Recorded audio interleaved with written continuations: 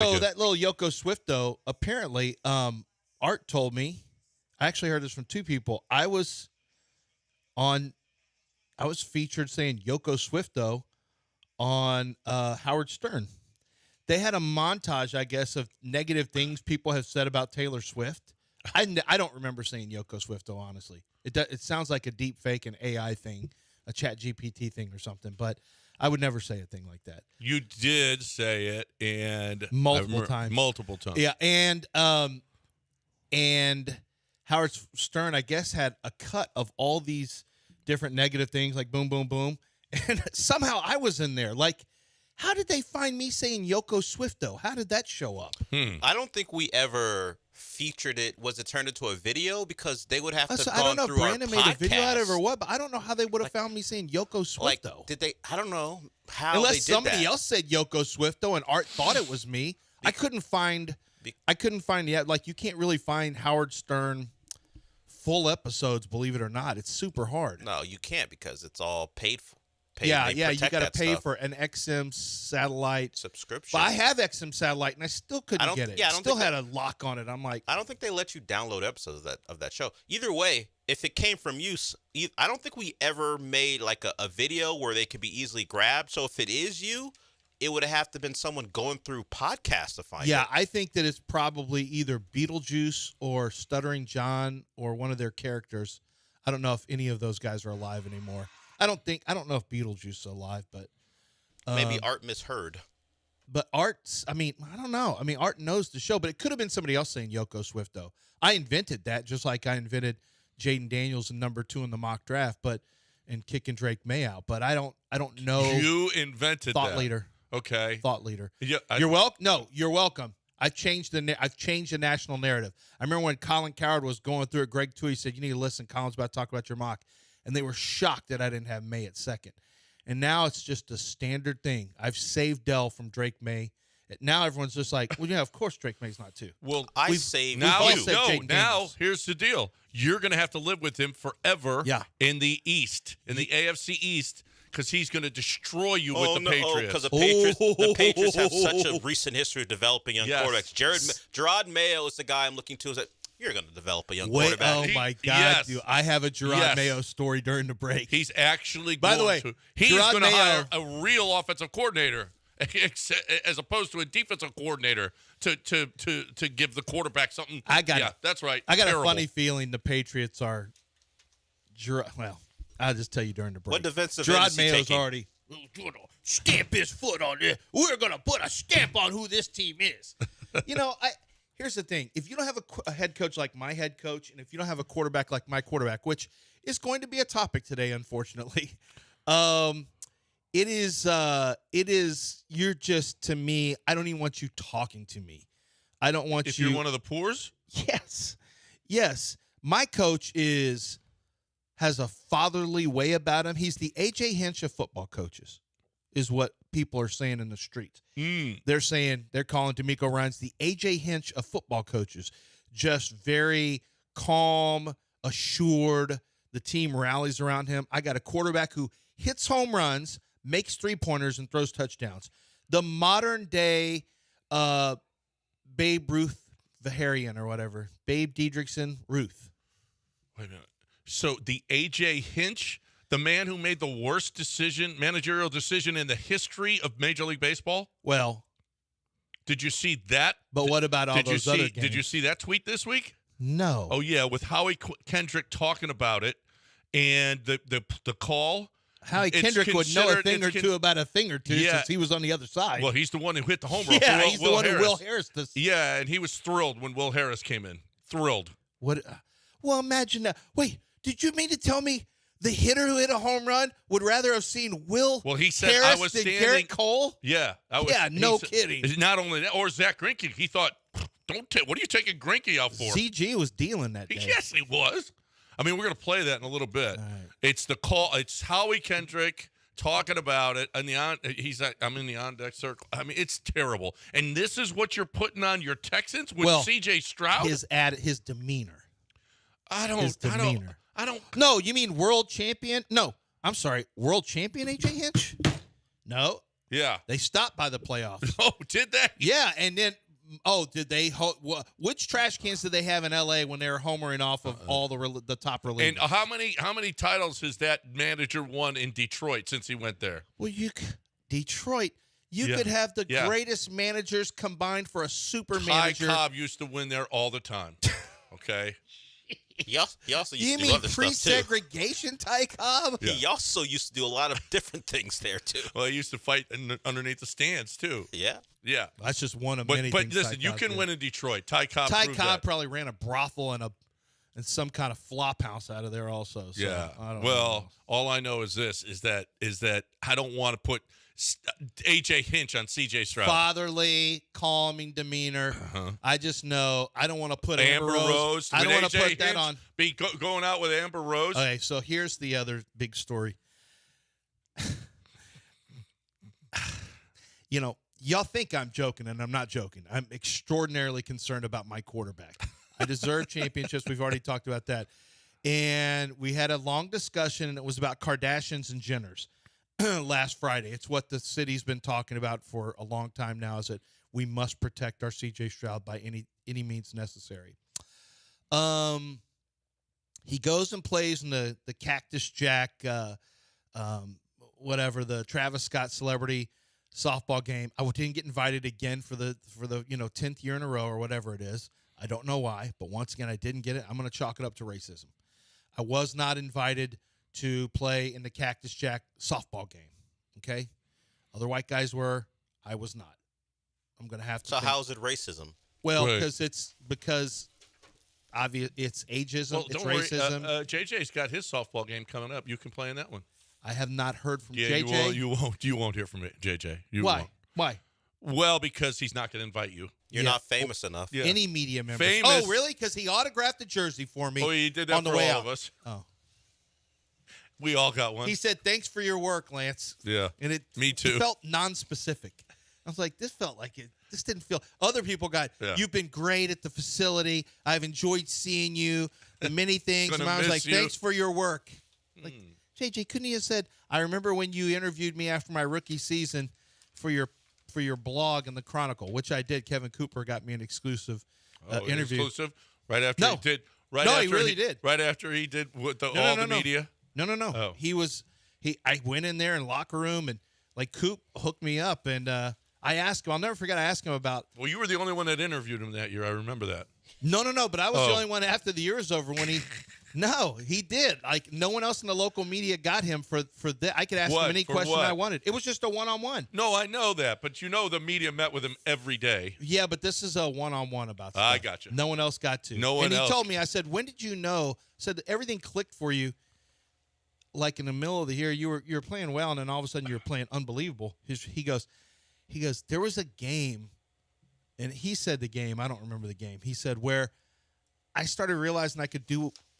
He goes, I don't want it to sound like I'm bragging or anything, but I could do whatever I wanted. I just didn't know, A, that I was as strong as I was, and B, that I could use multiple moves to beat guys. He said it was just like a light click, and I went, oh, I can do this? Yeah. Oh, I can do this. Now, he was playing offensive guards at the time a lot of times. He was way quicker, and he said it just clicked, and I realized, hey, I'm better than this guy across from me. And it was a moment in my mind where I realized there's probably a lot of guys in basketball like that, in baseball, in every sport where they realize, hey, I'm actually pretty good. I'm capable of doing way more than I'm actually doing right now because I didn't realize how good I am. So me and JJ had that moment. I gave him some thoughts on stuff. Neat stuff. That he used. What stuff did you give just thoughts rush on? Stuff. Some moves that you. Stuff that he could do. Yeah, I got you. When did you learn you were better than everyone? He could just do stuff. When did you have that moment for yourself, Lance? Me? When you just realized. When he went to 790? He was better than all of them? Yeah, about 2011. Better, yeah. Around there. Yeah. Around there. I said, hey. Better than everybody. Hey. Well, not everybody, but a lot of people. All right. No, everybody. Everybody. So anyway, our did you guy hear that, CJ, Matt Thomas? Did you hear that? So anyway, that's my guy. So anyway, CJ Stroud, he hit a home run in the celebrity softball game I wasn't invited to. He was busy making threes against somebody the other day that we saw. He's doing a lot of stuff that's being taped. I can't say that. He's being very, very active this offseason. He's not resting. And then after the celebrity thing with a bunch of cameras out there, he comes out with his bag, a baseball bat, which respect for CJ for having his baseball bat. It's probably a wood bat the Astros gave him with his own name or something, or Cactus Jack, Travis Scott. And Amber Rose. Yep. And Amber Rose is 42. CJ's half that. And they go and get in CJ's, I think it's a Maserati. And Houston collectively was devastated. I read, little did I know, unless I'm the one that started this, and I may have as a thought leader, as a well-known thought leader in this city, I couldn't believe how many people were exactly like me. Like, there was a couple people like, yeah, I get it, CJ. You go, CJ. Everyone else was like, no, worse than a Kardashian. No, she a hoe. No, this old-ass woman, hoe. Wow. No. Wow. And I was like, oh, my gosh. You did see what she posted, right? Yes, I saw what she posted. Okay. That this is, the Sprinter van left me. And I'm choosing to go with that. Even though in my heart I have doubts. You don't believe that it's accurate? You don't believe that, do you? In my heart, I have serious doubts. In the last couple weeks, we've seen how a verified assassin handles things like Amber Rose, and how Melissa Stratton, who is a porn star who made her relationship with Sean Evans, a Hot Ones guy, public, and then he dumped her. So Amber Rose trying to, yeah. So Amber Rose knows better than to say, yeah, me and CJ just started something. Nope, you keep that quiet until CJ thinks he's ready to make it public. And oh, my God, you better not be right. I will tell you. That's what the assassins do. They go, well. They know the score. Yeah. They know the rules of the game. And I'm sitting there like, I saw her. No, guys, the Sprinter van left me. He just took me to. What if she's not? He just took me to his hotel. Listen, are you calling into question her integrity? I'm going to say she was honest about this thing, okay? And then I guess CJ's mom. Nothing says integrity like Amber Rose. Okay? Hold on. So, well, I don't know that she's like. Now, maybe I'm wrong. I met her one time without knowing I met her. She was at Riel with. Did you see her from the front or the back? No, saw her from the front. But okay. she was sitting at the high top with Manny Fresh. They were there, and I walked in. I was giving LaShane something. It was in the afternoon on a Saturday. Like it was like 5:30 on a Saturday, and I'm like, I recognized Manny Fresh. I'm like, oh my God, is that? So I went over to LaShane. I said, "Is that?" He goes, "Yeah, that's Manny Fresh." But you know, when you see something, well, how come that wasn't on the internet? Here, so Manny and Amber Rose. So Amber Rose had her hoodie. She had warm-ups and her hoodie over her like this, and she had some sunglasses. No, she didn't have sunglasses on. And I said hi, and he said this. I said, hey, just wanted to tell you, I've enjoyed your music for a long time, blah, blah, blah. Went over, talked to him. And then she said, hi, I'm Amber. Hi, how you doing? Didn't even think about it. And then somebody tweeted me, like, after I was talking about that story, I told it here on the show, they said, how come you didn't mention Amber Rose? I'm like, Amber Rose? They said, yeah, and sent a picture. It's probably Art sent it. There's a picture of Ryan, Manny Fresh, and Amber Rose sitting there. And I'm like, oh, my God, I can't believe I missed. Like, I can't believe I didn't realize that was Amber Rose. Probably because I couldn't see her. Why would you tell her I like your music if you didn't know it was her? No, Manny Fresh, the rapper. Yeah. Not Manny Fresh, the caller. Oh, I thought it was Manny Fresh, the caller. No, it wasn't Manny Fresh, the caller. No, Manny Fresh, the rapper. Gator Booze. Yeah. I thought it was Manny Fresh, the caller. Yeah, I thought you might have thought that, but it's the rapper. No, the rapper. Yeah, the rapper. Oh. And so she was there with, and I didn't see it. I didn't realize it because, I would have liked to have realized that was Amber Rose. And I didn't even realize that, that's Amber Rose because she was sitting. Yeah. And you would have known right away. It was harder to, and I couldn't see her short blonde hair. The moral, if there is a moral to that story, is that Amber Rose now, in some way, shape, or form, has a connection with CJ. And you guys, as we talked about, we're worried about the Kardashians. She's an ex of Kanye herself. Well, he was with her too. Yeah, listen, that's probably the only guy she's ever gone out with, so that's okay. We're gonna break it here. 713-780-37. I'm not done visiting this. Well, we got a lot to do. We got a lot to do, and we're just getting started. We got to get to the All-Star game. We got to get to the All-Star game. Okay. The most points scored by a team ever. Okay. Biggest blowout? Well, that's okay. Luka, sweetest dunk attempt. Time to talk about Doc Linville. I'm going to see. I can jump higher than Luka. You can't jump. What? Listen, we'll get to that on the other side. It's a coin flip. Okay, we'll the get coin to is that spoken. on the other side. Right now, though, I'm talking about Doc Linville. I'm going there today, as a matter of fact, to see him. I'm getting the PRP again. It's a 3-step process. I love it too. I mean, it is. When you see the results of the PRP, I did the neografting, and now to stimulate the growth, the neografting moves your hair from side to top. The PRP just stimulates the growth that's there. Those hairs are underneath there. They just need a little bit of attention. They need a little bit of movement. They need some action, and they're going to get some action today. Okay, those hairs are going to get some action, and I'm excited, and they're excited for it. And here's the deal: is the process is so great. Kelly is wonderful. She does a great job. Everybody there is so smart about how to go about this thing, and so professional. You're going to love it. If you're somebody if you ever did that cut and paste thing before, it's awful. This is the best way to do it. Neografting or PRP. Doc will tell you which one is best for you at 975hair.com, 975hair.com.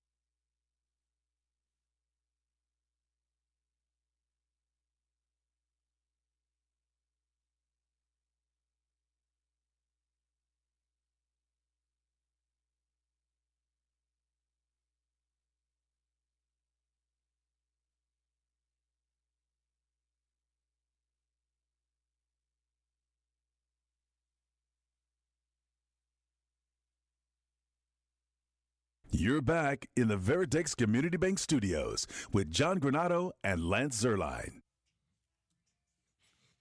All right, 7:19 on ESPN 97.5 and 92.5. Okay, All-Star Weekend. How much did you? I mean, your kids like that stuff. No, I watch. I watch zero of the game. It's to the point now where I just realized I watched the game in the past, but I'd rather watch True Detective than any of the All-Star game. It's did you watch the final last night? No, I'm on. I don't know. I'm on episode 5 right now. Is that the final, or is there 6 episodes? The 5th is the last. It might be. I might be on the last one because some things are starting to come together. About that. Yeah.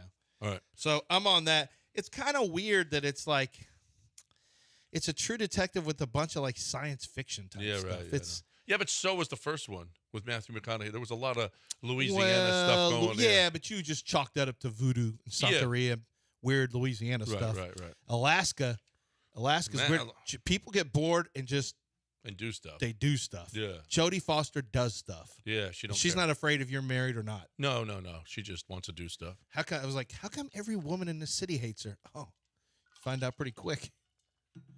Yeah. Found out pretty quick. She's a great actress. I mean, she really is. She's fantastic. No, I did watch. Not as good as that dog. Did you watch the Anatomy of a Jump with the dog? No, I haven't seen the dog movie where best supporting dog or best lead dog. Yeah. In a For show. anybody who's seen Anatomy of a Jump, you know what I'm talking about. Of a fall. Anatomy of a Fall. Yeah. So Anatomy of a and Fall. and it's a real movie. I mean, it's a real story. Oh no, I don't think it's real. No. Okay, but there's apparently a dog who's unbelievable on it. John He's a said. great actor. Great acting dog. I did watch Saturday. I watched everything. I saw the dunk contest where it was really nothing more than a series of people jumping over each other. I saw now the Steph versus Ionescu was good TV. Ionescu can shoot the eyes out of the ball. She shot from men's three-point line. She said, "I'm not shooting from women's. I'm shooting from men's." And I thought, Steph is a mortal lock. He was minus 275. I felt like he should have been minus 750. But let me just tell you what went through my head. Steph's going to say, I'm going to make this Steph feels like an ally. And I thought, okay, if this gets close, Steph will brick some. It's going to one of two things are happening. He's going to brick some, make it close, and then win at the very end, or he'll lose at the very end and help Ionescu and women's sports have a moment. That's what he'll do. So I thought, okay, minus 275 might be a sucker play. Then I watched Ionescu shoot. She scored 26 points, which is equal to the four leaders in the actual three-point shooting contest. Yeah. There was a four-way tie with 26. She had 26. So she shot great. Steph Curry then came up, and it was close, but he ended up getting 29 points because all the money balls were on the last rack for him.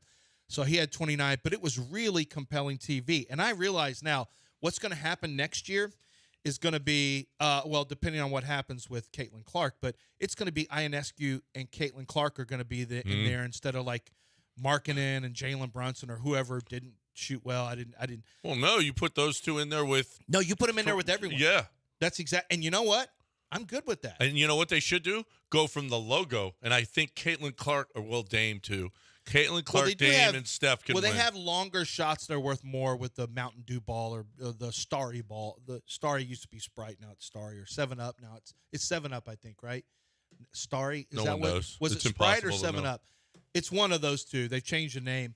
And so you've got a different ball, a different spot, and it's worth more points. I'm taking Caitlin in that one. But Ionescu can really shoot. I was like, holy crap, she is just smooth stroking this one. But so will Caitlin Clark. Yeah. So I think those two, you'll see. I do believe you'll see the best women shooters in the 3-point shootout from now on, and I'm good with it. Oh, yeah, who cares? I'm good with it. I mean, I think it's an extra wrinkle that's terrific. So yeah, I think that was the highlight of All-Star Weekend. Was that Damian Lillard back-to-back 3-point shootout, Mac McClung back-to-back dunk contest. The skills contest is just a series of people not trying. Anthony Edwards shot left-hand 3-pointers. It was awful. So Nandor, his name's Nandor De Laurentiis. I watched Anatomy of a Fall this weekend. The dog was amazing. See? Yeah, man, dog's picking. I'm not gonna lie. The streets are saying the dog's picking up a lot of heat. The dog could win an Academy Award this March. I'm telling you here and now. The dog could win Best Supporting Dog in an original screenplay. Best Supporting Dog. That's not a category. It kind of is. No, it isn't. It could be. I mean, if they change the rules, but right now it isn't. If we're gonna break dance at the Olympics, there's no reason we can't have Best Supporting Dog. Okay. Well, Actually, the Olympics is far more progressive and corrupt. Well, maybe not more corrupt, but progressive. Oh, it's corrupt. The Academy Awards not that progressive. You're not gonna get a dog category. Speaking of which, you guys, Oscars So White actually changed to Moonlight won. So don't tell me how it's not progressive. Stop no it. one even talks about Moonlight ever anymore. All they talk about is La La Land. Who a talks special about movie La for the La ages. Land? My daughter. did that win or not? It did. La La win. Land law. Well, they won it first, and then they lost. Then they lost, right? The winner, La La Land. No, sorry. And they can't. No, wait. And they start going, no. Go back. Please go back. Who was that? By Mark the way, Ruffalo? speaking of the Olympics, Who did that? Who announced it wrong? Steve Harvey? No. No. No. It was. It was a white guy. It was. It was. It wasn't Mark Ruffalo. No. No. Moonlight. Come on, Moonlight. It was what's his name? Old guy. Dang it. Warren Beatty. Wasn't it Warren Beatty? Yeah, it was Warren Beatty. Warren Beatty. You're right. No. No. Well, what they should do, okay, just to put a cherry on top of this, they should have a special category about like a special award for a special performance award, and it should be the dog. I haven't seen it. I'm going to trust you. Yeah. I'm going to trust what the people are saying. And you just put it in a special – you don't put it in a category. You just say this is the winner. And That's you it. let the dog come up. You hope he doesn't dump. Well, And no, then, the like, dog do some might tricks. show his acting Do abilities some up there tricks too. like, You know. Yeah.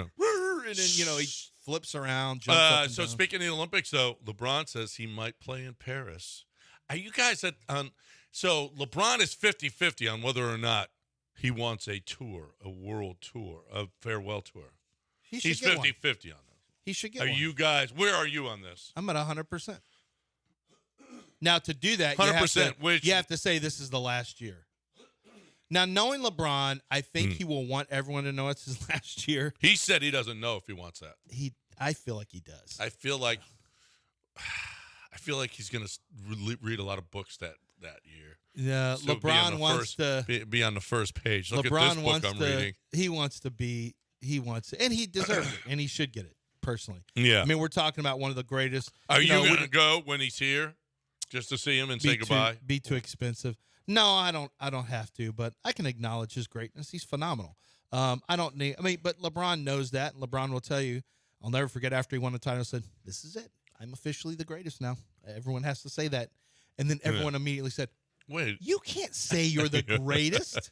Why? And he goes, Ricky did. No, I'm just saying. Ricky Henderson did. Yeah.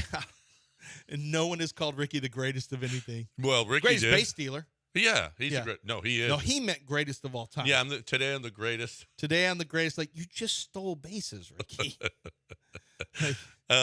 So anyway, He I'm also thrilled. spoke in third person. I'm thrilled. So does LeBron, I'm sure. I'm thrilled that LeBron might play. Who cares? Why do you not? Well, because he's. I don't- Oh, because most people view him as in this generation view him as Jordan. As he's their Jordan. You would have cared if Jordan played in a Olympic game. He did. I know, but I mean, if he had played. decided he was going to play in the Olympics, you got to remember, people look at him as Jordan. It's the same thing, and he Who does? matters. He matters. Who are these people? Everyone under the age of 40 for sure. Yeah, And he is. He's great. He's a phenomenal. Like, nobody has played like at this level of basketball at this age in the history of basketball. Nobody, Yeah. not even close. He shouldn't have started the All-Star game. He shouldn't have started. Well, but you're just showing you're a world-class Silky Johnson player hater of the year right now. No, I'm just. Is he one of the 5 best in the West? No. The answer is no. He's not. He should not have started the All-Star game. That's fine. You're taking starts Why can't- away from why can't the a more fans- deserving player. Tell that to the fans who voted for him. Yeah, well, the fans are dumb like that. Okay. Well, the fans get a vote. This is their game. It's not yours. Why do you care when you're not even watching? I didn't watch. You didn't watch a bit. You're like, Yeah, I LeBron did. shouldn't have No, started. I watched the first quarter. It was 47-45. Was it accidental? Were you just in a I room said this where is it a was? 2. Are you kidding me? This is going to be a 400-point game. Welcome A 400-point game. This is always like this. No, that's why I turned it off. Oh, you were gonna stay if it had been lower scoring? Yeah, and we watched the movie. It would really be cool if the two teams tried and we saw the greatest basketball players in the world going after it like a dream Oh, like team a real practice team? or whatever. Like oh my I mean, gosh. it really would be Oh, amazing. that would be awesome. It'd be amazing to see something like that. Like a dream team At practice. least in the 80s, they would really lock in the fourth quarter. They ran back and forth a lot, but I mean, they'd lock in on the fourth quarter. It was important for everyone to win. And now they just say they don't want to get hurt, and which is understandable. You're in the middle of the year. I get it. But still, it would be great to just see great players like play. a regular game. It'd be great. All right, why don't you talk about he's not regular. Craig DeSurf. There's nothing regular about him. No, there's nothing regular about Craig DeSurf. Well, Craig DeSurf, he for one of my listeners, he made I don't want to say a special deal. He just said, he had come up with an internet deal, and they were ready to buy the internet deal. He said, the internet deal was really, really good. He said, but I wanted to do something even more special. So he said, we came a little bit more on trade-in value. We worked the price a little bit harder. We took less. He got more. And they were very, very excited. They got a Chevy Traverse, which is what I have. And And that's what we're talking about right there. Make sure when you go in, you tell Craig to surf, or you tell whoever you're with. Just say, hey, I want to talk to either Rick Dren or Craig to surf. When you're ready to buy, make sure they know that you're a listener of the show. Make sure, just tell them, hey, I'm a friend of Lance's, and he sent me in. Go ahead and do that. That's fine. And you're going to get taken care of. Guess what? If you never tell them that, you're going to get taken care of with better deals than anyone else is going to offer you. They are in an area in Angleton where they have lower overhead. They have a huge selection, whether it's on the floor or not. They have vehicles that they can bring in for you so that you get what you want. And I think the most important thing is they're going to treat you like a family member. From the amount of money that they get for you on on the trade-in value, the amount of money they get for you on the purchase or the lease for your vehicle, it's all sitting there waiting for you at Gulf Coast Chevy Buick GMC in Angleton. Start your car buying experience online at LanceZCars.com, but make sure you don't miss out on these great finance rates they have, the great pickup trucks and SUVs that are top of the line. It's my good friends over at Gulf Coast Chevy Buick GMC.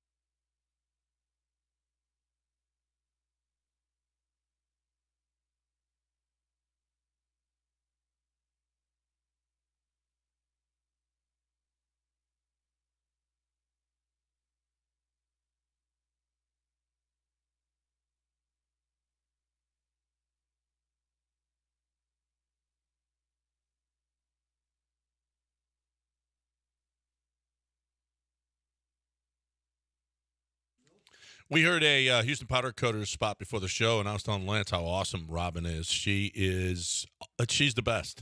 And if you're looking for somebody who's going to help you out with your whatever your metal needs are, your patio furniture, your car parts, your boat parts, your fence, whatever it is that you have metal, an old refrigerator, whatever it is, then you want to save it. If it's metal, Houston Powder Coaters is here for you. Free pickup and delivery. That's a key, okay? So it doesn't matter where you are, Galveston, Huntsville, Fulshear, Baytown, Crosby, Mount Bellevue. They will come, pick it up, and deliver it back to you. And the primping and priming is second to none. They are very meticulous about everything that they do. They want it to come out perfect. I've been there. The ovens, what they do is incredible. So they're going to not only save your furniture or whatever it is that you have, they're going to make it look great. It's going to look better than new. HoustonPowderCoaters.com. What do you have? They're great. They'll do it for you. 281-676-3888. Tell Robin you heard it right here. There's a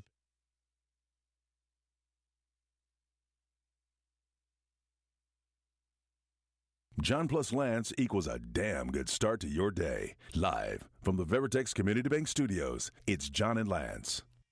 All right, welcome back here on ESPN 97.5 and 92.5. So far we've covered a little bit of the All-Star game. C.J. Stroud, we covered that. With Amber Rose Amber Rose. Del, is that your official prediction? Is that they will come out as an item in the future, and that she's making sure to be? Because I guess CJ's mom also said something like, I don't know that they'll come out in the future. I just know that she is one of the stamped assassins, and she knows the game. You don't come out, particularly a player who may not want that to be the focus. Oh yeah, we had a nice night. No, you have that laid out. That the sprinter left me. Very nice guy. He gave me a ride. I don't know what will happen in the future. But Mia Khalifa with Deshaun out of nowhere, and everyone went, "Hey, what the heck?" No, we were just over there goofing around. Deshaun came out. No, it was just maybe Mia Khalifa said we were just watching TV together. That didn't feel realistic. And now you have this. Yeah, now our other quarterback has Amber Rose, and it's just like, oh my gosh, these feel so similar. It's interesting that as you laid out her age, I guess she's in her early 40s. Just so happened the only ride she could get was from the famous Houston football player who's a quarterback who's very, very young. He's the only one that had a car there. Only one who had a car who give her a ride. Right. For her part, it's good. Young guy, good looking, hot in society right now. I mean, he's like one of the That's all happenstance, though.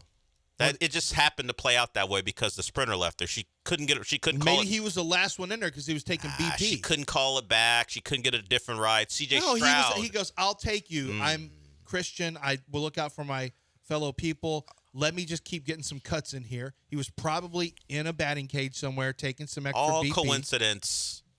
Yeah, it's just a and she said, coincidence. "Okay, I'll wait." Yes. She said, "No, I'll get an Uber. It's no big deal." No. There's no need for you to. Amber Rose could never call that car back who left her. Never. The Sprinter van probably had a bunch of people that were headed to. Mm-hmm. Sprinters are big. That's how that happened. CJ is the and only they left one. Her and she goes, "Oh," and he said, "Don't worry about it. Just stay here. Let me get these cuts in." Mm-hmm. Now Tank was there too, right? Yep. I'm pretty sure they were running routes. Yep. See? Is he healthy enough to run routes? Yeah. Tank's going to be back. Oh, yeah. There's a story this morning in the Chronicle how Tank's back. No, Tank is back, yes. And at some point, yes. But is he I'm talking about now. He almost came back for the playoffs. Did he? Hold on. Yeah. No, when did he get hurt? Was it November or earlier? Was it late October? No, it was November. It was November. Okay. He actually may be back now. And you think the Texans It's usually a 6 to 8 week. Yeah, right. No. He could be back already. Back they could have been running routes. Yeah. Not on Minute Maid Park. Not at Minute Maid Park. Why not? Amber Rose Why is a pool not? waitress, Russ. Perfect place for running routes. She's a pool waitress. She was taking our order. Amber Rose is a pool waitress? From vacation. Yeah, I know. I think it's just a happy coincidence that all these things came together for him to give her a ride. The only car available that could have given her a ride. Yeah. No. It's not the only car, but he's the nice guy. Okay. How many people can she trust? You can trust CJ Stroud. If you and CJ were leaving at the same time, you think she'd ask you for a ride? No, that's not the point. That's what you know okay, what I'm so saying? if I got left behind and CJ Stroud gave me, and you saw me with, hey, what's Lance doing with CJ? You think we went back to his hotel? One of the many differences. So stop objectifying Amber Rose. I'm not objectifying her. You called her an assassin. She is. Is that okay? That's not objectifying. No. That's dead naming her. Yeah, defaming. It's not dead naming her. I think that's what dead name means. No, it's not what dead naming is. You call somebody a bad name. It's defamation. No, and it's a compliment. Has she ever killed anyone? No, or their career? It's a compliment because it doesn't feel like a compliment. It is because much like Drea is an assassin too, and you know who she shot down? Jalen Green. Pop, pop, pop, pop, pop. Actually, it wouldn't even be that. Just be a rifle. Just be one shot. Steph Curry's an assassin. And right? In that game, he's an assassin. In this game, Caitlin Clark Amber Rose and Drea are assassins. Caitlin Clark's an assassin. And we know Drea's on target. The question is Amber on target? Let's hope not. Let's hope we've got some kind of. You think the wind shield picked up and she missed? She misjudged the wind and she missed? How can we keep CJ away? I mean, honestly. We got to protect him from this. You say, hey, Amber, remember he didn't get any of this in Columbus. This is how you have to do it. Amber, remember when you were 30 at your 30th birthday party? Yeah, CJ was 10. Okay? Keep it stepping. Yeah, she's like, keep it good. Stepping. When he was 10, like, good. Keep it stepping. When he was 10, he wasn't a multimillionaire. Now Now he's in he his is. 20 and he is, and it doesn't No, matter. he's not. He's on a rookie contract. You don't want him. He's got- You know who you He's want? got millions. Kirk Cousins getting ready to get paid Signing again. bonus. Signing Justin bonus. Fields. Kirk Go Cousins- latch on with Justin Kirk Fields. Cousins and Amber Rose. Okay. Kyler Murray's contract's guaranteed. Deshaun's fully guaranteed. She probably is like, no, I'm not touching Deshaun. The point is to latch. If I need a bigger towel than that. oh well, Oh, It- That ain't covering it- nothing no. over here. if her actions are less than genuine, she doesn't want Deshaun at mid-20s. She wants the early 20s dude. Yeah. I can't blame her. Yeah, She's a cougar? but Yeah. A cougar assassin? yeah, yeah. yeah. Just telling you. I mean, she's. Let's she's just a, hope- she's Drea a is. beautiful. We know wo- that Drea is. She's a Wow, beautiful woman, and she's on target. and she's been famous for. She's getting paid for the next 18. She's one of those. No, we're not doing that. We're not. Okay, I'm just telling you, we're not doing. What do this. you mean we? You We're have not no doing it. say. TJ's What do not you mean doing we? Because you know what, Houston, if this takes something like walking the streets of Houston with people yelling shame with fecal stuff thrown on them like it Game of Thrones, we'll have to do whatever we have to do. We're not going through this again. We're not going through this quarterback thing again where we think we've got something Same agent. and then people and then all of a sudden people are jumping out and the fame and all that. Shame. If you see CJ out, just tell him, don't you do it. Don't you do it. You got championships to win before we pull this crap. Didn't Deshaun make it past the first offseason before nonsense Yeah, began? I think he was in. Well, the Mia Khalifa, I think, may have happened in his second year. So CJ's ahead of the pace They were just shooting baskets out in his house. driveway. In his house. They were Nerf goals. in his house, not in Oh, the yeah, driveway. yeah, that's right. It was in his house. I remember when I saw Gronk with the porn star. BB. She had his jersey on. Yeah. And I thought, well, that's cool. That's nice. Is it so cool now? Well, I was kind of naive to it. Why did that's all maybe that's all. How are you naive to it? I don't know. I just thought, well, they're friends. That's nice. Yeah. I mean, maybe all of this is just a happy coincidence. I mean, here's Yeah. what Mia Khalifa did. She said, "Happy birthday, Deshaun Watson. For the record, I let you in." And she's showing this. This is 335 weeks ago. How long was that? How many years? I mean, how about her outing that? She had an Instagram post. You want to talk about clout chasing? How long is... Oh, this is September 2000. This was posted September 14th, 2017. This is his rookie year, dummies. He didn't even get it. He didn't even get to the offseason. He didn't even get to the knee injury. No. So he's ahead. No one's ahead of Deshaun's pace. Our rookie, and then he turns and smiles and laughs. And you just think, oh, that's cute. Look at Deshaun, but what's he doing with that porn star again? That's kind of weird. He's fine. He's got a girlfriend. At the time, Yeah. He's got a girlfriend. he's got a girlfriend that she's just that- probably over there trying to dunk on him. That It's no big means deal. something. He's got a girlfriend. Look at this. She's trying to dunk on Deshaun. He blocks it. They both laugh. Uh-huh. Her skirt flies up, and then I'm just like, Her skirt has never flown up. Who? Look, you've got the offensive rookie of the year, and he's a nice guy giving rides to helpless women. That's all it was. Yep. This is September 14th. My son's birthday, Mason's birthday. Oh no! I'll always remember the time Deshaun Watson, the beginning of the end. Well, I'll always He actually had remember. some great games that year before he had his knee torn. I'll remember. What did you learn this weekend in one sentence? Because that's next, right here Did on you ESPN. learn anything? I did learn something, and I'm going to bring it All right. next, right here. And I want you to bring yours. Let's go. We're playing. What did you learn this weekend in one sentence? There was a lot to learn. There's a President's Day edition, though, so Yeah. let's be respectful. Well, I don't know. Yeah, I don't know what you learned this weekend on President's Day. I have no idea, but or what that has to do with anything.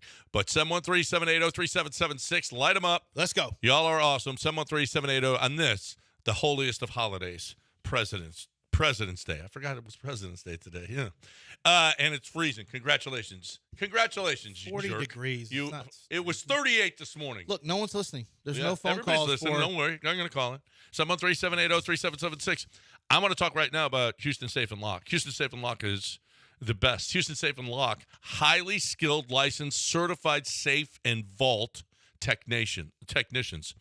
Houston Safe and King Safe, which is the same company, they basically have half of the safes in this city come from them. Basically, half the safes come from Houston Safe and Lock, which is also King Safe and Lock. 2 locations. One's on Westheimer and the Beltway, and the other one is on Wirt and I-10. Proficient in opening lock safes. If you have a lock safe, let's say somebody died and they have the combination and nobody else does, they can get that open for you. They can convert dial lock to digital for you or vice versa. They can change combination lock codes, skilled at repairing damaged safes, able to anchor and bolt safes. And you got a big safe and you want to bolt it to the ground so nobody can bolt. They'll do that as well. Or they can move a safe to a new location because movers won't do that. So Derek DeSola is an expert in safes, okay, and also in keys. And they can change any lock and do that for you as well. 975safe.com or call Derek direct, 713-522-5555. You need a safe or you need locks changed, 975safe.com.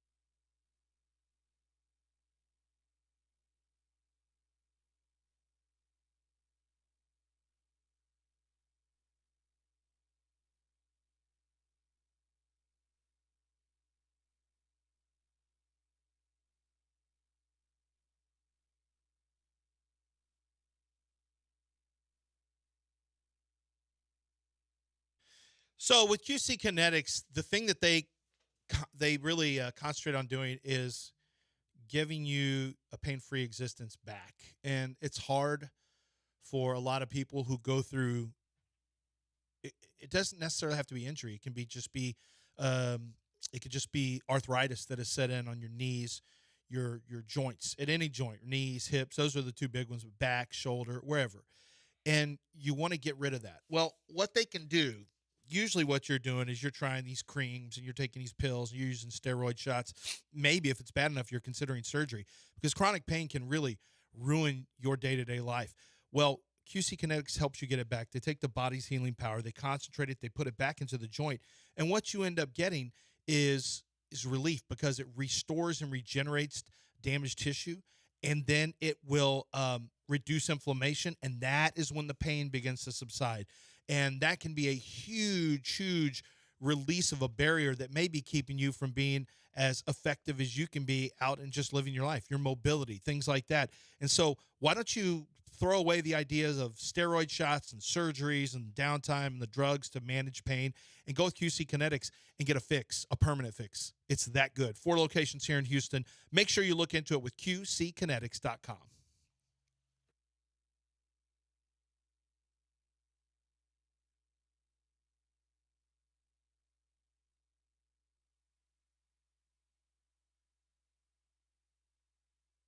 You're back in the Veritex Community Bank Studios with John Granado and Lance Zerline.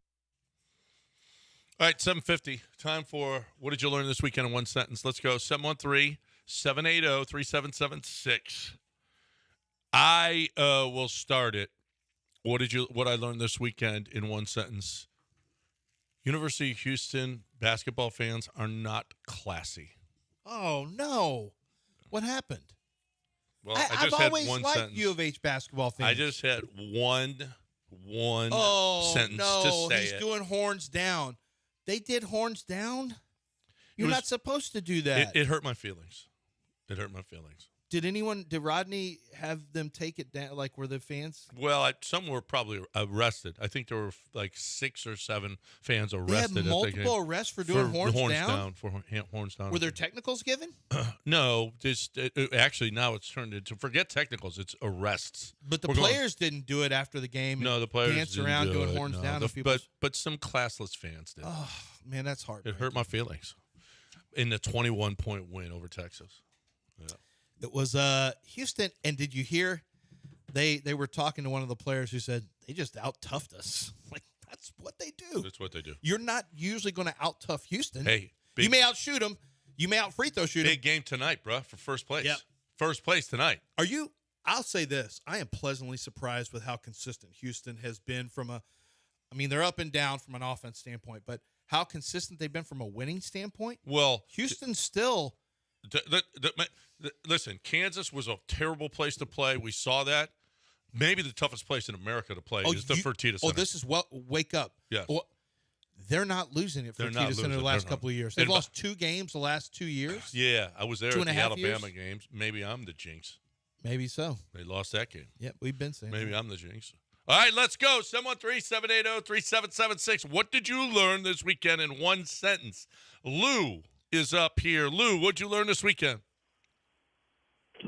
I learned that on Love is Blind, if you can't see a girl and she calls herself Megan Fox, you're going to fall for that trap. She calls herself Megan Fox. You're going to fall for that. Well, I don't know what that show is. It's a show where you initially date people without seeing them. They're behind a wall, so you just talk to them and you fall in love with their personality. You know who's on that show? Who? On like season 4 or something? Who? Martin Fox's son, Chris. Oh, is he really? Yeah, Christopher's on that. Oh, Christopher? Christopher. Yeah. He's Yeah. on that show. So you And he got he was like, all the hits he got, all the Instagram follows and all this. It's not about what's happening on the screen. No. It's just about you getting attention. Yeah. That's why people come out of the woodwork to be on reality shows. It's not because they want to. No. You're famous because you're Yeah. he was on that show. And I've never seen it, but so the girl said she was, or the guy thought she sounded like Megan Fox, but then turns out she wasn't. Maybe she said something like, people tell me I look like Megan Fox. Only Then what? it's Red Fox that comes across. Then on only the other bigger? side. Or maybe you look like Red Fox when the screen pops down. I don't know. 713-780-3776. You got one sentence to tell us what you learned this weekend. Come on, I know you learned something. Nick, what'd you learn this weekend in one sentence? Hey, good morning, fellas. Double Rods. Back at Double you. rods, man. All right, man. I learned that I have something in common with a PGA Tour player. What is it? Oh, damn it. One sentence. Oh, he had one sentence. He has something in common. Oh, he signed a wrong scorecard, maybe? No. What? I think I know what this is. What is it? Tom Kim. Uh-huh. Tom Kim almost missed his tee time. He ran out of the bathroom and he's running to the tee box and he goes, I just took a hellacious ship and I'll never eat In-N-Out again. Did he say this out He loud? said this out loud as he's running to the tee box. He said what you said. Uh-huh. He said hellacious, Yes. and then he said, I'll never eat I'll In and Out never again. eat In and Out again. That's got 100%. You're True Detective 5.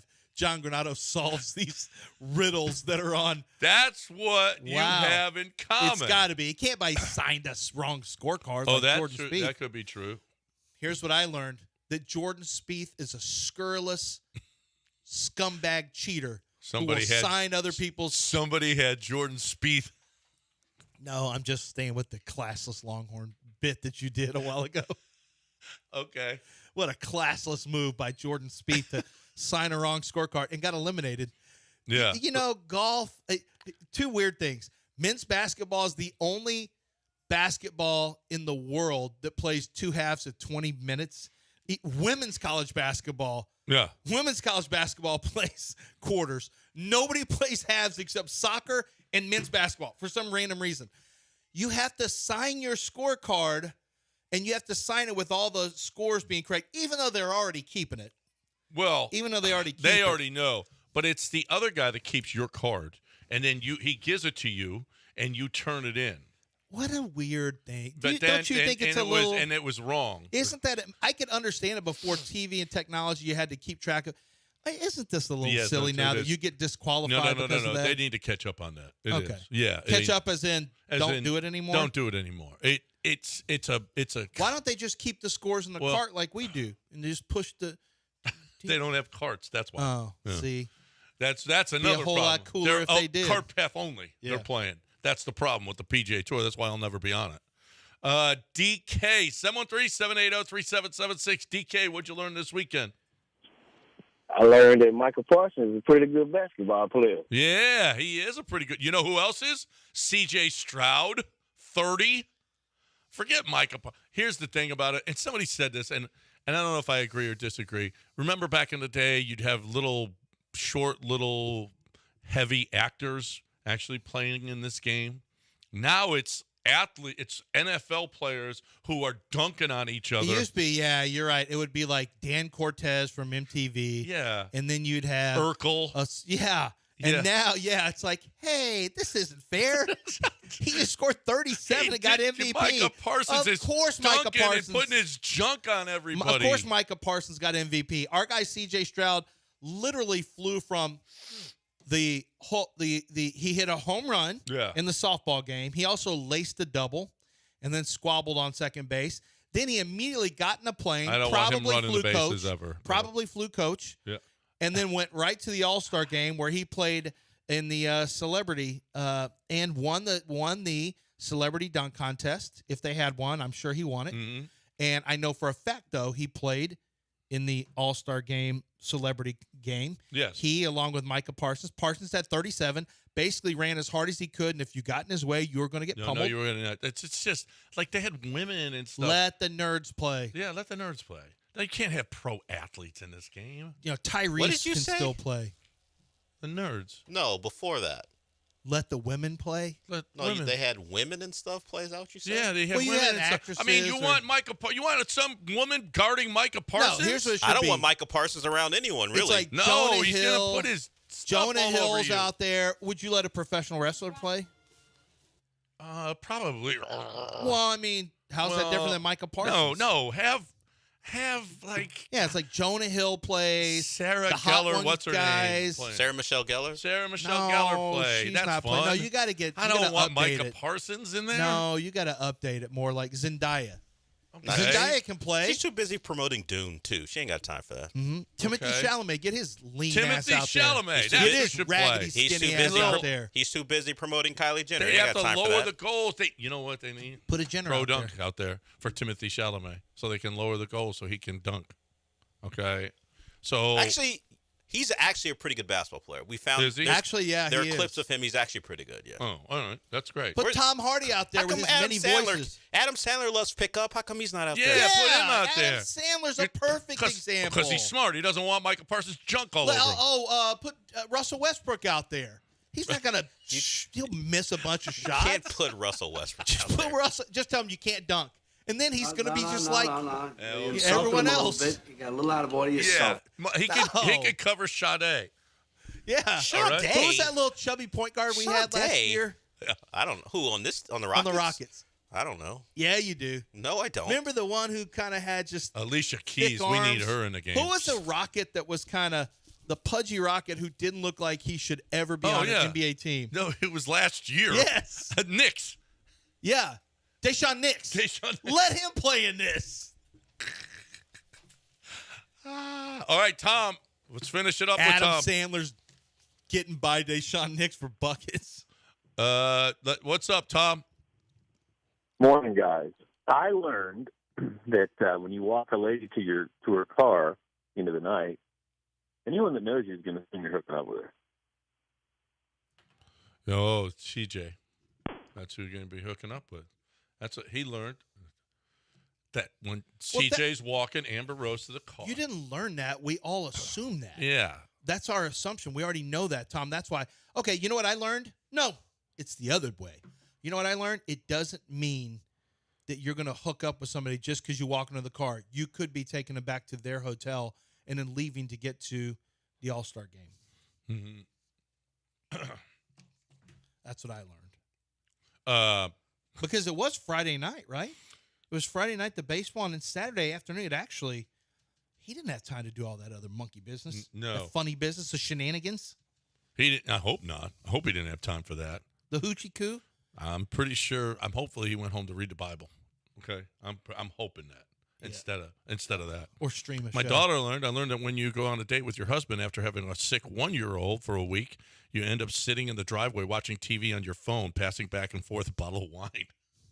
No, that's what you do when you got a 1-year-old, and that's what happens. That is a great date in the car, passing back and forth with watching. Now, you don't tell me you never watch shows on your phone, okay? Yeah, absolutely. Well, that's why I got the bigger phone so I could watch shows. Yes, right. On this, yeah, it's true. Absolutely. I mean, it's a true story. All right, I think we should do this again, so everybody tomorrow, because this is still the weekend today. You want to kill off another segment? Fine Yeah, by me. we're going to do it tomorrow again. We're going to do because there was only 3 or 4 guys that were able to get in. Okay, so we're going to do it again tomorrow. What did you learn this weekend in one sentence? Right now, though, this is kind of a big deal. Underdog. Underdog Fantasy is a really big deal because Underdog Fantasy allows you to play along with your favorite games that you're watching. And that's a true story. Underdog Fantasy says, look, it's basketball season. Hey, football's over. Let's watch Rocket games and play along with them with our Pick'em Challenge. It's a fantasy game, but you can win real money with it. So win real money. It's legal here in the state of Texas. What you do is you go download the app, Underdog. You pick between so when your first deposit, use promo code Lance. Use promo code Lance, and they're going to double your first deposit up to $100. Up to $100, they'll match your first deposit.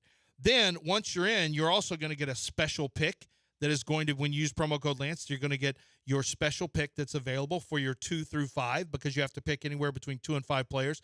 That special pick many times is either going to elevate your play or it will be like an easy winner. You can win 100 times your original play. This is how cool this is.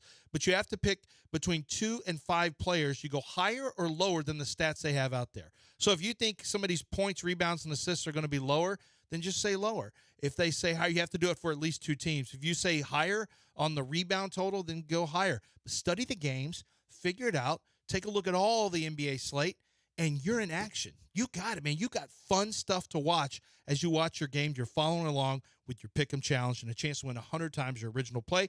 It's Underdog Fantasy. Download the app and use promo code Lance. You must be 18 or older and present in the state where Underdog Fantasy operates. Terms apply. Concern with your play. Call 800-GAMBLER or go to ncpgambling.org.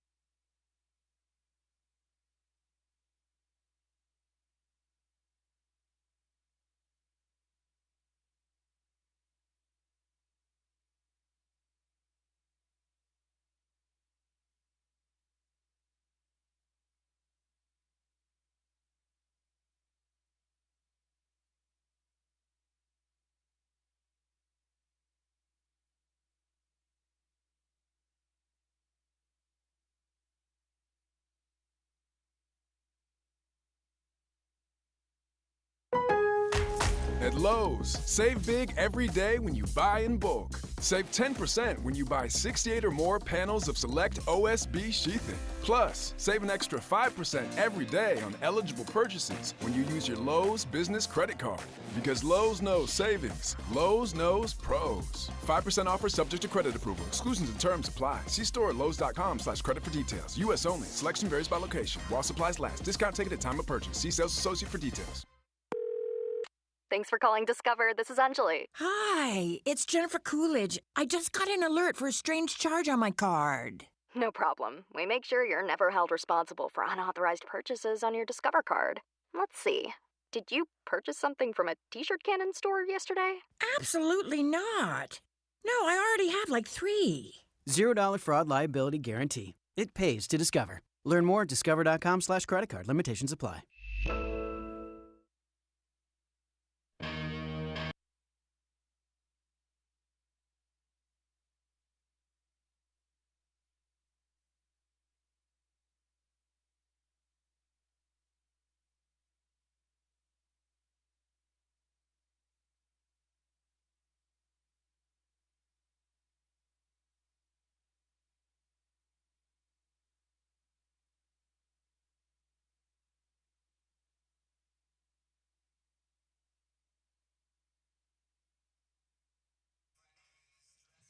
We're gonna play John Boy for you in just a little bit. Yoko Swifto.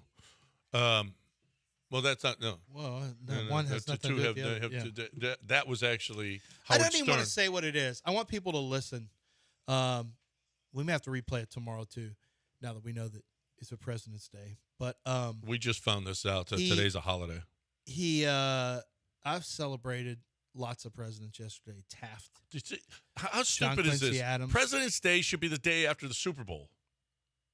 You know what? Make that president because so you can kill off a Super Bowl day. Yeah, Monday. We still would be in. No, I know. That'd be fine, but we'd have 2 days of Super Bowl talk after that. We'd be in. That's great. It's weird for you to care about other people. What the country needs, and you know what? Doesn't he usually just care about what's best for him? I really do. I really do. But this is me, altruistic me. Okay? I care about the people. I'm a man of the people. I care about the people. Why are we having a holiday a week after the Super Bowl as opposed to the day after? A holiday that nobody cares about. President's Cup. Like it's some kind of holy day. It's not. Just move it to right after. Whenever the Super Bowl is played, right? I mean, we put why couldn't you move it? President's Day right after. Honestly, why couldn't you move it? It's not come on. Who cares? The only people care are kids who get the day off. Well, that's it. Let's see. And I guess if those of you who were, I didn't realize how many of you got based on, look, we always fill the board up very, very quickly. It's an overflow of people calling in for what did you learn? Not today. Apparently other people get President's Day off when they already hate every if the president's not your party, you hate that president now. Like you can't have any respect. You hate them. Well, so you shouldn't get a day off if you hate it. If you hate one of the presidents, you should not be allowed to have this. And how about this? We used to celebrate Lincoln's birthday, the 12th. We did? Yeah, and the 12th was the day after the Super Bowl this year. Why would we not have President's Day? Did we celebrate it did it become President's Day? I guess it did, yeah. I think it did. I think Lincoln. I don't remember celebrating Lincoln's birthday. I'm pretty sure that's when President's Day was, is the 12th, or in that neighborhood. Why wouldn't you put it this year after the Super Bowl? Good, You're not. You know what? I think all these politicians need to go. They don't care about the people. You know what? The border, whatever. Oh, the riots, whatever. Give us the day after the Super Bowl, okay? Then we're gonna be. Then everyone in unison. We can be a united community. If you would just give us the day after the Super Bowl off. Yeah. Right? I think it would bring the country together. It would bring the country together, yeah. Yeah. That's a good point. I mean, you are looking out for other people today. I like that. That's what I do. Okay? That's what I do. So, anyway, 713-780-3776 is the number if you want to get in here. If you're actually out and about. I know today is a lot of people do. They get the day off and they actually take it. Like there's a lot of days off that we never take because you know why? Grinders. Care about the people. Yep. Yeah. Work hard. Now, we have certain people around the country who, like John Boy, who don't give us credit for that. Do we have that ready to play, Del? The John Boy, you can literally hit play off of what I tagged you on the. No, on I Twitter. can't because he curses. He curses? Yes, I have to clean it up first. Okay. The other guy drops an F-bomb on there. He drops an S-bomb. John Boy does at the very beginning. The other guy is a former player. I don't know who that is. Is he a former player? Yeah, because he said he played against Jose Altuve. Oh. Well, he lost. Unless he was a minor. Well, he lost. Yeah, although he lost. David sent us a video, Chippendale. David sent. I learned that Yankee fan celebrates in season series wins. Dan Rourke sent out easily the best series of 2023. Yankees sweep the Astros, led by Jason Bleepin Dominguez. Remember that series? Jason Dominguez, who just came up and destroyed Astro pitching, just destroyed it. It was at Minute Maid, and they swept the series. And this is something that Yankee fans are celebrating. An in-season sweep of the Astros. Well, congratulations. How was your playoff run this year, Yankees? I let them do. I think it's funny. I don't even pay them any mind. Like, yeah. They're just so. I mean, and that's why this whole. Oh no! We're gonna lose. We're gonna lose this guy. You notice they never had guy. We're gonna. They never had any. This is the best organization. It's not even close. It's not even close. This organization has been the greatest organization, maybe in all of the Kansas City and the Astros and Golden State in their recent run. It's almost identical.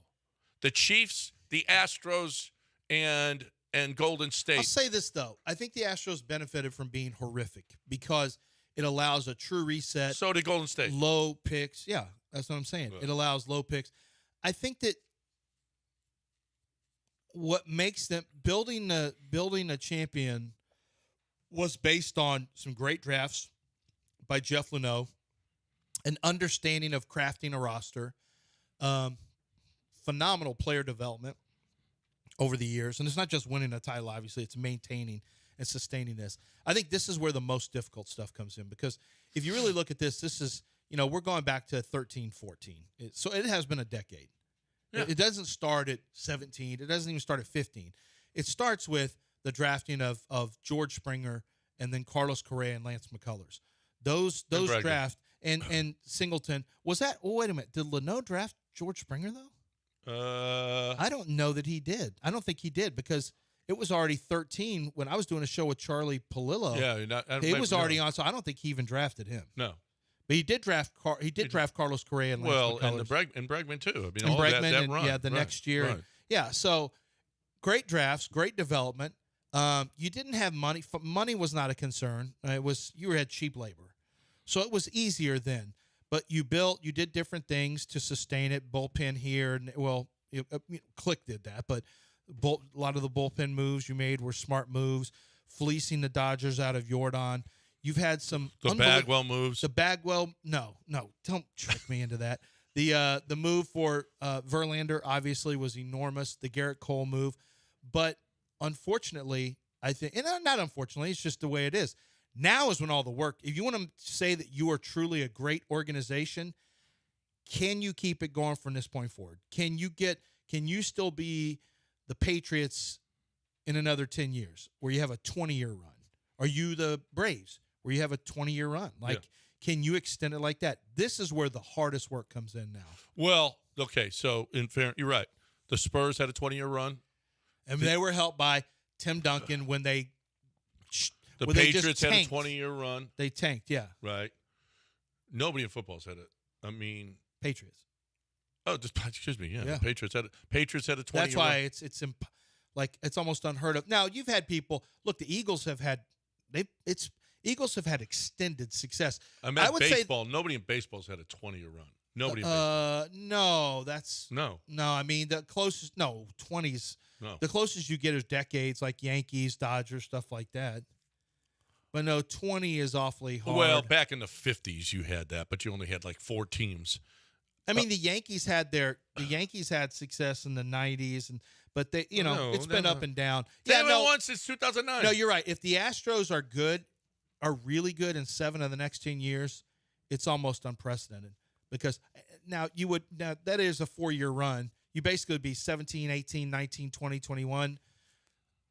And I'm counting the COVID year. Let's just watch the COVID year. Even though you got to ALCS, let's just watch the COVID year because that was a bad season. You wouldn't have even been there if not for the rules. But you can wipe that out. 75% of the decade of a 10-year run, you're really good. If you do that again, you're doing things that have been done. Yeah. Very rarely in the history of baseball. Maybe, no, wait a minute. I'm just talking about modern baseball. Because back in the day, the Yankees dominated for decades. They dominated for decades. 40s, 50s, 60s, they were ridiculous. But they were the only team. It was stupid. Now, if you do it now, that's why the Patriots run and the Spurs run is so incredibly awesome. Incredibly awesome. Well, Tim Duncan was around. Before Tim Duncan, they didn't win anything. They didn't win until Tim Duncan got there his rookie year. No, but they were good. They were good. They had David Robinson, and they also had the number 1 overall pick when David Robinson got tanked. hurt. Yeah. They tanked, and then they matched Robinson with Duncan. People forget that. They only think of Manu and Tony Parker. They matched them.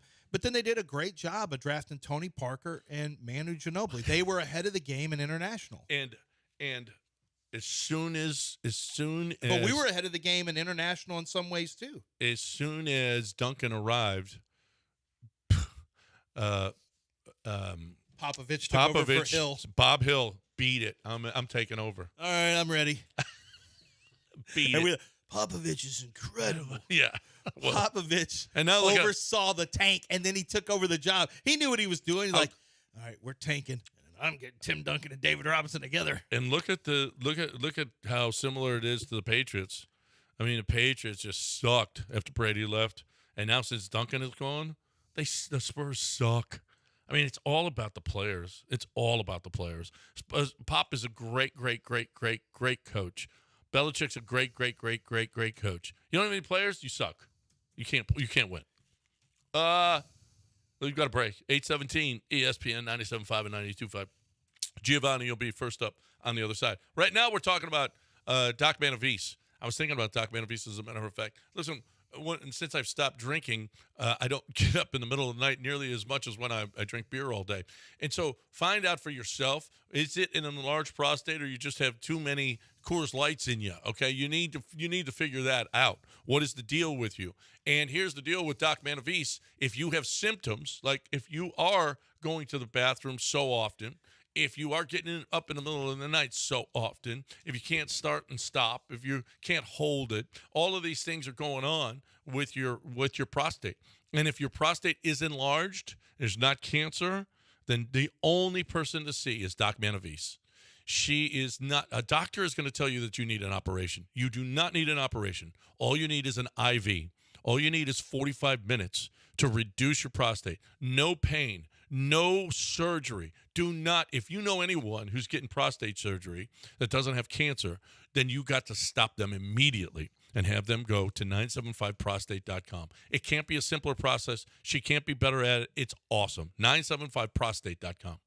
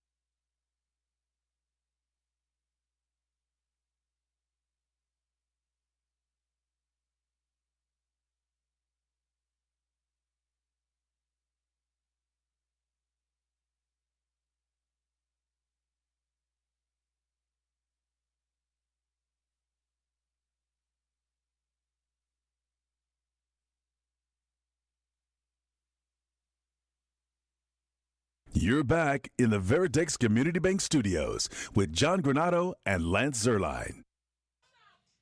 How about this? This just came in. Will Kunkel says that Yainer Diaz will call his own games. Joe Espada trusts his catcher and is showing that confidence in him. Yainer said this week that the most important thing is his defense. He's got to really – I wonder if his focus and concentration on defense is going to take away from his hitting. I hope not. But he's still going to be a better hitter than Maldonado.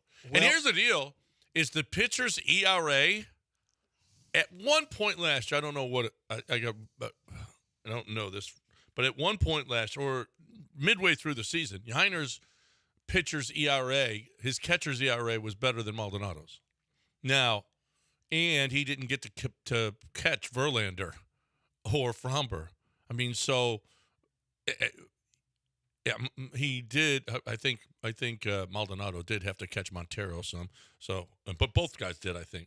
But here's the deal: is they're going to miss Maldonado, but hopefully Diaz can get their confidence.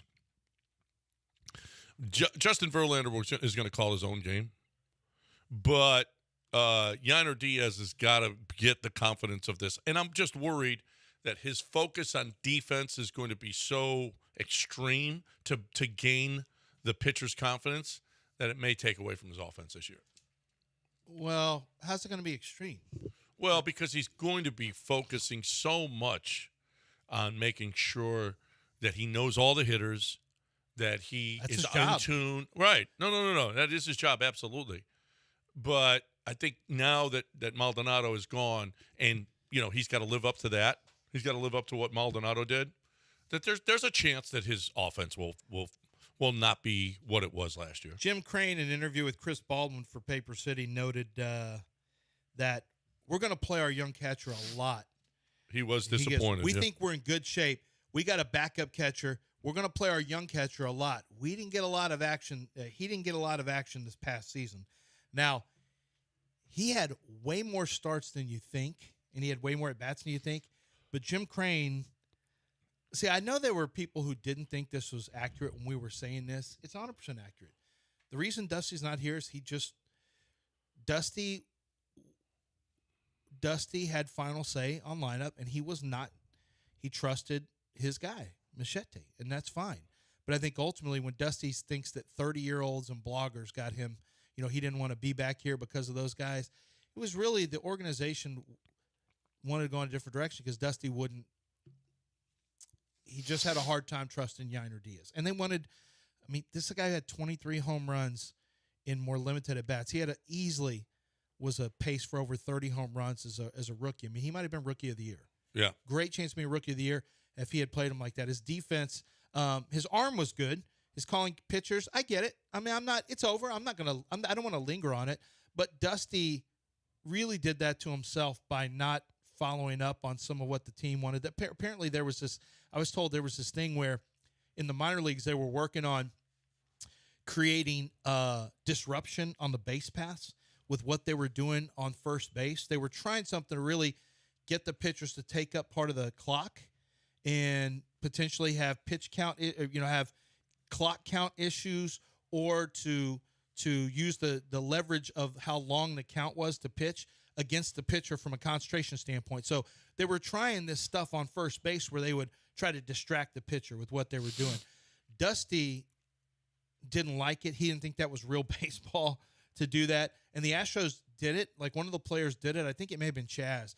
Somebody did it on first. No, it was a player who had come up, was doing it on first base because it was an organizational wide minor league thing they were trying.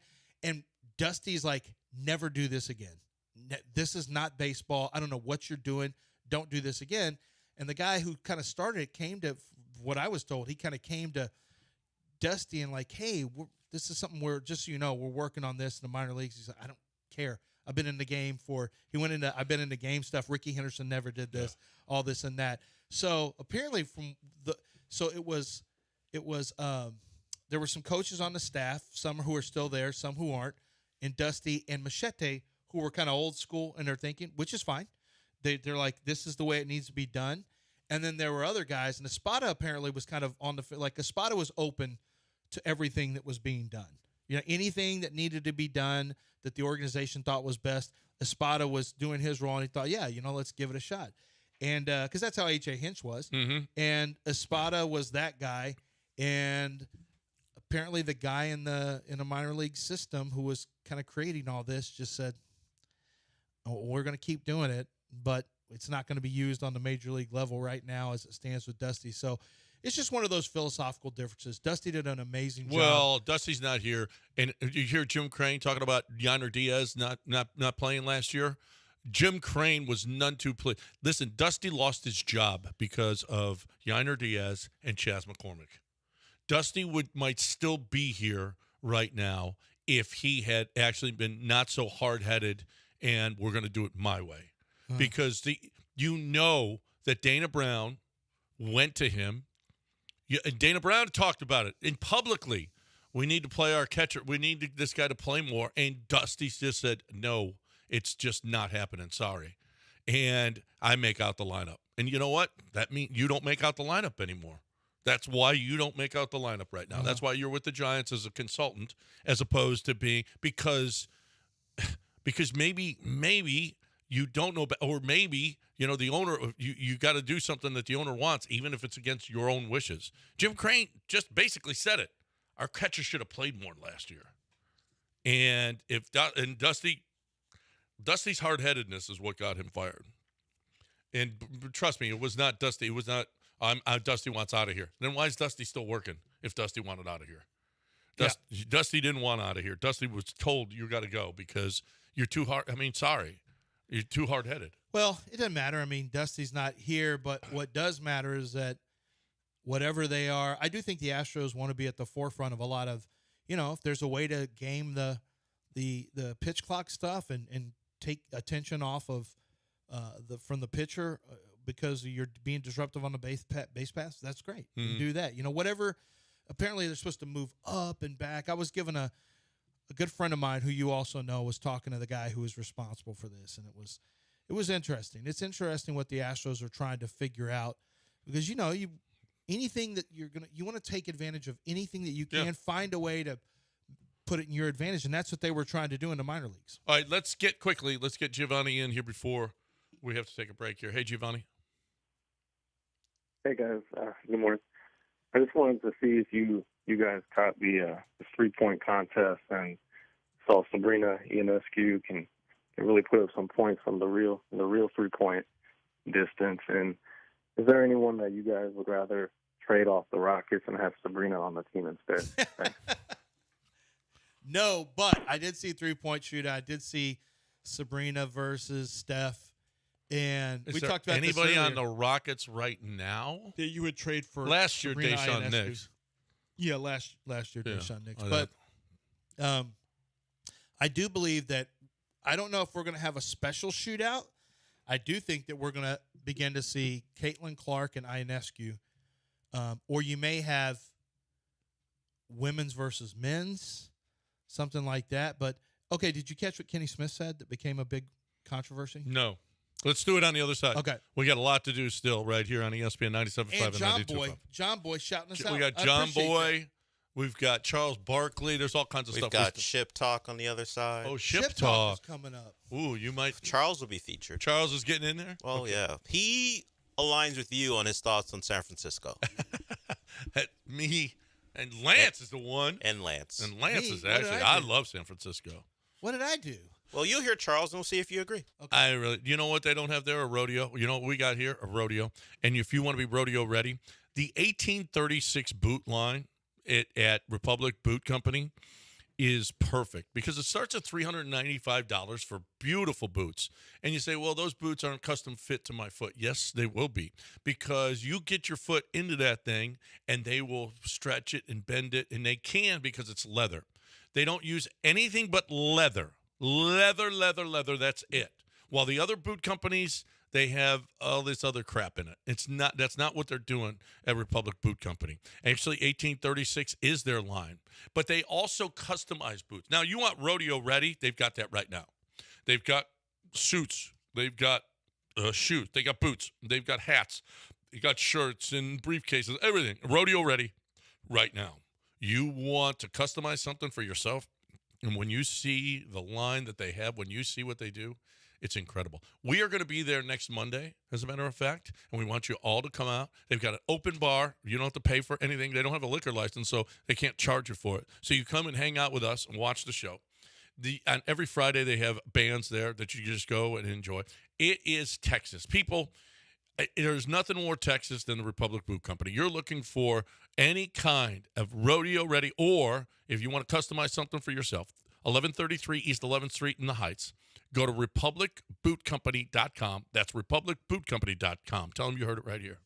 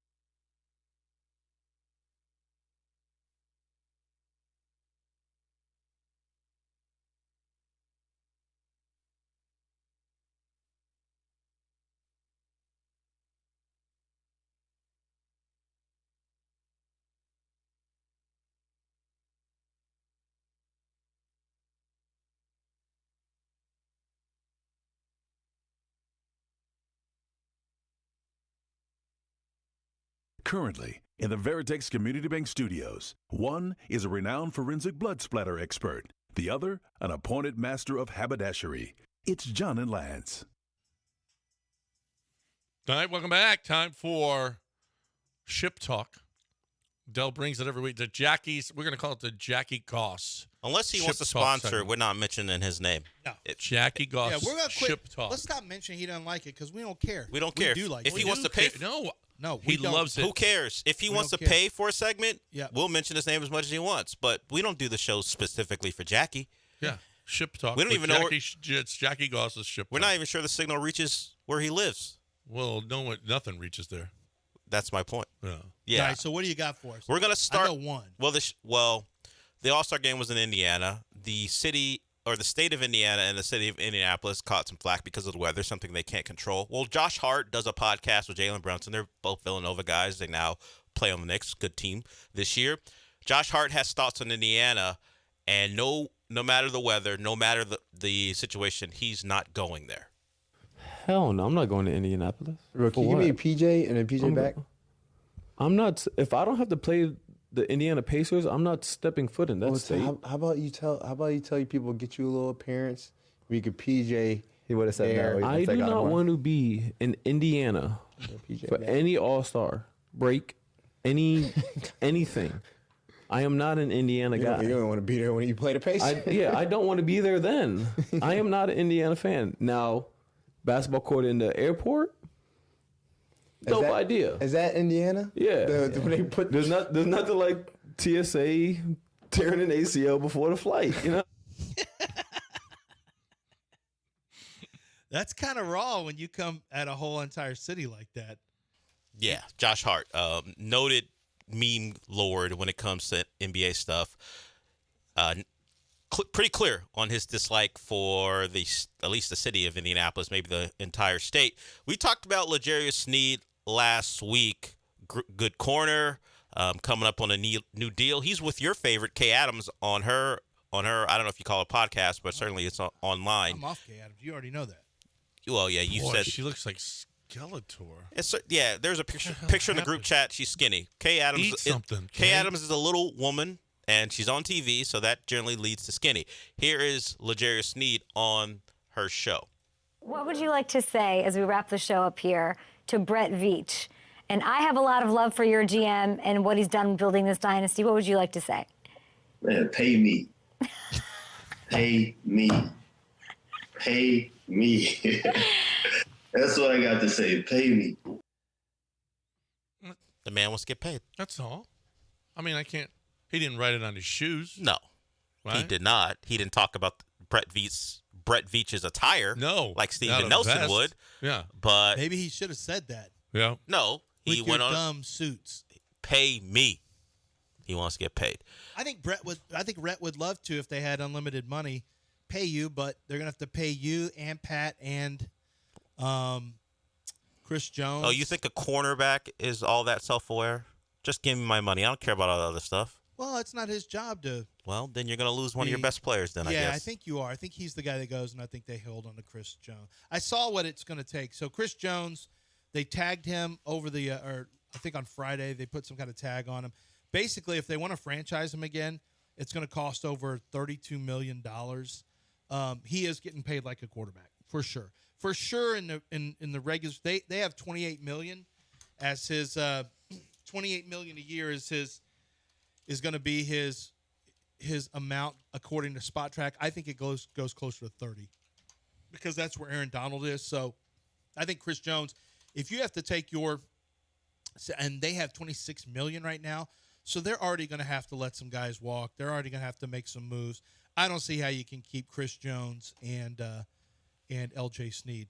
You know, we haven't talked about L.J. Sneed, but we did talk about Chris Jones, but L.J. Sneed's another one. Yeah, what you got to pay him? I wouldn't mind it. You got to pay him a lot. Once again, this is the kind of move you can make when you have a rookie quarterback contract.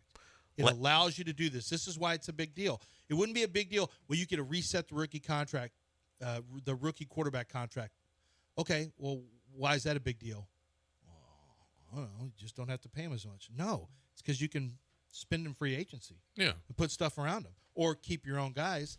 So the Texans right now need to be keeping their own guy in Nico, figuring out the rest of how you want to do it. Maybe even, Grenard. I don't know. We'll see how they do that.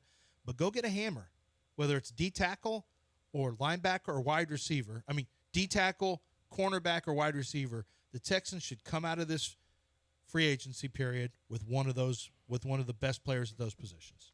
For sure. They have that money. Agree. We heard Josh Hart talk about Indianapolis. Here's Charles Barkley, at the All-Star festivities during the game. And he has Draymond. They're doing like a little simulcast together. So we know Draymond plays for Warriors. They moved to San Francisco. Chuck has thoughts in San Francisco. As I said, they kind of align with the two guys in the studio. Hey, Reggie, we love you. Let's That's not have Draymond. another All-Star in Indiana. Let's let this be the last one, my friend. Come on, man. Was it the snow, You spent Draymond? enough Was it the time here, snow? Reggie. You don't need to come back for All-Star. Was it the minus, the 17 degrees? Hey, Reggie. Yes? If you had a chance of being cold or being around a bunch of homeless crooks in San Francisco, wouldn't you? Oh, that's crazy. You're not welcome. They're not letting you in. You're not welcome. We love San Francisco. No, we don't. Yes, we do. You can't even walk around down there. Yes, you can walk around. Yeah, with a bulletproof vest.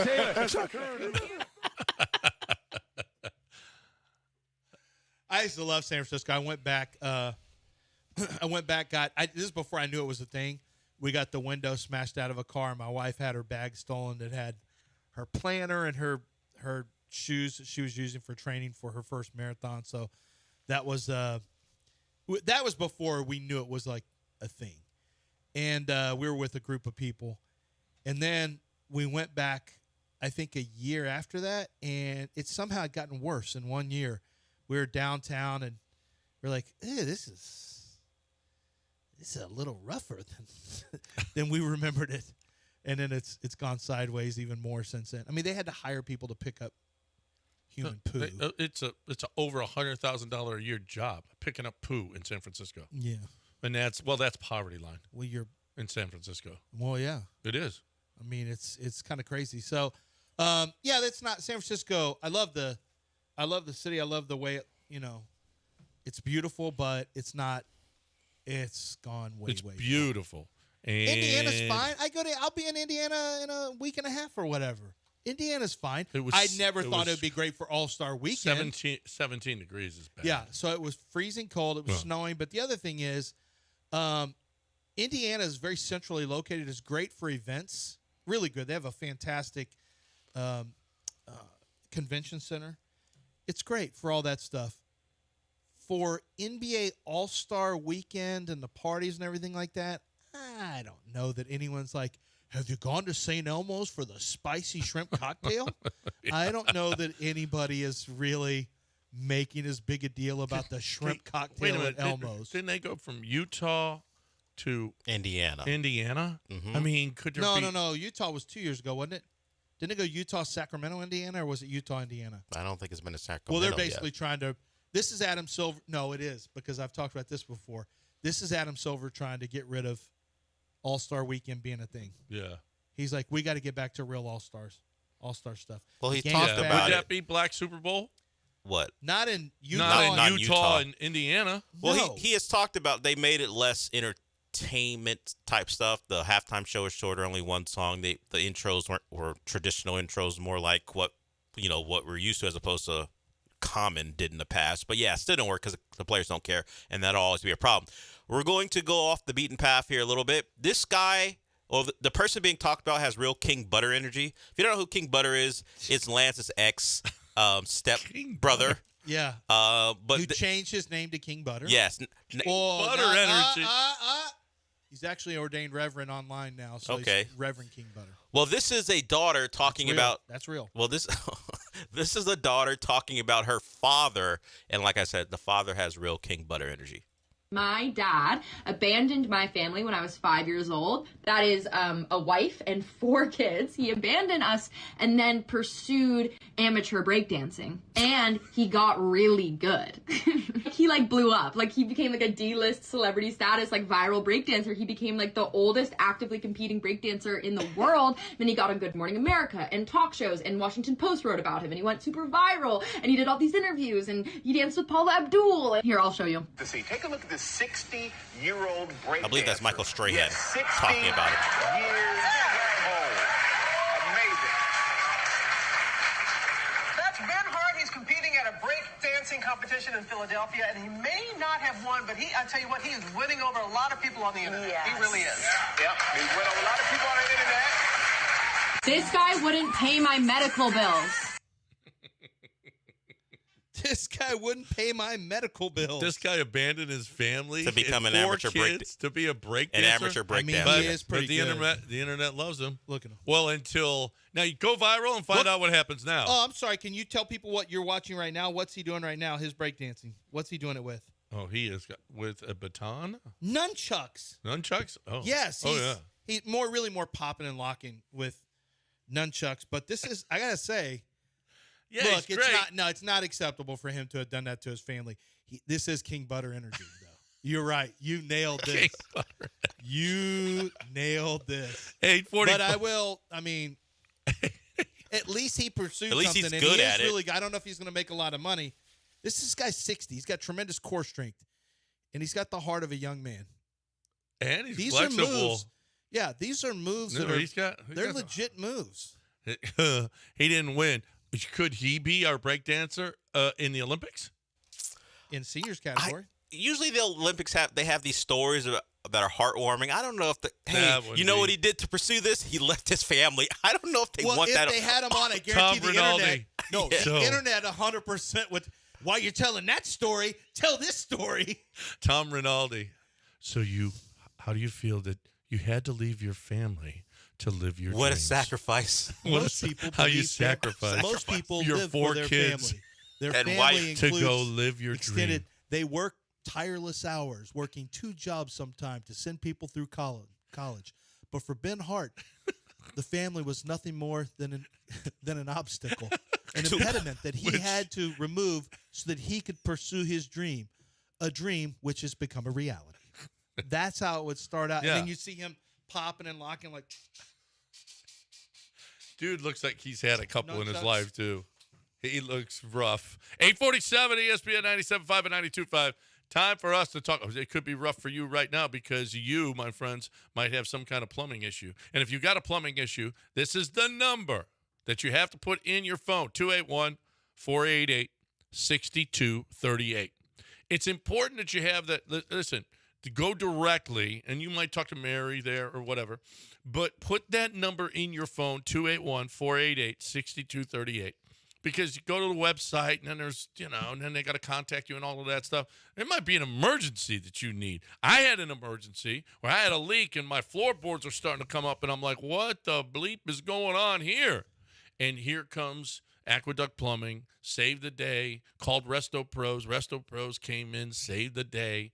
And you might have that kind of issue. So if you have any issue at all, 281-488-6238. Yeah, the phone number John just gave you is going to be a lifesaver. And even if you don't need them now, put it in your phone and just put plumber. Just put, 97.5 plumber, whatever you want to, because you need to have them available for emergencies. But you need to also have somebody you can trust for the smaller jobs. And it's going to be Aqueduct Plumbing Company.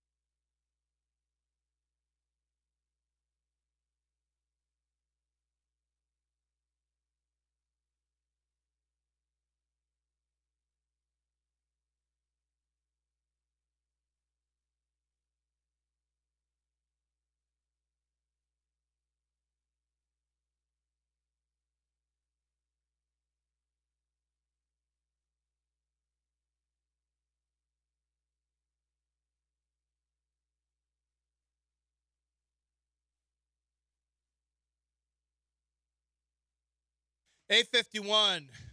John and Lance, Dell, taking you up to Paul Gallant. Want to make sure that you guys know you can listen on the app at any time you want. You can stream it. Go download the ESPN 97.5 app, and you can listen to ESPN 97.5 or 92.5 on your radio. On Monday, we're going to be at Republic Boot Company. Next Monday. Yeah, that's 26. Yeah, 26. We're going to be live at Republic Boot Company. They're going to have discounts and deals for people who are in the location with us. There's going to be, I believe, there's going to be some breakfast there for you as well. The day before the rodeo starts. Day before the rodeo starts, so you can come get your boots, your hat, your accessories, your belt buckle, your belt, whatever you want to do to rodeo up. They got you covered. And if you've already got some stuff, but you've always wanted to check it out because you've heard a lot about it either from us or previously, I promise you, on my kids, it will supersede anything that you've ever thought you would see from Republic Boot Company. It is a phenomenal store. Love the people in there. And they've got one of the premier boot makers who works right there in the back, one of the best in the entire country, who's just right there in the Heights. It's really, really cool. Alex Bregman, before we get to John Boy, Alex Bregman, I think we both feel like if a deal is going to get done for one of Bregman or Tucker, Bregman's the guy we at least feel, I don't know, am I speaking, do you think they've already decided on Bregman? I still think there's a chance. No, Scott Boras has decided already. Bregman's going to free agency. Scott Boras has said this is totally different than Jose Altuve. That's fine. He's going to test the market. That's fine. He can test the market. Well, let's hear from Alex Bregman talking about his contract. I haven't heard this yet, but I got a funny feeling he's going to say, I think we can come to an agreement. We're listening to everything that the team has to say, and just letting Scott and the Astros do that together and handle that for me, so that way I could be fully focused on baseball, my teammates, winning, and the things that I love to do, playing ball for this great city. Alex Bregman will be, I'm saying it here right now, a top 5 MVP candidate this year. This year? This year. Because of contract or just because it's a contract year? Alex Bregman has focused. He says he is in a great, probably the best place that he's been in heading into spring training. Such a damning thing to say that, once it's time to do it for money, he'll actually try. No, that's what it always sounds like to me. But that's not it. Well, why is he not more focused in other years? I didn't say that he said he was more focused. I didn't say that he said that. I'm saying that he does feel good. He said, I feel great about my swing right now. I feel good. I feel really, really good. He worked hard this offseason. It's a contract year. That's what happens in sports. A contract year, guys play out their ass. Alex Bregman, and you know what? The Astros are going to benefit if he is a top 5 MVP guy. The Astros benefit. Now, he's going to benefit greatly in the offseason when he gets – but he ain't signing here. You ain't getting no hometown discount. He ain't signing before he hits free agency. The Astros won't – so what you're saying is there's no chance the Astros sign a guy who won't take a discount. That's right. No, I'm saying that he wants market value. And market value, he thinks he's Manny Machado. He ain't Manny Machado. Well, he'll find out he's not on the market. Well, that's right. But he's got to get to the market. No one's getting a Machado. But what I'm asking is there a chance that the Astros look at the market value and say, okay, we'll do this? Is there a chance the market will? Zero chance. But because Zero chance? Well, here's why. It's because he's not Manny Machado. He thinks he's listen, guys the market all will the tell him time overvalue themselves. Right. I know. That's my point. If he goes out in the market, thinks he's Manny Machado, finds out he's not, is there a chance the Astros I'm get talking back about in it? signing him now. No. I know it's not now. Yeah. He's going to test the market. Is there a chance, though, he gets out there, finds out that because we saw with Carlos Correa. Yeah. Now, part of that is because the injuries. Teams tried to sign him, and he kept failing physicals. And there were issues physically that teams were leery of. He would have signed that big deal if it wasn't for his foot. Yeah. Yeah, but it wasn't as big a deal as how big? I can't remember. It was huge. His deal with the Mets was huge. Was it over 300? Yeah. I think it was just below, right? I don't know. I think it was 300. It was over 300, yeah. And then he ended up with nothing even San remotely Francisco, like that. same thing. And he couldn't, and that's the only reason it held him back. If Bregman doesn't have any injuries, Bregman is not Manny Machado, and he's not getting Manny Machado money. No. But Bregman thinks he is, and Boras thinks he is. But that's irrelevant. It's what the market says. So when you test the market, that is going to be the great equalizer. And if the market says, like you do, that you're not Manny Machado, which they will, and he comes back to the pack, what does market value look like, and can the That's a Astros different get story. involved? That's a different story. Well, that's what I'm asking, because that's the reality Yeah, of it that's all. the reality of it. But here's the deal: is he's going to be 30, and he's going to want a longer deal. What does and the market Astros say don't he is? do longer. What do you predict market says he is? More than over under 7.5 years. Oh, I think we're looking at. I think he's looking at an 6 or 8-year deal. 7. I think he's looking. You at do an think 8-year so? deal. Yeah. Okay. Probably. So that's why I made it 7.5. Yeah. And he's probably an 8-year deal, and he's probably a 26-a-year guy. That sounds about right. Yeah. But I don't think that's the Astros. 8's too long. The Astros ain't doing If you went 6 at 28, and if you're the Astros, I'd look at that for sure. Yeah, maybe. Yeah. You said 8.26? 8.26. I'd go 6.28. Right. Jim, let's get it done. All right. Well, I don't know that that's going to happen, but neither here nor there. Alex Bregman's going to have a great year. Great year. I hope you're right.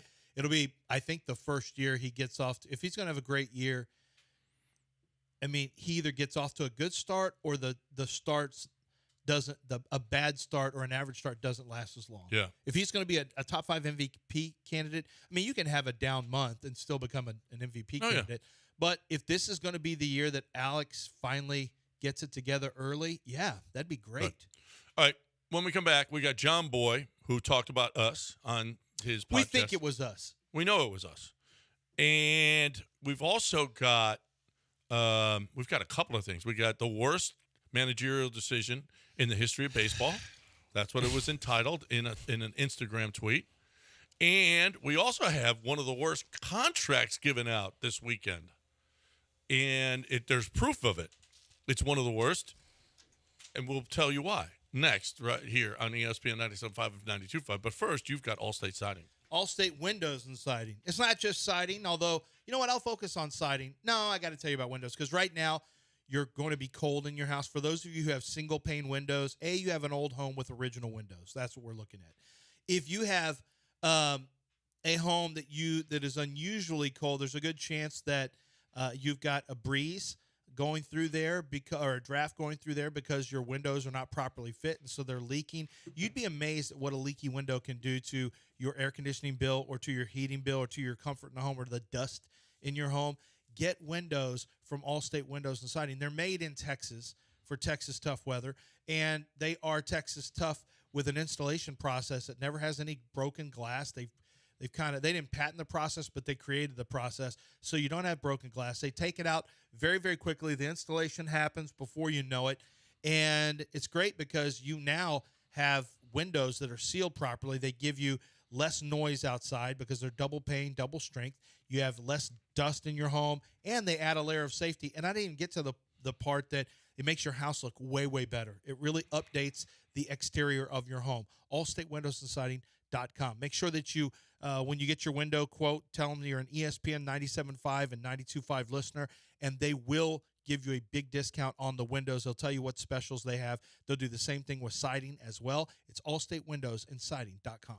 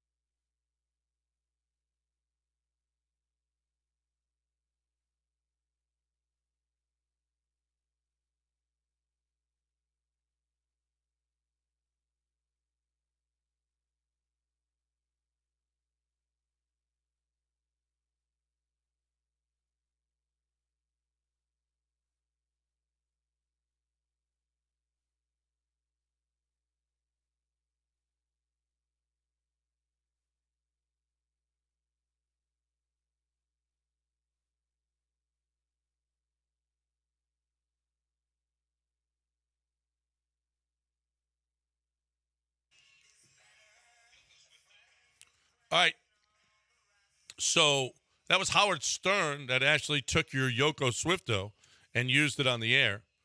John Boy talking about us on his podcast. Well, we used some of John Boy's stuff on the air before, but John Boy, who I actually gave credit for doing the, for kind of bringing to light. The reality is he brought to light a lot of the cheating scandal stuff. He got, the banging of the trash cans. You could hear stuff in the background.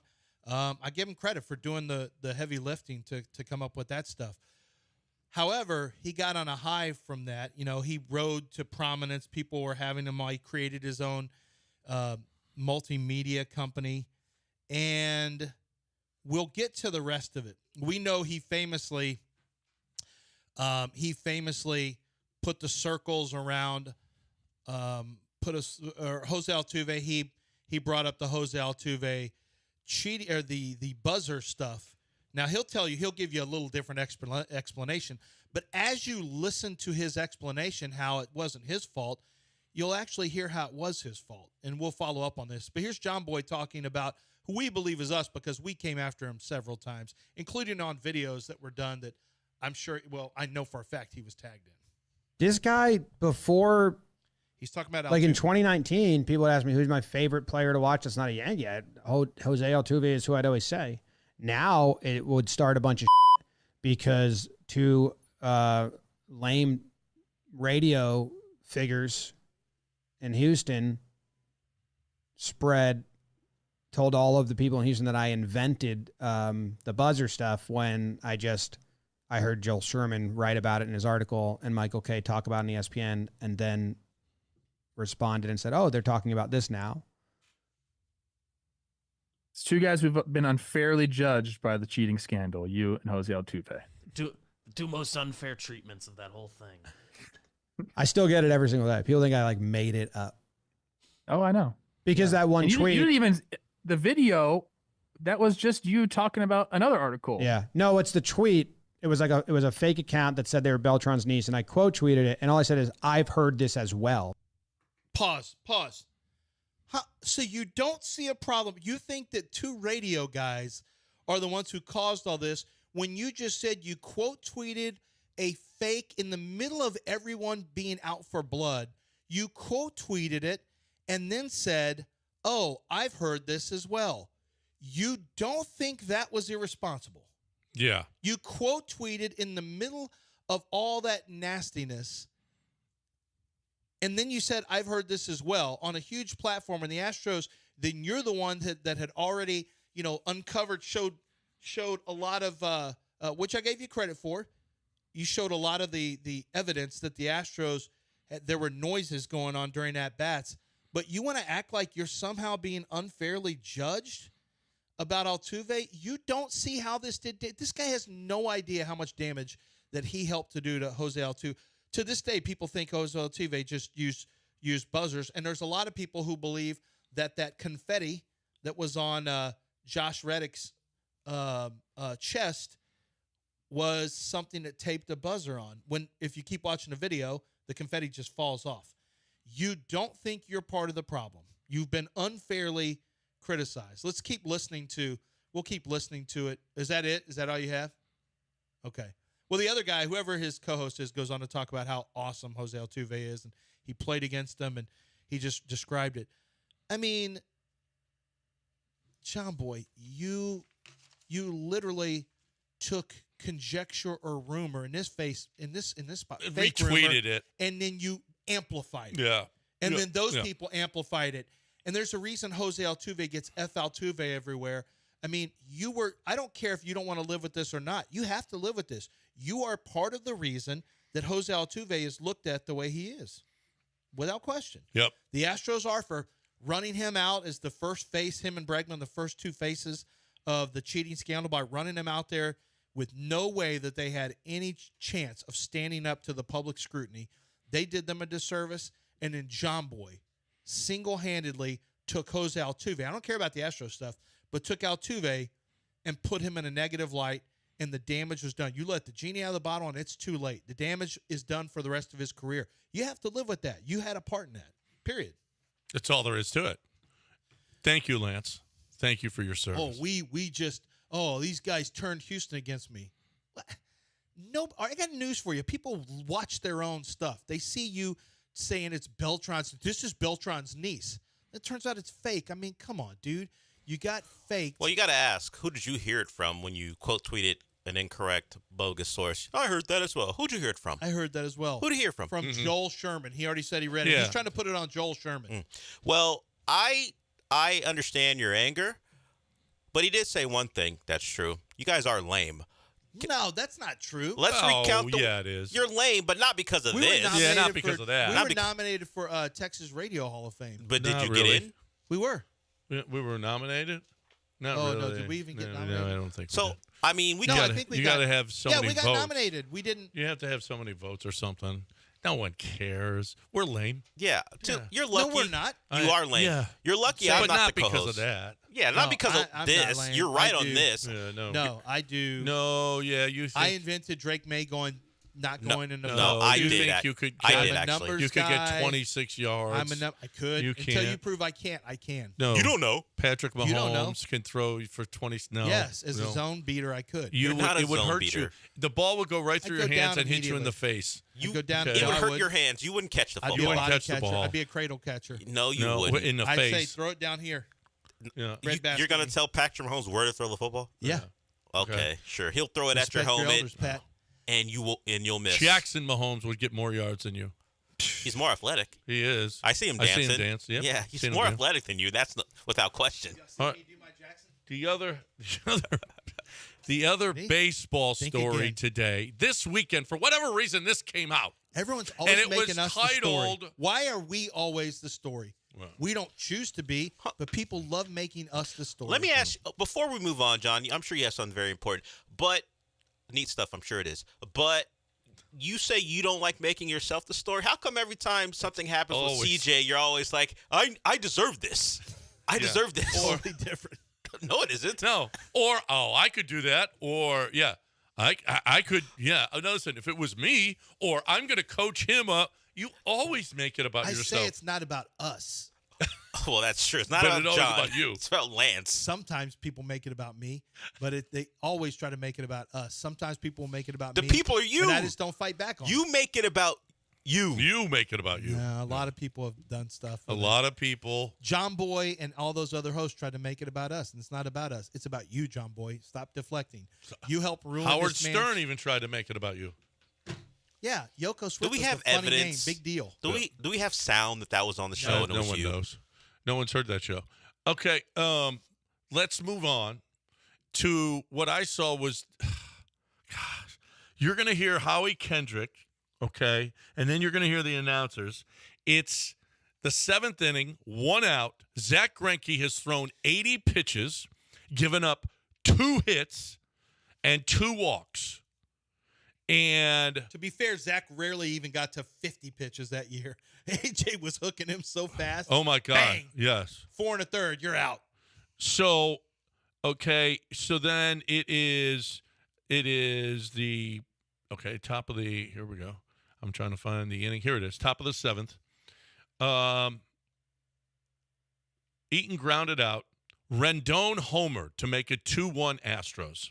Soto walked. It was a shot, Rendon's was. Rendon hit a shot. But the Astros are up 2-1. Soto walks. Thank God. And here comes Howie Kendrick to the plate. And here is what was tweeted out that had the heading, the worst managerial decision in the history of baseball. And here comes A.J. Hinch.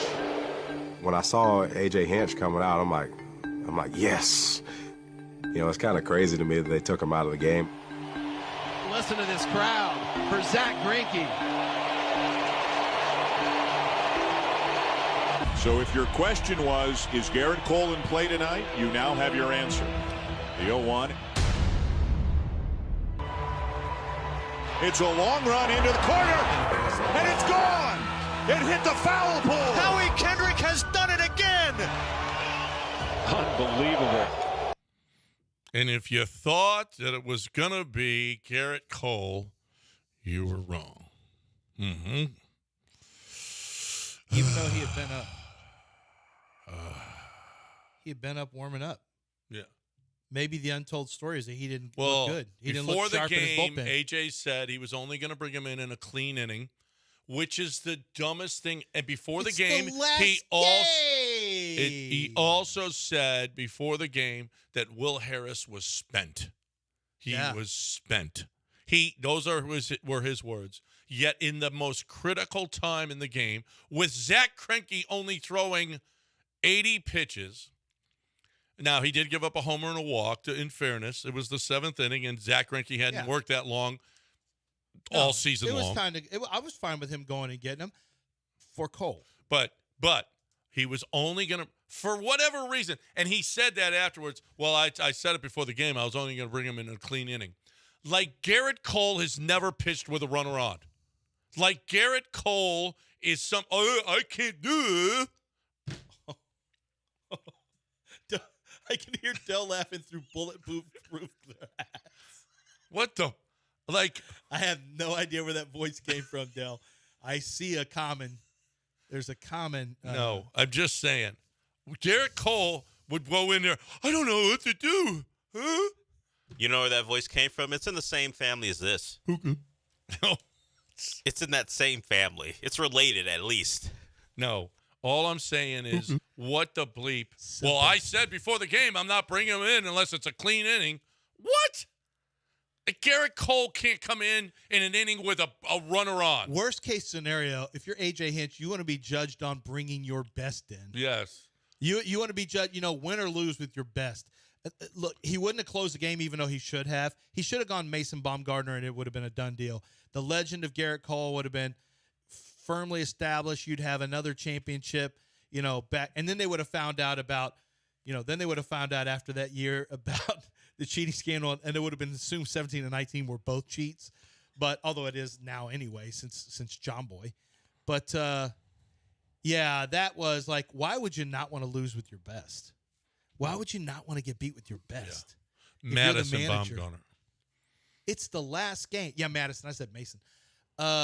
It's the last game. Yeah. Why would you not want to get beat with your very best guy? Best. And then go, he's the best pitcher in baseball. What do you guys want me to do? And then they'll say, what about Verlander? He won the Cy Young, and he could have said, we all know it should have been Cole. Okay. Well, and didn't Verlander just pitch before anyway? Verlander couldn't, but Cole was the best pitcher in baseball that year. I mean, and get beat with your best, man. Don't lose with Will Harris. I mean, why did this come up, and why do I have to hear Howie Kendrick being so happy? You don't have to hear it. You just brought it onto our show. No, but why was this on our timeline this week? Someone sent it to you, right? It was on your timeline. This weekend. I didn't see it.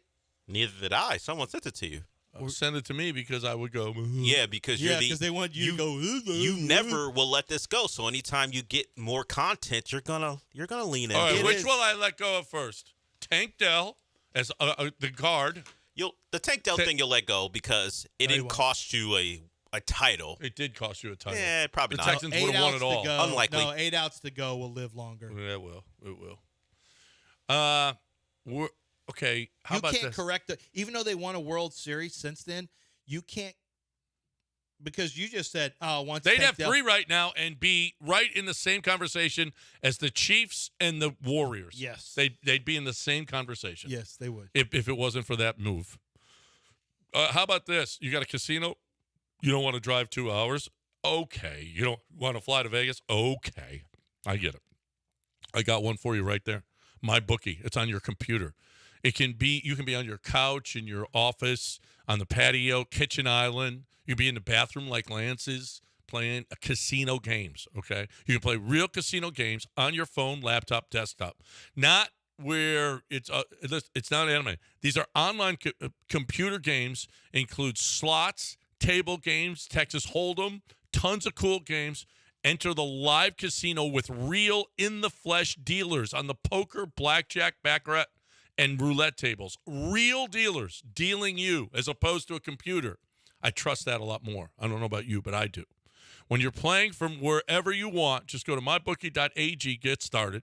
Click on bonuses to see all the great ways to turn your deposit into bonus cash. Whether you're new to MyBookie or you want to reload as an existing customer, make sure that you put in promo code BET975. If you refer a friend, you get bonus cash as well. Turn your space into your casino with MyBookie.ag, promo code BET975. Bet anything, anytime, anywhere, only with MyBookie.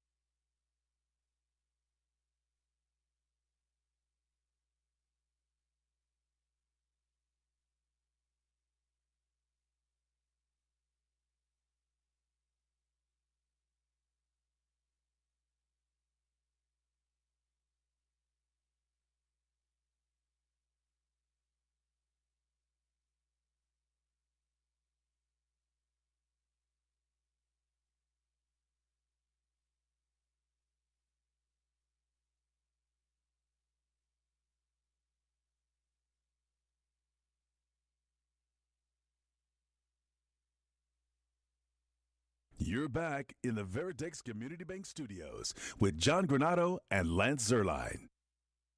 By the way, big ups to Justin Verlander. You saw he threw off a mound. Yeah.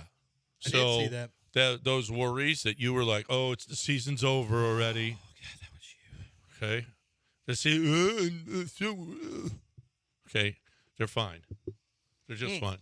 Bring Gilbert on, and then this will be a quick one. Oh, yeah. It won't take long. I got February 24th, I believe, is his birthday. Oh, how do you know that? I know that. Right, Gilbert?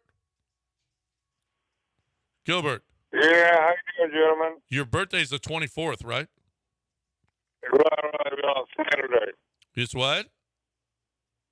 On Saturday. Yeah, that's the 24th. That's the 24th, yeah. Yeah. I remember stuff. Gilbert's my friend. I remembered his birthday. Colleen Wolfe told me between the 26th and the 1st, she is going to be in New York on What'd the you say? Huh? I can hear you. Okay. Colleen. Can you hear him now? Can you hear me now, Gilbert? No, a little bit louder. Okay. Colleen Wolfe told me that between the 26th and the 1st, that she is going to be in New York on the set of Good Morning Football, and that I might be able to have you call in so that she can say happy birthday to you. But you got to wait. You got to wait between the 26th and the 1st. Can you hear that?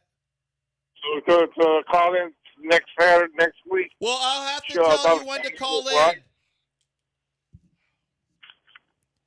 But it's going to be at probably 9:45. You'll just have to give Dell your phone number. Can we call your house? Nah, I'm good. Yeah, but the house phone number, yeah. What did he say? I don't know. Well, you don't know my house phone number anyway. Yeah, we're going to have to call your house phone number. I don't know if he can hear me. Okay, all right then. I'll call back. Let the lady to advocate on my number, okay? What lady? The lady. No. The lady answering the phone. Oh, our intern? Yeah. No. Okay, we'll get your number. We'll put you on hold and get your number so I can call you. Now, do you answer the phone or does your mom answer the phone? I answer the phone. You're the man of the house? Yes. You run that house? You mean the 26th you call me or what? No. What? But he said... No. Listen. I don't want to set up... Listen, at some point between the 26th and the 1st of March. What does she work for the cable company? No, she's going to be at Good Morning Football. At some In point New York, between the 26th and the 1st. The West Coast thing's not a problem. So I'll set up a date. I'll get a for sure date. I'll try to set it up for the 26th, but I hate telling Gilbert specific times because if it doesn't You really come through, shouldn't do that. It turns into an issue. But I will try to set it up for the 26th while we'll be at Republic Boot Company. I'll try to set it up for the 27th, Gilbert, okay? I'll try to set it up for the 27th is what I'm going to shoot for. At 9:45, you'll be on the phone. Colleen will be on the phone, and maybe she'll tell you happy birthday or whatever. Okay, great, okay. Okay. So Talk we're to you good. later, We're good guys. until then, right? Yeah, I'll call in about 9:45 to 26. 27. 27. Yeah. Well, what about that Astros hat that Lance was going to get No. you? Gilbert. You literally have we Gilbert, switched it. What about the Nope. Astros hat They that don't- Lance was going to get Those you? hats are sold out. I'm Colleen Wolf. He's still waiting for you to give him his program. I got the program, but you I got know to get you the do. hat. I don't have the a hat. Astros I don't have division a hat. champion hat. Gilbert, it's $31. I'll give you my Venmo account. Oh, I don't want a Texans championship cap. A Yeah, he's division on to title the hat. Texans now. I thought you didn't like the. No, you don't like the Rockets. Oh no, he wants the Texans. He wanted the Texans. That's right. Yeah. Yeah, division champs. You need to get that. I've got one for the Rockets. I got a Rockets hat for you. The 27th. I'm not going to be here that day. That's unfortunate. Well, I'm not too crazy about basketball anyway. Not too Why, crazy. Gilbert? Why don't you like basketball? It's just not a sport. I don't like the Rockets that much. He doesn't like basketball, John. Why are you asking It's questions? not his sport. What is it? You like the other sports. Why don't you like Because basketball? the local team's not good. Well, they were good. He doesn't like national teams. Did you like him when Akeem Olajuwon was on the team? Of course. Yeah, like the last one on it anyway. Yeah, he liked that. He didn't like the new version Steve of the Rockets. Francis and Catino. Did you like the new version of the Rockets that we had for a while, John? Jalen and Josh Christopher. He You like doesn't- that He team? doesn't know that It's not gonna incident. Gilbert, when did you stop liking the Rockets? Look at John. Same as when John So did. proud of himself. The funny thing is, John hasn't liked the Rockets. Killing me. Look at him. I am killing me leaning right now. back and laughing. Okay, we're good. All right, yeah, man. All right, then. Well, All right, talk to you John. later then, Thank you. okay? I got the Colleen thing set up. I texted her. She's like, okay, you said you up He's again. afraid they're going to steal his bike. See, She said, this is the second John, time. that's what's implied, John. You don't have to say it out loud. We all get it. Well, at least I did. This is the second time you up in less than a month. This is what I'm saying. That's She weird. said, it's for the same thing. Just trying to get Gilbert off my back. He wants an autographed picture of you. Tell Gilbert, no problem, but I don't just have photos of myself laying around the house. I'll draw him a stick figure and sign it. I didn't tell Gilbert that because he would have asked for that. No, yes. Okay. Give me that stick figure. I'm filling in on Good Morning Football coming up. What time is your show? East Coast time. I told her. She was perfect. I'll come on like 10:45 Eastern. We have a 5-minute call after the show ends at 10:30 or 10:15. I can't remember, but I'll find out. So she's going to – so we'll get that done. Well, And then I'm done. on the 27th. I'm off the hook. You got to confirm the date. 27th. That's what I can that's see what he about thinks. doing it 26. I guess it doesn't matter if we're at Republic Boot Company. It doesn't matter to us. And we'll hear from Gilbert before the end of the week. What if it could be that Monday, right? She Yeah. said 26. I'll see if she can do it then, so we can do it. That would be a while- great while way at Kel's here. Republic to finish up. Yeah. Gilbert and Colleen. Do you think she'll ever forgive you? Colleen loves me. Once you, but she hadn't had a Gilbert People at experience my yet. other job respect and appreciate me. They like me. Well, they because- know how important I am. Well, you put more effort into that job. No. Yeah, you kind of do. No, Yeah, not at all. yeah, a you lot do. more, They actually. appreciate me. Have you ever NFL missed? Have you ever network. missed time on that job for this job? Yes, every day. That's. Oh, you could be all the I time could over be there. doing draft write-ups. I'm not. I say, sorry, guys, I got radio. Yes, I have missed meetings with them. Radio. I have missed, radio. Podcast. I didn't ever take time off to go do Move the Sticks podcast. Well, that's No. because this is your job. You don't take time off one job. I know. Yeah. Except this one. You take You time take off this job all the You take time. time off this all the time for your football stuff. You mean when I have to So, take? Senior Bowl, gotta go. you Bye. mean Combine, vacation gotta days? go. Yeah. You mean vacation days? Yeah. Yeah, I take vacation days and I put it towards working. I'm a grinder. You go to playing a fake golf event. It's a huge golf event. No one The cares cow- about it. Knows about it. It's Really? just a Look at bunch this. of- Do you have a shirt that it's says just a Cabo bunch of Cup? elitists. It's a bunch of elitists with sweater vests and Stanley listen, cups. It's but so only big. Stanleys. We have hats and shirts. Okay, let me know when you let me know when the middle class gets to I play. mean, No, it's not fake because there's an actual event. It's just not important.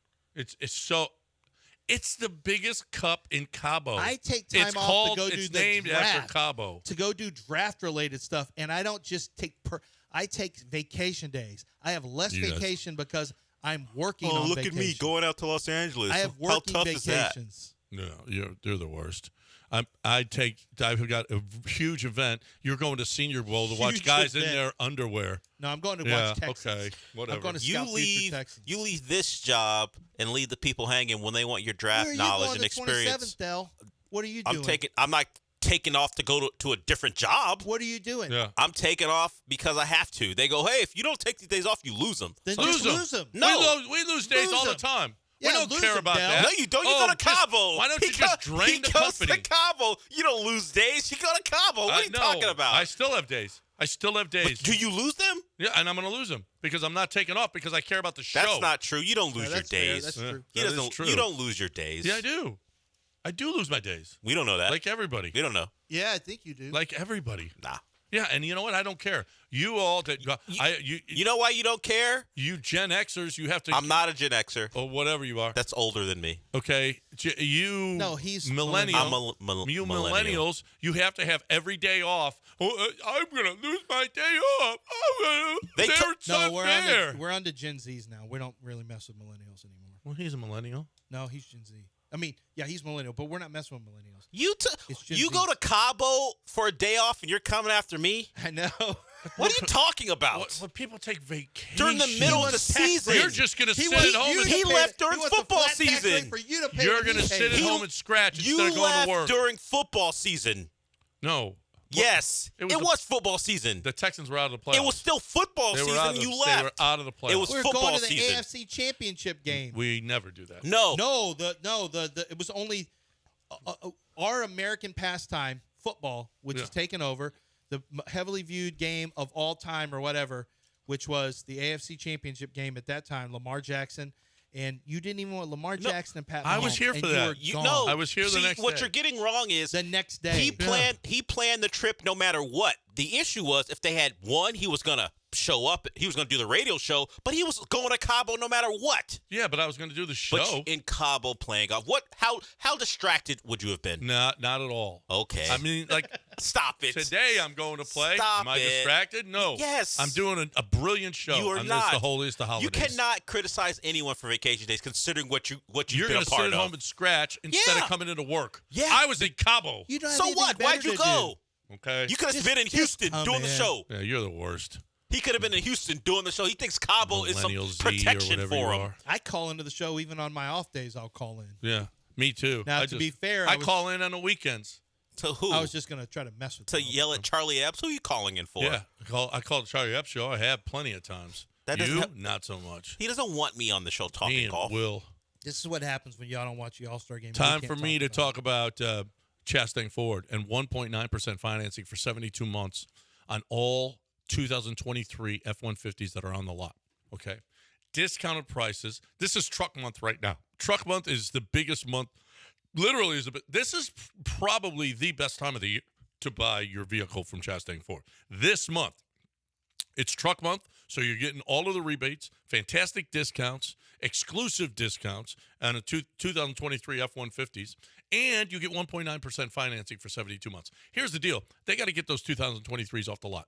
It's already February of 2024. I don't want the 2023s out there anymore. You know what they do? They discount them. They give you the best financing you could possibly get. And no hidden fees, no markups. They're doing everything to get you into this brand new 2023 F-150. Brand new. So it's a 2023. Who cares? Now is when you're going to get over on Chastang Ford. I hate to put it like that, but you are. And they're not going to mark up. They're going to do everything they can. They're going to do everything they can to get you into that F-150 at the perfect price. So if you're looking for that truck, now is the time. Right now. Go to ChastangFord.com. It's on 610 at Homestead, not Hempstead, 5 minutes from downtown Chastang Ford.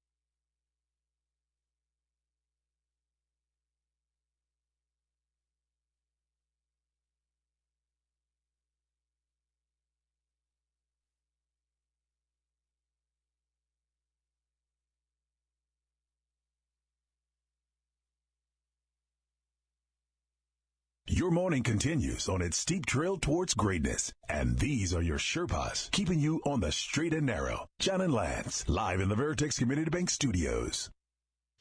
Lance, let me ask you a question.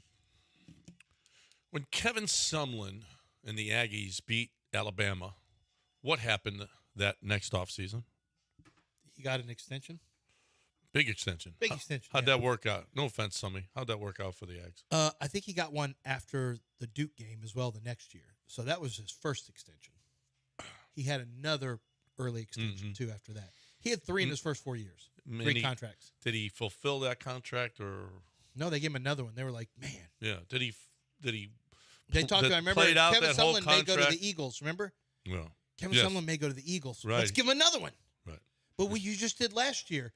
And then he had one the year before that. He actually did go and talk to them, but yeah. I know he did. Yeah. Smart, because you know what he got out of it? Yeah. Another contract. That's right. When Jimbo Fisher beat the Alabama.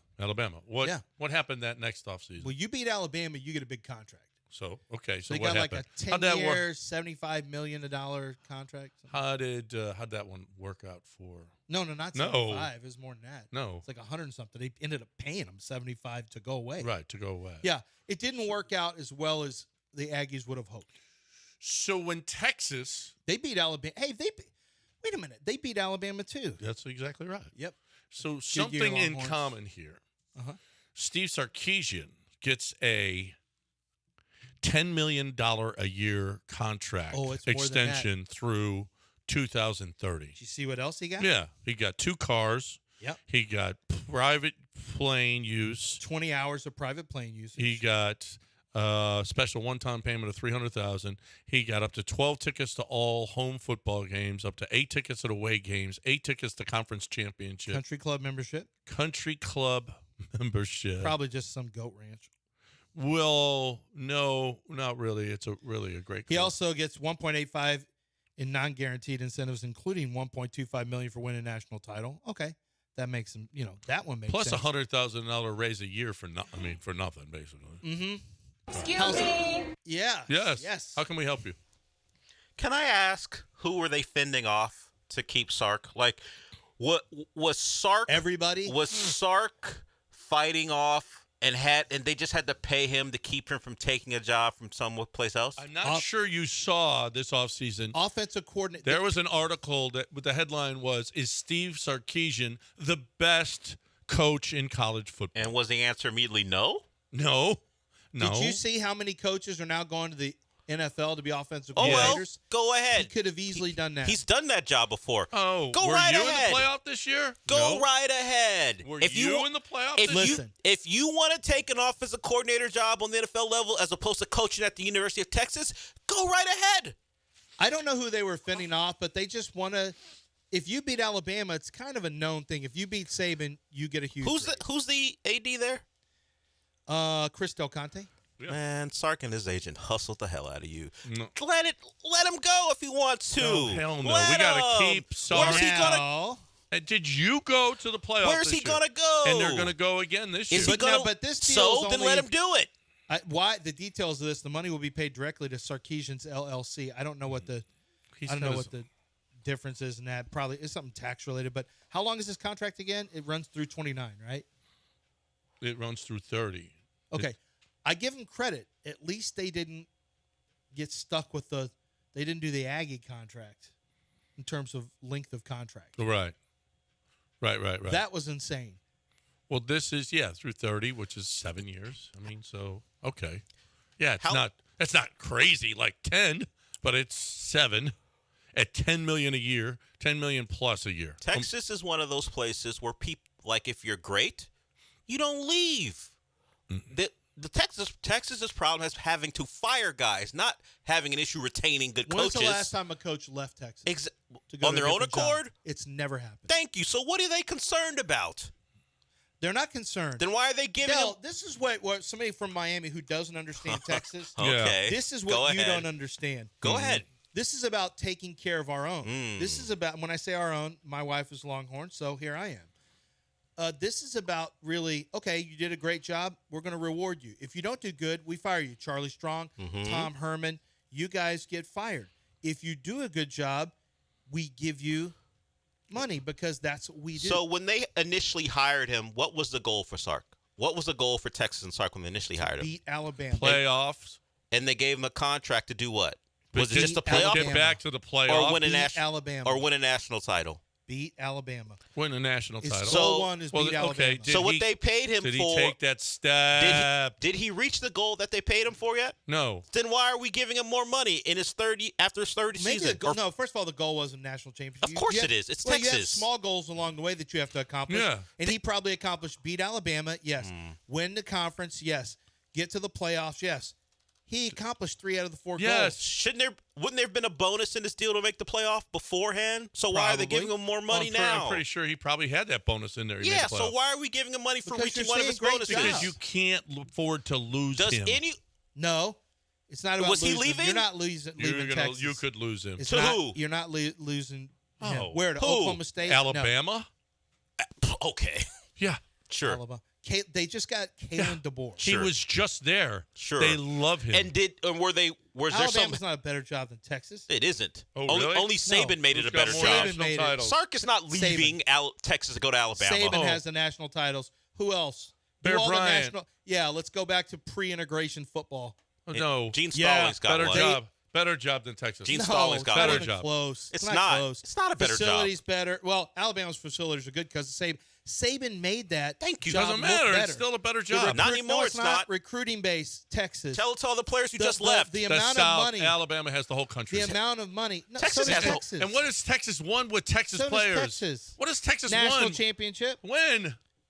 71? I'm sorry, Vince Young doesn't exist. Oh, gosh. One title They in went to a national 40, 50, championship. 50 years. Now One title in 50 years. Ones And you're Nick, telling me it's a better job than Alabama. Yes, Nick No. Saban. Hold on. Okay, was Alabama a great job before Nick Saban got there? No, everyone was losing left and right. But I don't know if you heard, he was there. Because Nick Saban, And, by the guess way, where else he won? LSU. Everywhere Nick goes in college ended up being a he was good there. job. And LSU's a great job, too. It's not. Okay, who has a bigger recruiting base, Alabama or Texas? Alabama. Texas is national, too, by the way. I don't know why you're taking now, that away why are you from acting them. like Texas isn't national? Okay, wait a minute. Okay, look at the draft We picks border- and the It's players and the Saban. 5 stars It's they get. It's Saban. not even close. It's Saban's recruiting. It's not. You think people went there because it's Alabama and not Nick Saban? It doesn't matter. They're yes, the same it thing. does. Or everyone would have been 5 stars forever. Tell it to Isaiah Bond. Didn't he just leave Bama and go to Texas because to Saban's one not guy? there? There's more than one. A.D. Mitchell left Georgia. Look at Alabama's recruiting this year. A.D. Mitchell With left a new Georgia. coach. No, Saban was there when they signed those guys. Then he left. No, he wasn't? Yes, Yes, he was. No. When did he Isaiah They retire? signed him in Played- December, guys. When did he retire? Saban was gone. When did Isaiah Saban retire? Bond played for him, though. Why would he leave Alabama? Saban was gone in December So and you mean- February. you mean Saban he was stayed coaching there in the for Saban? playoff in December. You mean he was there He for was coaching Saban? in the playoff in December. He wasn't gone. He's gone. He was gone. Everybody knew The he was early gone. signing periods in mid-December, he was coaching in the playoff. And no. But they still got a great He recruiting left class They signed in those guys before February. He he left left. because Saban left. That's one of the reasons. John. That's our whole point. This is a Saban deal. How many guys left Texas? A.D. Mitchell You guys left like nobody Georgia. left Texas? John, The the top recruiting players? Yeah. Who? Who were their top players that they lost? Wait a minute. Just 2 years ago, everybody left Texas. They weren't good. Texas wasn't a good football team. Who cares if they left? But now all of a sudden it's all different. Sark wanted them gone. 1 year, and you're telling me it's a John, better program? My gosh, Not they a better just- program. Literally, it's a better Alabama. job. And by the way, Alabama, job. Nick Saban recruiting retired. only happened when Saban got there. And by the way, Nick Saban retired January 10th. After that, signed their class for the most part. They didn't leave. He didn't leave before. They had signing day was just signing day. The early signing day, which all that matters which now. was February. No, the early signing day is in mid-December. That's where all the major kids sign. Some kids are stragglers and they hold on to the traditional signing day, but all the kids sign in mid-December. Saban was out the door in January. That class was signed, sealed, and delivered before Saban left. He did that on purpose. Now, a lot of them left after. Oh, no, they some were of them done. did. Yeah, that's Some right. of They them- can't portal until a certain time. Yeah, some of them got out of their NLI national letter of This to intent. me is ridiculous. It's not even close. No, it's Alabama's not close. a much better job. Go ask not anymore, college eh? football. Go ask football coaches, and they'll tell you. Saban was the guy. It's I not know. Alabama. Yeah. Okay. No matter who is at Texas, it doesn't matter. Money, the city, the facilities, everything is Texas. If Saban leaves before Saban, it wasn't like that. After Saban, probably won't be like that. Alabama is the blue blood of the country. We're not It's not even discussing their close. success. Because of It's Bear not even Bryant. close. But Bear you don't- Bryant. They don't Nick even have the Saban. same money as Alabama. Alabama's guy told me that. we're going to have a hard time keeping up because we don't have the money that Texas and Texas A&M can pour in. Yeah. Texas A&M's, by the way, all is the we same got is thing. the wins Texas and A&M national titles. Texas A&M's considered a and really the guy good job, too. who brought them all in is gone. Caleb DeBoer doesn't get that. It's fact, if he struggles, it'll be a revolving door that it was before Saban got there, and then all of a sudden the job won't be so great. That's what I'm waiting to see. I think DeBoer's a good coach, but I think the SEC is tough now. You got to get certain types of players in there. We'll see if DeBoer, Nick Saban got rid of an offensive line coach who was terrific, a really good offensive line coach. And it was because his recruiting classes weren't good enough. And for Nick, he already knew it was less about the coaching and more about the recruiting classes. Listen, okay.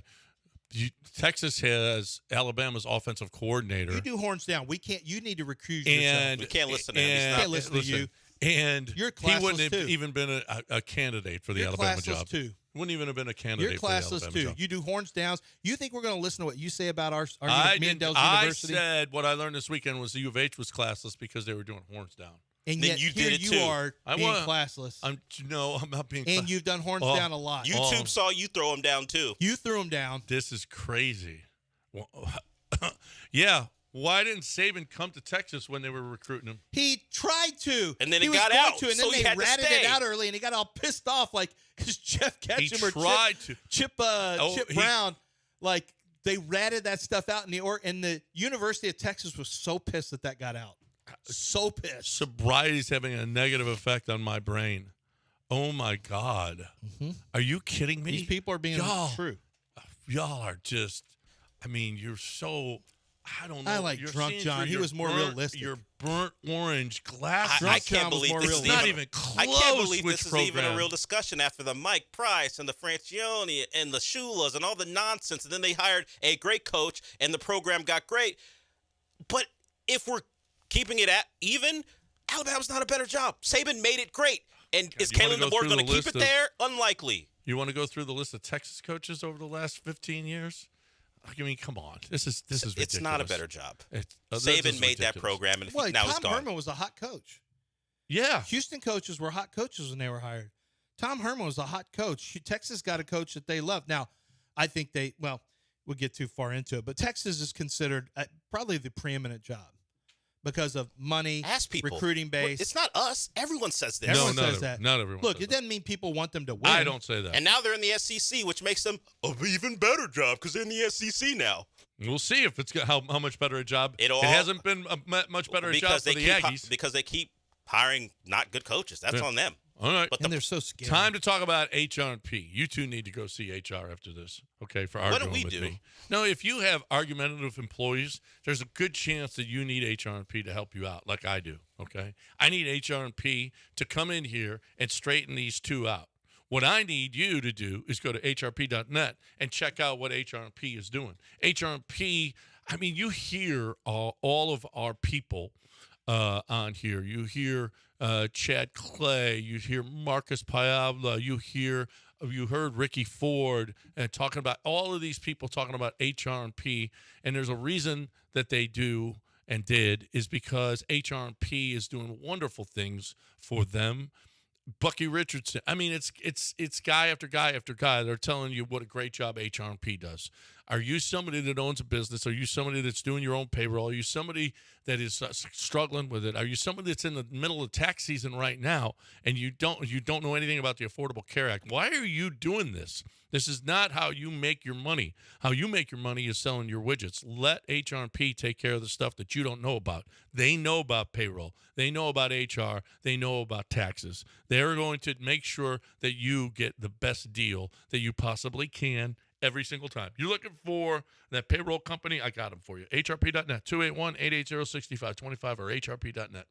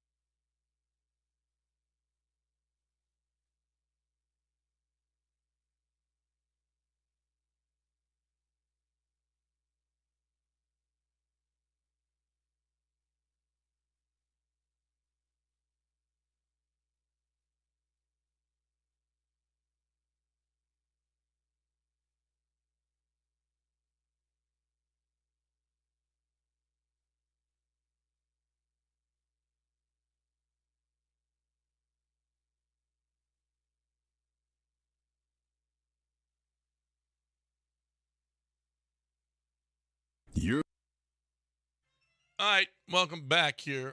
That was weird, that last segment, these two. I get this. A robot sommelier spilled wine on my pants. Then it asked for a tip. I don't care about the robot spilling the wine because that's probably going to happen. It's okay. That's okay. Are we going to have to tip robots? I'm not tipping a robot. I'm not tipping a robot. No. No. Nope. What's the robot going to do with that money? They'll tell you it's not for the robots. It's for back in the house. You got to pay them more. No. You got to start doing it. If you start introducing robots into my dining experience, I'm out on tipping. That's my. I'm done with that. How in the world are we? What are we talking about? Tipping a robot? You already want me to tip for like buying a Diet Dr. Pepper at a convenience store. Yeah. Sir, let me flip this around for you here at this. Yeah. Oh, flip. They put it in my court. Like, I know. I hate this. I know. We're tipping everywhere. What? No. I tip when I pick up stuff and I'm not even going to eat at the place. But I draw the line at robots. I'm not tipping you money. We're not tipping. We're not tipping a robot. Hold on. A robot sommeliers have intimate wine knowledge. Now, of course, if you use AI like ChatGPT, that robot probably knows everything about wine that you could possibly imagine. Yes, it does. But it's a robot. What is it going to do with the tip? I want a pretentious human that wears, a vest, like a three-piece thing, and maybe has a pocket watch in his like Nick Casario, a sommelier. Yeah. Well, somebody maybe a little sharper than that. What? Yeah. There's nobody smarter than Nick. No, sharper and then dressed sharper. Oh, dress sharper. Nick is just still kind of, Nick is still basic with the. He's golf. Best. Yeah. Canadian military police. You remember the sex worker who dressed up as a cop and then was in Canada? You mean every stripper? No. Well, here's the thing. Canadian military police are not going to charge a sex worker for allegedly wearing their uniforms. I think sex workers should be able to dress up as whatever they want, right? If a sex worker comes up to you and you think, oh, I'm about to get a ticket or I'm about to get arrested, and then she flips it, and it's not a heel turn, it's actually a really good turn in your favor. You thought you were going to get arrested, now you get... No, that's obviously the dream. Yeah. It's what the whole... Oh, no, the police are here for every, bachelorette party. Right. Bachelor party or like, bachelorette, right. You need to turn that music down or you're going to be arrested for being too hot or whatever they do. And then they start doing their thing. Right. Yeah. And then they're rubbing their things on. See, I just think that they should, sex workers should be able to wear whatever they want. Let's never, ever, ever arrest them. This is your last one. You better make this one a good one. What is your best one? My best one? What's your best one? I don't know. Okay. A mom says her daughter was told to cover up while wearing her cheerleading uniform at school. Okay. How is it the girl's fault that the cheerleading uniform was too revealing? Okay. We live in a weird time, don't we? Because we simultaneously can have that and then have where you literally don't have to, where people wear nothing, like almost nothing at all. Right. You have, you need to cut your hair, you need to do this, and then the opposite is true. How can you, like society now is, you need to put clothes on. That's cheerleader. I know, I'm cheerleader. We're the game. We have a game today. We're doing the cheerleading. You need to cover up, young lady. Ice Spice can put the whole pooter out there. Okay. Did the mom again with the Ice Spice? Did the mom have? What did the mom say? I'm lazy like that. Did the mom say anything? Yeah, the mom said, "What the bleep? These are school uniform, cheerleading uniforms." And what did the principal say? Get back in the kitchen. Where did you get that? What is that? Of all things, it's from a cartoon, Batman and Beyond. Some guy's yelling at his wife, "Get back in the kitchen." Get back in the kitchen. Is that what the principal said to the mom when he heard her complaints? Apparently, that's what the mom was saying. All right, we're done. I got to talk right now about my peeps over at Home Bank, right? So you got $2,500 laying around.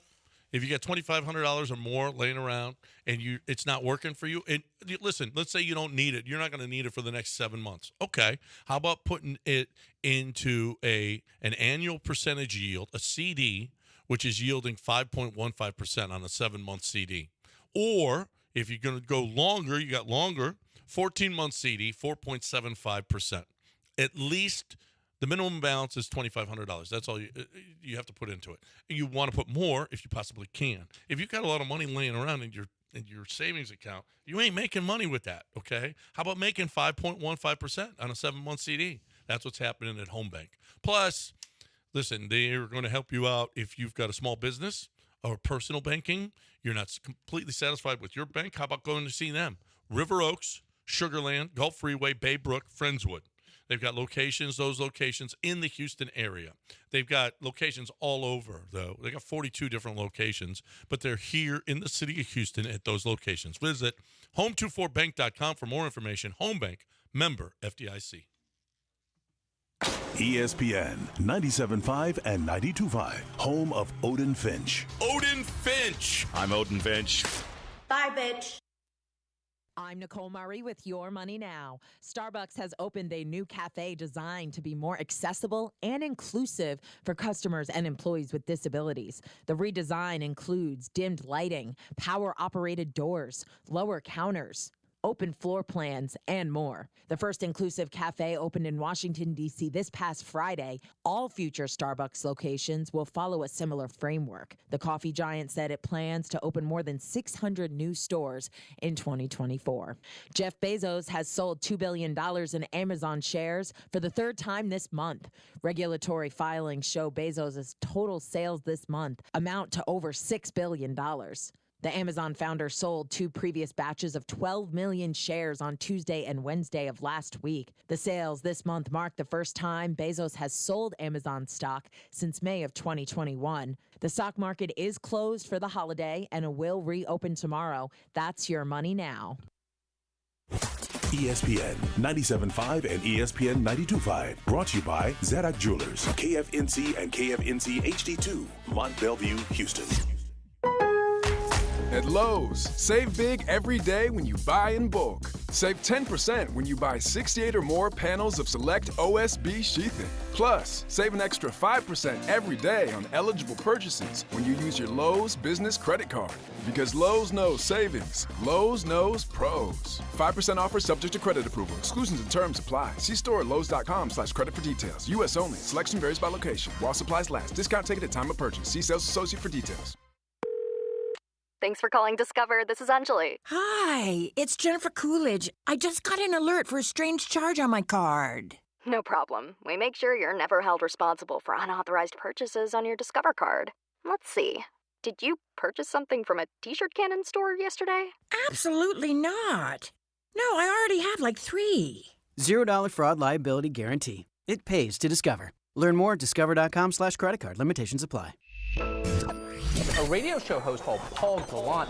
It's Paul Gallant. Pauly G Show. He's the best in Houston. The most interactive sports radio show in Houston. Paul, what's good, my man? How you doing, Paul? What are you doing, Paul? Join the devastation by dialing or texting 713-780-3776. I love the show. Y'all keep it up. Live from the Veritex Community Bank Studios, it's Paul Gallant. You are definitely living in the hindsight world today, Paul.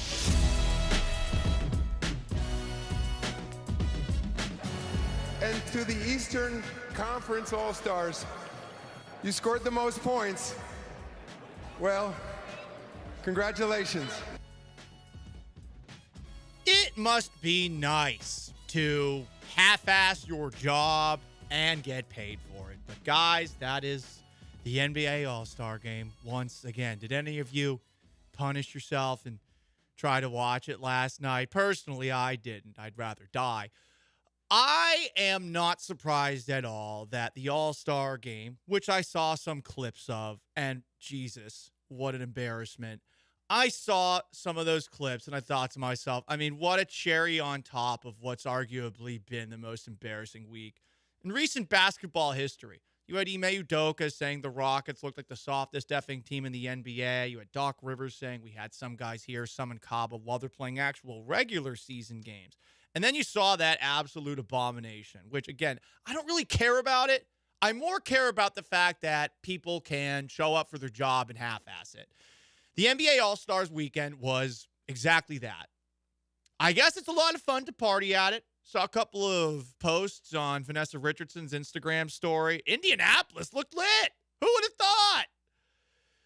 But I have no interest in watching players uncompetitively bleep around in a game that saw, yes, 397 points scored. The East beat the West, if you were keeping score. 211, someone scored 200 points to 186. I'm going to say again, I don't really care that this is what the NBA All-Star Game has become. No one is surprised by it. No one is shocked by it. But the excuses for the game being the way that it's made after the fact, it's one of the reasons that NBA stars are as unlikable as anyone in the sports world. The entire, I guess, company line for all these players who acknowledged the game sucked was, well, we don't want to get hurt. I'm going to read a couple of quotes. LeBron, I think the good thing that came out of tonight was none of the players were injured and everybody came out unscathed or how they were before the game started. So it's a deeper conversation talking about this game. Oh, okay. Well, I didn't know showing up for work guaranteed that you would get injured. But hey. Anthony Davis, quote, obviously the fans and the league and everybody wants to be competitive. But then you also, as players, think about trying not to get hurt. Obviously, injuries are a part of the game, and no one wants to get hurt in the All-Star game. Thank you for repeating yourself, Anthony Davis. All these guys here are very valuable to their teams. So it's some mixed emotions about it. And then you have Jaylen Brown. There were definitely some discussions about the game being more competitive. I guess guys are trying to figure out how to do that at the same time as having fun, being safe, being injury-free. Yeah, I've got a job to do, but I might get hurt at it. Imagine if we could all apply this line of thinking to our own jobs. I imagine a lot of you people listening right now have a long commute to work. Maybe you're living in the suburbs, you got to work in the city, or maybe it's the other way around. You live in the city, you got to go all the way out to the suburbs or something like that. You are sometimes driving for an hour, and people in Houston drive like maniacs. Imagine if you got the green light to certain days of the week not drive into work because the roads are dangerous. I might get in an accident. Accidents do happen, but I just get super annoyed seeing people half-ass their way through their jobs and then be like, yeah, well, I might have gotten hurt at it. I might have gotten hurt. So no one really tried over the weekend. And Sean Mapes, maybe I'm a little bitter. Maybe I'm a little angry. I don't know. But that's what annoyed me the most about it. Not that the game sucked, because I wasn't going to watch it. It's more that they're all saying, well, if we had played, we would have gotten hurt. I don't think it works like that. Yeah, I think, as usual, Anthony Edwards was the most honest about, like, what happened. And he was like, well, it's a break. It's an all-star break, so no one wants to try during your break. And I was like, yeah, that's basically it. It's just, yeah, if you put it like that, everyone's like, yeah, that makes sense. Of like, hey, guys, you're going to get a week off of games.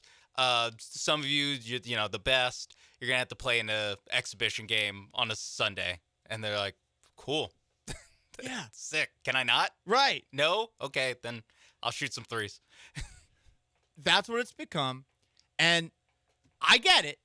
I get the side of it. Hey, it's a long season. Everyone wants to have a week off, right? I mean, that's one of the things I miss the most about school, having breaks.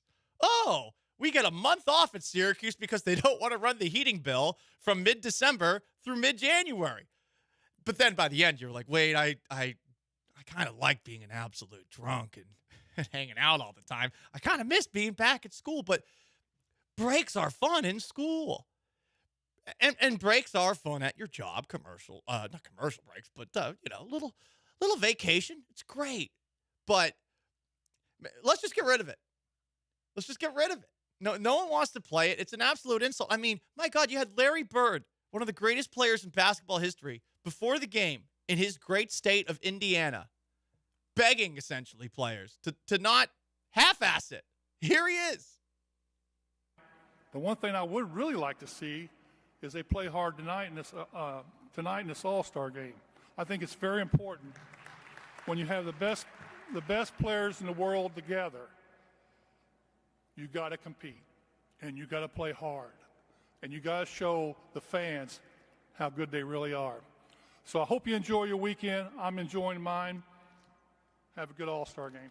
It did seem like everybody enjoyed their weekend, but I mean, imagine Larry Bird saying, it would be nice if the guys tried, and there's actual applause that's receiving. Because they're like, yeah, so courageous, Larry, telling the guys who play a effing game for a living to try a little harder in the exhibition game that somehow gets ratings, but is an absolute garbage dumpster fire of a game because it's not real basketball. It's just not.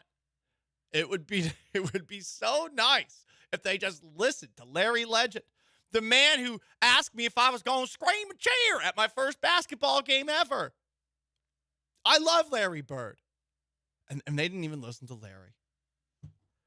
So I guess the question is, who did try this past weekend? Who put in the work? I did put a little list together.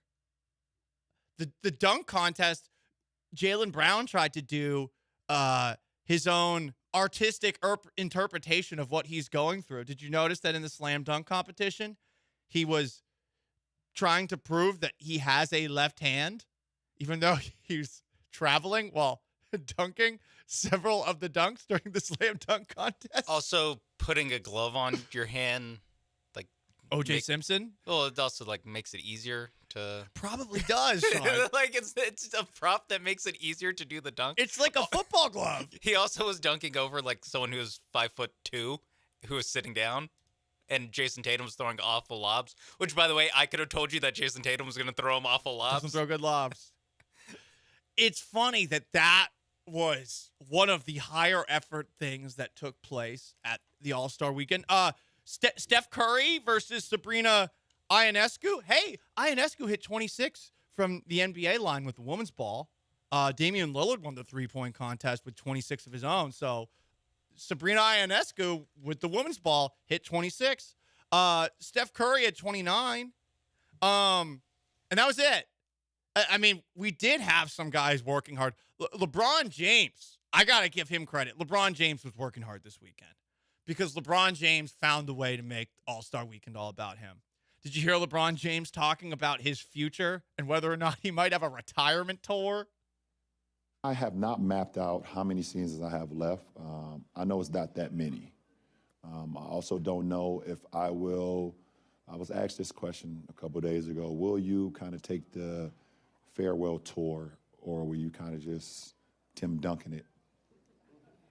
I'm 50-50. I'm going to be honest, because there's times where I feel like I guess I owe it to my fans that's been along this journey with me for 2 decades plus to be able to give them that moment, you know, whereas every city and whatever the case may be, and, you know, they give you your flowers or whatever the case may be, you know, and here comes the best part. That seems cool.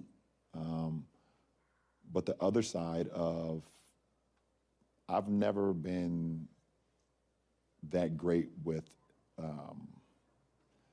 accepting, like, praise. Okay. I mean, LeBron, my God, you're always mad that people aren't praising you. You believe that they're sleeping on you. So you don't want the praise that you're asking for here? Because, I'm not comfortable receiving praise. No, you seem more comfortable receiving praise than the random slights that you take, as if people are doubting whether or not you're a good player. Because at, I don't know, age what, 38, 39, 40, however old you are, you're maybe not quite as good as you used to be, but you're still good. And people aren't expecting the Lakers to go to the playoffs or to the title, which, by the way, they're probably not. But hey, LeBron was trying. LeBron was working hard this weekend. And to be fair, like, if I was an owner of, like, the Charlotte Hornets, I'd be like, LeBron, can you please do a retirement tour so we can sell out? Like, everyone wants to sell out. Like, it's actually bad for the league if he doesn't do a retirement tour. Very bad for the league. Right. Like, I remember Kobe's last game. Like, you should probably try to do that. Definitely should try to do that. Now, maybe don't ruin the game The as much as sanctity of basketball. Kobe did in that game. RIP, but I mean, thought the All-Star game was bad. How about making it just so Kobe Bryant can put up 73 shots or however many he did in that game? Who else was trying? Oh, Jay Williams was trying. Listen, he was talking about women's basketball, and he had this zag. Remember, we were talking about Caitlin Clark to open up Friday's show, kind of doing it sarcastically. Well, Jay Williams actually had a hot take about Caitlin Clark. He tried this weekend. I think she is the Stephen Curry of women's college basketball. I think she has changed the dynamics of the way the game is played. I think the way she plays, the pizzazz, is like she's probably the most prolific scorer the game of basketball has ever seen. Unmatched. I am unwilling, and maybe it's more the Kobe mentorship around me, to say that she is great yet. I think she is the most prolific scorer the game has ever seen.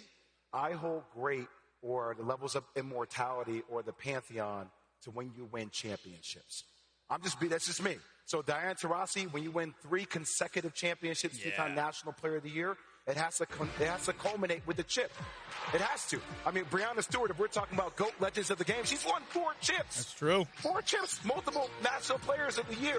So I'm not saying that she's not at a high level, but for it to go to the states of immortality, in my opinion, it has to culminate with your team winning a championship. So Jay Williams was trying this weekend. LeBron James was trying to make the All-Star weekend about him this weekend. You know, we had some hot Charles Barkley takes. Kenny Smith got in on the women's basketball zagging as well.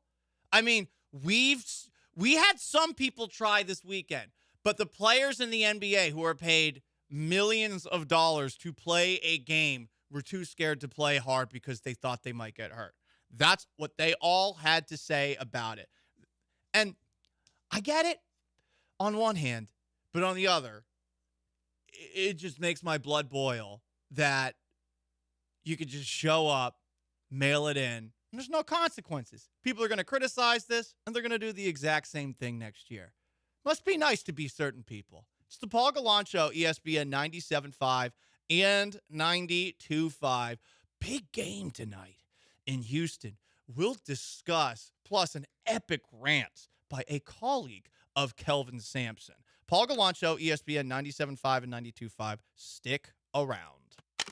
ESPN 97.5 and 92.5, right where you belong. You're the only one left of the Wayne family. This is where you belong. Welcome home.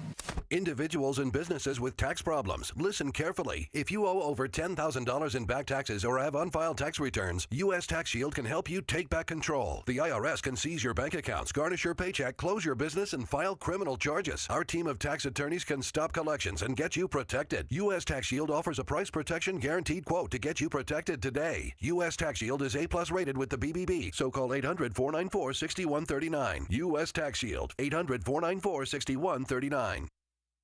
If you're like most people, you've had your fair share of financial questions. Questions like, can I afford my son's travel hockey team? What if my daughter doesn't get that soccer scholarship? Will I be able to enjoy golf in retirement? At Empower, we know these questions can be stressful. We're here to help answer your what ifs and empower what's next. Join 18 million Americans and take control of your financial future. Start today at empower.com. Where's your casino? Paul Gallant here. Good news, guys. With MyBookie, it can be on your couch, in your home office, the patio, at the kitchen island. It's wherever you want it to be. You can play real casino games on your phone, laptop, or desktop at mybookie.ag. Their online computer games include slots, table games, Texas Hold'em, and lots more. There are tons of cool games. Or enter the live casino with real, in-the-flesh dealers on the poker, blackjack, baccarat, and roulette tables. The live casino really is next level. And you're playing from wherever you want. Just go to mybookie.ag to get started. Click on bonuses to see all the great ways to turn your deposit into bonus cash, whether you're new to MyBookie or you want to reload as an existing customer. You can also refer a friend and get some bonus cash too with promo code BET975. Turn your space into your casino with mybookie.ag. Use promo code BET975. Bet anything, anytime, anywhere, only with mybookie.ag. Promo code BET975. Innovation has always been the hallmark of Pro Dunk basketball goals. Their latest invention is a game changer. Jeremy Branham here. Pro Dunk goals have been adjustable for years, allowing you to raise and lower the height of your goal, but now you can use their patent-pending Lightning Adjust feature to change the height 10 times faster. It's so easy and fun to do. Check out the new Lightning Adjust feature at ProDunk.com. The best basketball goals on the planet. ProDunk.com. Ladies and gentlemen, welcome aboard this Air France radio announcement. Our very best 90th anniversary fares have just landed. From now until February 21st, enjoy our very best prices during the Air France rendezvous and benefit from our 90 years of experience in design, comfort, and fine dining. Book your rendezvous with Paris with daily flights from Houston starting at $1,435 round trip, taxes included. Elegance is a journey. Air France. Round trip purchase required. Advertised fare not available on all flights. Additional restrictions apply. See terms and conditions at airfrance.us. Paid for by jackpot.com. You must be 18 or older to order a lottery ticket. Please play responsibly. If you or someone you know has a gambling problem, call 1-800-GAMBLER. Hello? Who is this? This is your fortune. My fortune. Your fortune. Listen, the Mega Millions jackpot is huge and getting bigger every day. You need to download the free jackpot.com lottery app right now and buy your official state lottery tickets right from your phone. Wait, I can buy lottery tickets right from my phone? It's easy. You just download the app, choose your favorite lottery game, pick your lucky numbers, and get your winnings instantly. I can do that right from my phone. With the jackpot.com lottery app, you can. Download the app right now and get a free lottery ticket with your first play. So don't wait. Your fortune is calling. The Mega Millions jackpot is huge and getting bigger every day. Download the free jackpot.com lottery app and buy lottery tickets on your phone. Plus, right now, get a free lottery ticket with your first play. Never miss another jackpot. Go to the App Store right now and search for the jackpot.com lottery app. That's jackpot.com lottery app. John Granato here with Robin Orlando from Houston Powder Coaters. Robin, a lot of pools are closing right now. So if you're in the HOA and you want to get your furniture or your fencing done, now's the time, right? This is the perfect opportunity because a lot of the residential inventory is going down. And so it's wide open for you to bring in your chases, your chairs, your tables, and we can get new slings, new straps, new powder coating. Send us your information and we'll get you an estimate on the spot. So listen up, HOAs. Houston Powder Coaters is here for you. But do it now because everybody waits and then it's going to be a madhouse in February. Yes, a lot of people want to wait till February and have it done within a month. And at that time, we have about 10,000 pieces we're trying to produce. So get it done now, reduce your stress, reduce our stress, and we'll all be happy. That's Robin Orlando from Houston Powder Coaters. HoustonPowderCoaters.com or give them a call, 281-676-3888.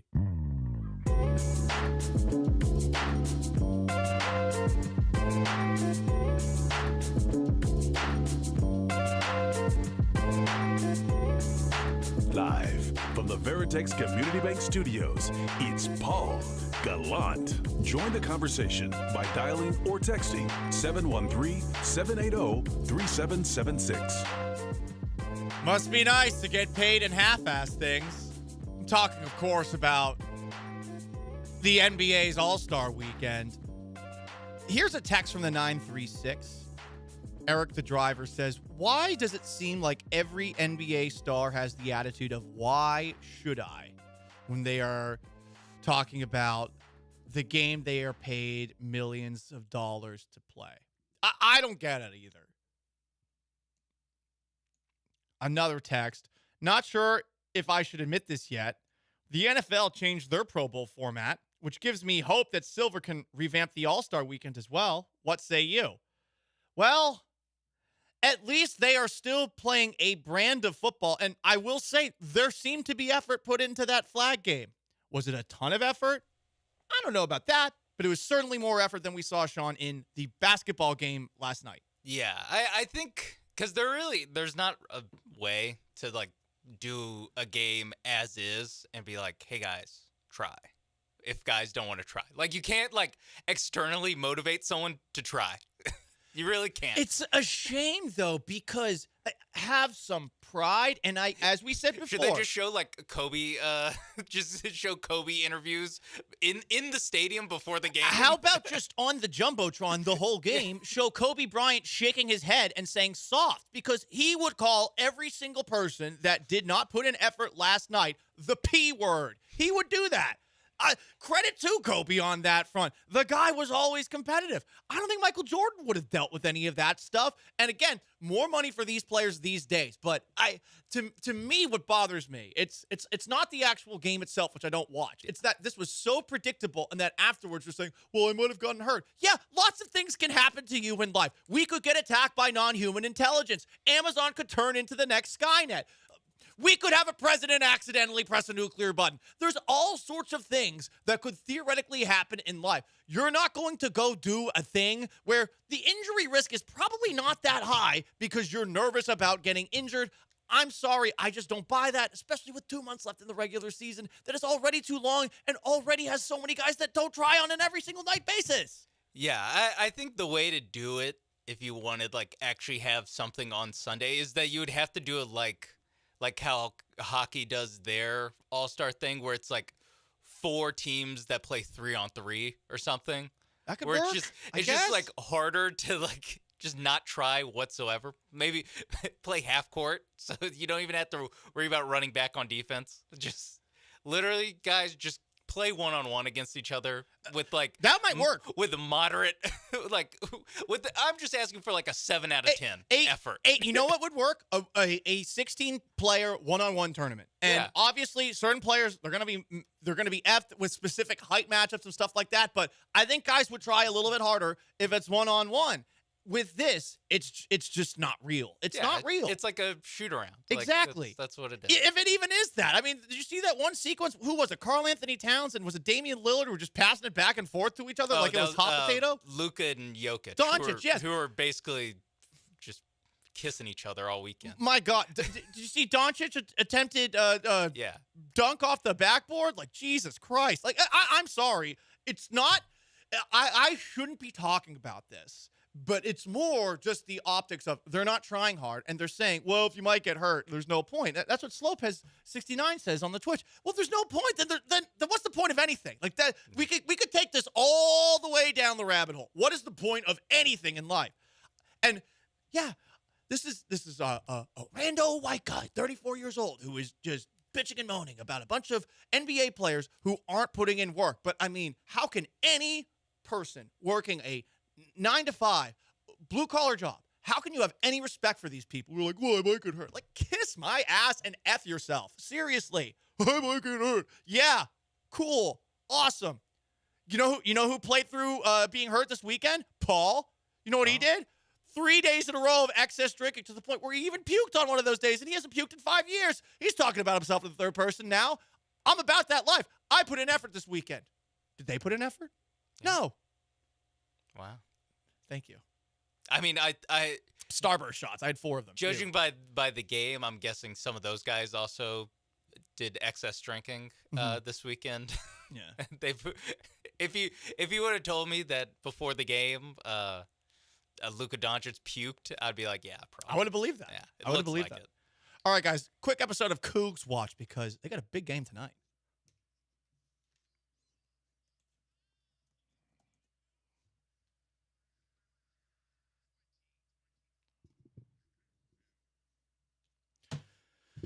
They smoked Texas 82-61 on Saturday. LJ Cryer had 6 threes, and they scored 26. Tonight they play Iowa State. It's just the second time that they are going to host a top 10 game at their actual facility because the game of the century between UCLA and Houston was played at the Astrodome. The last time that it was a top 10 matchup, it was Houston versus Alabama. I was thinking about going tonight, but I think I'm not going to go. I'm going to pretend I'm superstitious here because the Houston-Alabama game, Alabama won that one. So this top 10 matchup, I'm not going to show up. I thought about it, though. I wanted to go. Thank you for doing your part. You're welcome. You're welcome. You know? Yeah. Whose house? Shaw step there. Whose house? Your house is where you're watching the game. That's right. As the resident Coug of the station, because Jeremy Branham is paid by the Cougs. Yeah, like I do it voluntarily. in the pocket. Volunteer Cougs fan. Kelvin Sampson had a couple of funny lines, too, after the game. One, our culture doesn't transfer. It doesn't graduate, and it never leaves. Hell yeah. Some more, our program is built on roots. We water our roots every day. If you have a good team and have a good year, well, those are flowers. They come and go. It's built in those tough roots, and we keep watering them every year with these guys. I love it. Kelvin Sampson Calvinisms. Joseph Duarte is going to write a book about them someday. I'm looking forward to that if we get some more of that. We Love it. water our roots? Yeah, you got to water the roots. Aren't you a botanist? No. I grow a cilantro plant and a mint plant and a basil plant and a rosemary plant. Wow. All for cocktails. So there you go. And yeah, you got to water the roots. You know, put a little nitrous oxide and get a little bigger. Hey, speaking of college coaches, college basketball can be a tough watch. At least they're trying, but it can be a tough watch at times. The coaches are still the draw. The ones who are still left are still the draw. Here's what Rick Pitino had to say after a St. John's lost. We are so unathletic, we can't guard anybody without fouling. For me, I've always enjoyed the first year, and I'm not going to lie to you. This is the most unenjoyable experience of my lifetime. This has been so disappointing. It's a good group, he said, referring to his players. They try very hard. They're just not very tough. Wrapping it all up when asked about the facilities at St. John's, saying, do we have another word for poopy facilities? Yes, we do. But that's not the reason we're losing. Having poopy facilities, he used another word, has nothing to do with not guarding. Good for Rick Pitino. Back in the serious conversation, you know, because he's at at least a program that had history in St. John's. And here he is at the podium, like doing what you expect every college basketball coach to do, which is bitch about the youth. I like it. Yeah, it is fun just to have him back. I now I'm wondering what St. John's record is. Probably not good. Because probably like suboptimal, at least based off of what Pitino was expecting. Yeah, you have to hit C more when you look it up. Oh boy. Yeah, not good. Not good. But anyway, he's back. Yeah, and you know what? Year 2. Right now, he's watering the roots. They haven't started to blossom yet. Right, exactly. He's just watering. They're in the watering phase. And next year, hopefully, there will be some blossoms, but you might need some more fertilizer and mulch. They're 14-12 overall. What's the winning record? And 6-9 in conference. Nice. Yeah. How about that? Also, we had John Calipari getting salty with the media as well. College basketball coaches, they are the show. We need more bitching and moaning. Who would have thought that maybe Jim Boeheim needs to be back in college basketball? Some whiny old person that dumps on the youth all the time like he's Tom Izzo. Here's John Calipari actually sticking up for his guys. We're hoping to see something different. We have some people here that are there for a reason. We're going to make this out to be... Please just lead my players, let them be young and learn, and keep attacking me. I may be the worst in the country. Just attack me and leave these kids alone, okay? Thank you. And yes. I like it. I like the coaches bitching and moaning. It's great. I think Oklahoma State's coach was like, yeah, we're screwed. Recruiting in the NIL era sucks. There's not recruiting anymore. You're just throwing bags at people. I'm like, yeah, I agree. I like that they provide more entertainment before the NCAA tournament, because that's when I think most of us start watching college basketball. But before the NCAA tournament, yeah, it's just a lot of complaining by coaches. I do wonder, do they get like a memo to be like, all right, guys, week after the Super Bowl, we need a soundbite. Let's step it up. Yeah. You know, Izzo, do you have anything you want to get off your chest? We want to be this league too. And this is how we be this league, because the players don't get to talk. And you don't know who the players are. Yeah, the most famous college basketball player is Caitlin Clark. That is by very, very true. Wow. That is pretty sobering. But she's not great for Jay Williams, and I got to say, I respect the hell out of that Jay Williams take. The best men's college basketball player isn't great either. At least Caitlin Clark lost in the final. Right. Zach Edey lost to a 16th seed. I don't even know who that is. The Purdue big man. Oh. Who's going to win the back-to-back National Player of the Years. Purdue's good again. That's interesting. I know UConn is better than everybody. That's all I know. UConn is beating people by like 30 and like talking trash while running up the score. And I'm kind of like, damn it. Why did UConn?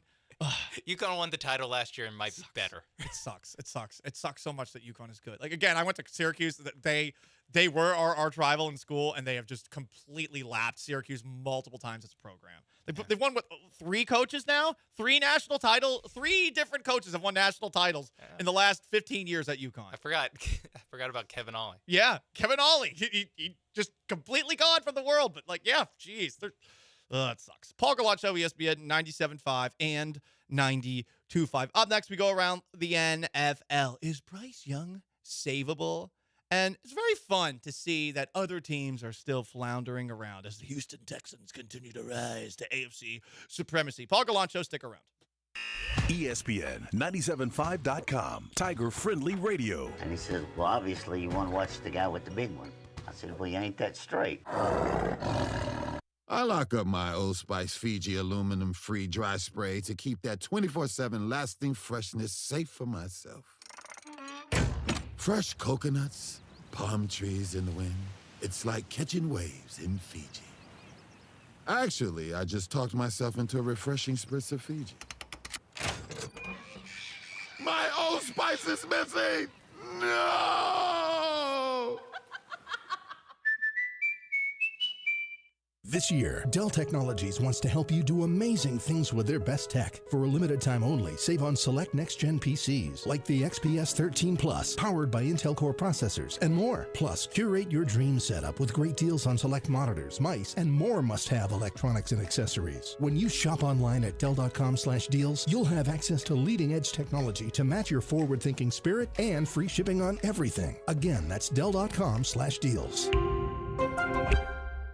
Hey guys, Lance Zerline here. Listen, the state of healthcare is always changing. The old ideas like steroids and surgery, they are no longer your only options, and frankly, they're not even your best options in many cases. Regenerative medicine at QC Kinetics is transforming lives with innovative, non-surgical, drug-free treatments that deliver lasting results. Knee pain, back pain, shoulder pain, hip pain from arthritis or injury. Well, don't let the pain keep you from living your best life. QC Kinetics' advanced state-of-the-art treatments harness and direct your body's natural ability to restore and repair damaged joint tissue. This is revolutionary, and it's a revolutionary approach that is going to give you long-lasting relief with no downtime. Make 2024 the year you reclaim your mobility, reclaim your independence, walk and run and play and live without the danger and trauma of surgery and without harmful drugs. Make sure and go to QCkinetics.com. 4 locations here in the Houston area. Get your consultation at QCkinetics.com.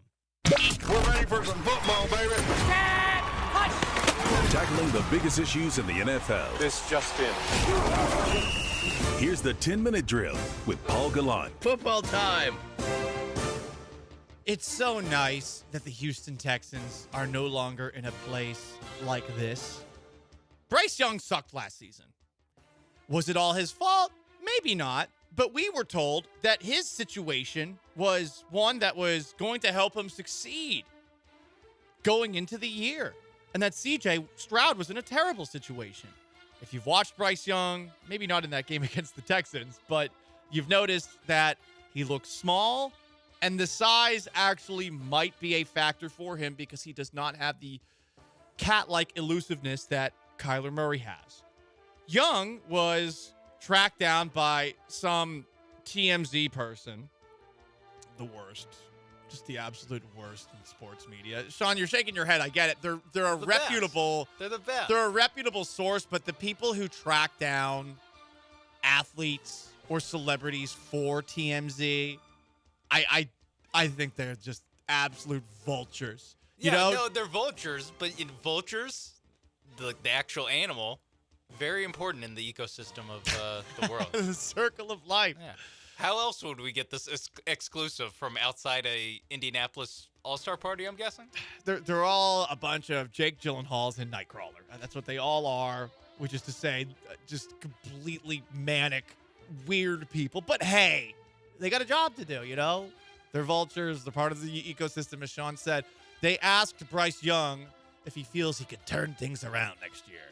You know, obviously this first year, you know, speed bumps, you know, learning curve, all that. And I'm sure, you know, you lived that. You know, you're the number one pick. So I gotta know, where's your head at? Where's your confidence at going into this next season after the rest? Yeah, you know, I feel like I've learned a lot. I feel like I've grown, and I'm definitely confident. And that comes from being able to play with the team that I have, being able to lean on my teammates, you know, getting a new coaching staff in. I'm excited to get to work with them.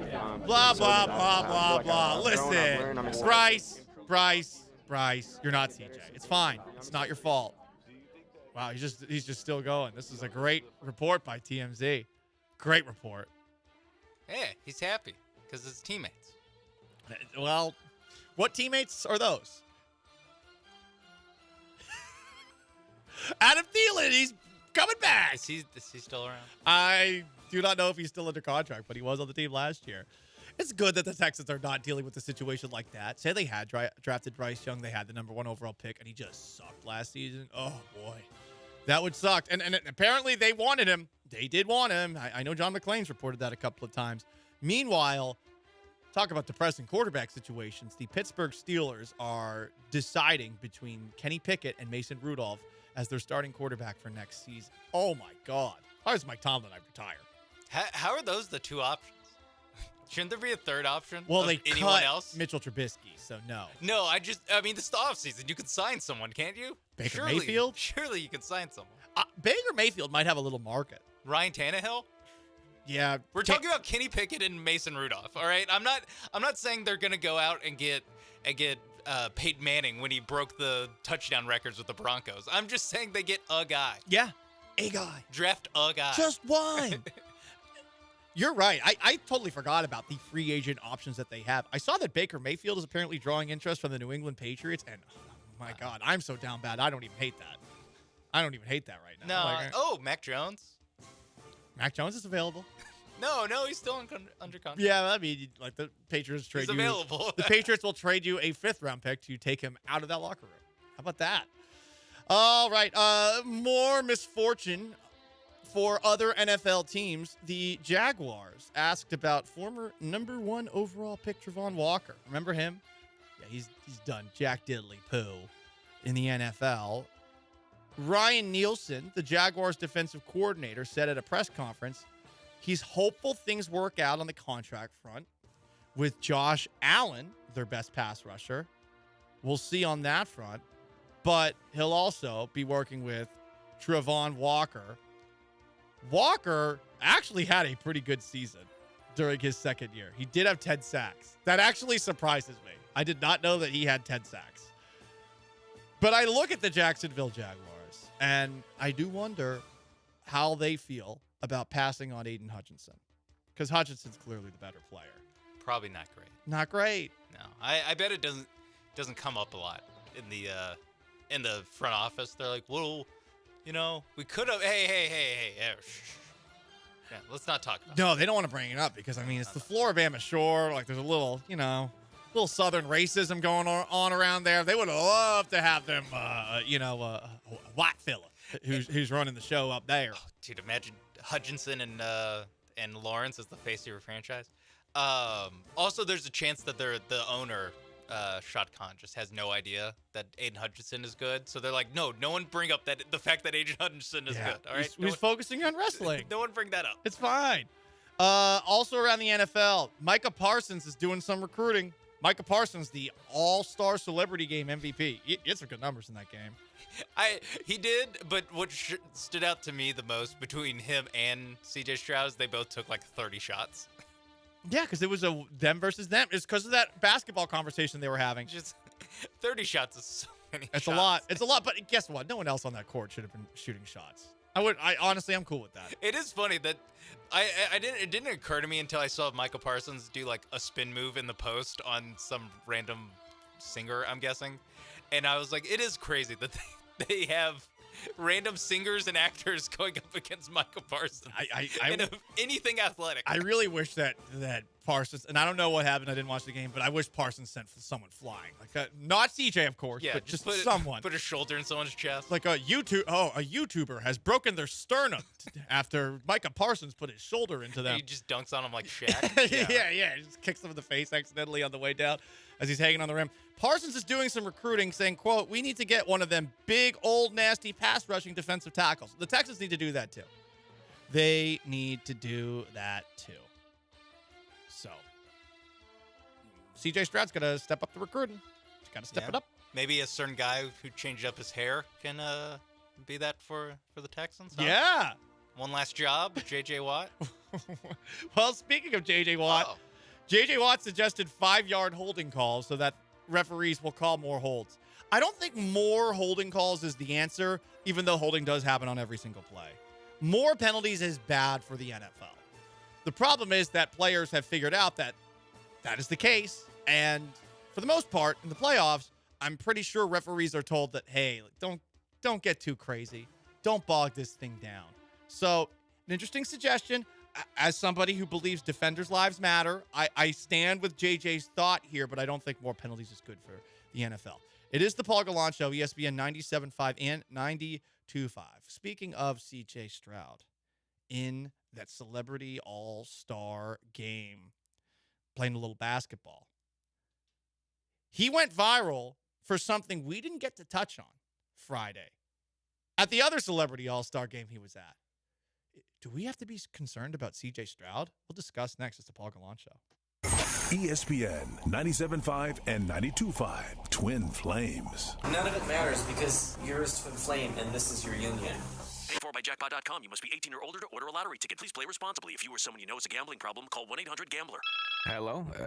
Who is this? This is your fortune. My fortune. Your fortune. Listen, the Mega Millions jackpot is huge and getting bigger every day. You need to download the free Jackpot.com lottery app right now and buy your official state lottery tickets right from your phone.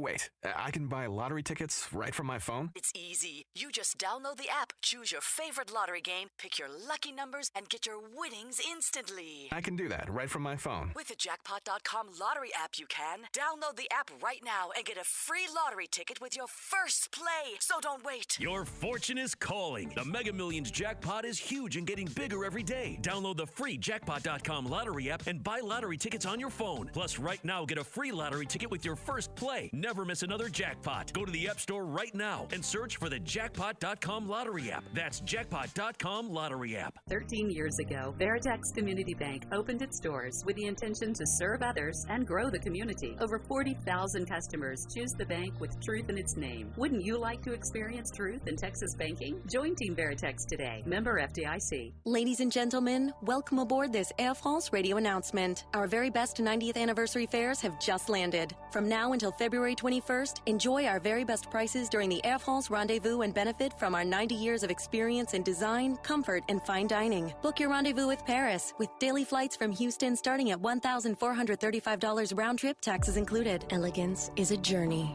Air France. Round trip purchase required. Advertised fare not available on all flights. Additional restrictions apply. See terms and conditions at airfrance.us. Hey, Houston. Nick of Nick's Place here. Have you fallen victim to TV remote ineptitude? Have you been at a sports bar and this has happened to you? Hey, would you mind putting on our local sports team and or college football game on the TV? And their response was, I'm sorry, but I have to get a manager because I don't know how to do it. Well, here at Nick's Place, our staff is trained on how to use a TV remote, and we will always be able to get the game on, no matter where you sit. That's right, NFL, NBA, NHL, MLB, soccer, even rugby, televised on 47 TVs, so you miss none of the action. Weekends, we open early for our soccer breakfast brunch, featuring $2 mimosas, and now the famous Bacon Tater Bloody Mary. Nick's is the perfect place for your alumni or Christmas party, and our kitchen is open daily till 1:30 in the morning. This is Nick's Place. We ain't fancy, but we're friendly. Been in business for 30 years. Come see why. I promise we won't disappoint. Come on out. Be part of the family. Nick's Place, Rocky Ridge and Westheimer. Hey, soccer fans, Glenn Davis here. Thank you for supporting Soccer Matters on ESPN 97.5, brought to you by our presenting sponsor, the Daspit Law Firm. Join me for the best in soccer talk or football talk every Tuesday at 7 Central. Get in zone, AutoZone. Welcome to AutoZone. What are you working on today? Brakes? We can save you 15% on that. We have OE quality Duralast brake pads and rotors in stock, ready for pickup or delivery. We also have calipers, brake fluid, tools, and anything else you'll need to do the job right. When you get Duralast pads and rotors together, you'll save 15%.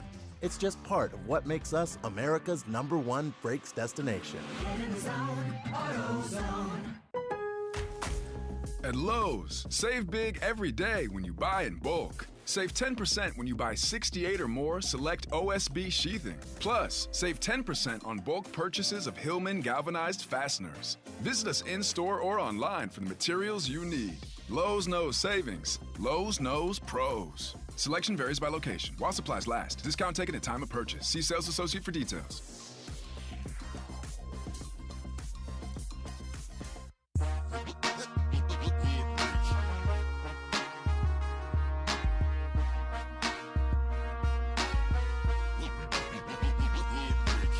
Welcome back to the Veritex Community Bank Studios. Here's your host, former Shorecrest Preparatory All-District Safety, Paul Gallant.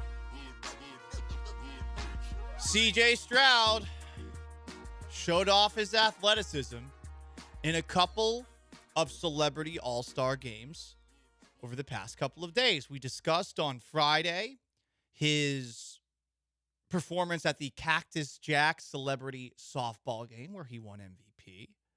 And he scored 31 points with 9 rebounds in a 191 loss in the NBA Celebrity All-Star Game.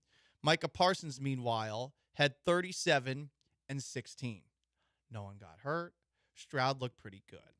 But CJ Stroud went viral over the weekend, not for any of his performances in those 2 games where he played pretty damn well. Even if he, as Sean said, maybe was being a little bit of a ball hog in the NBA celebrity game. It was just, they're running the offense.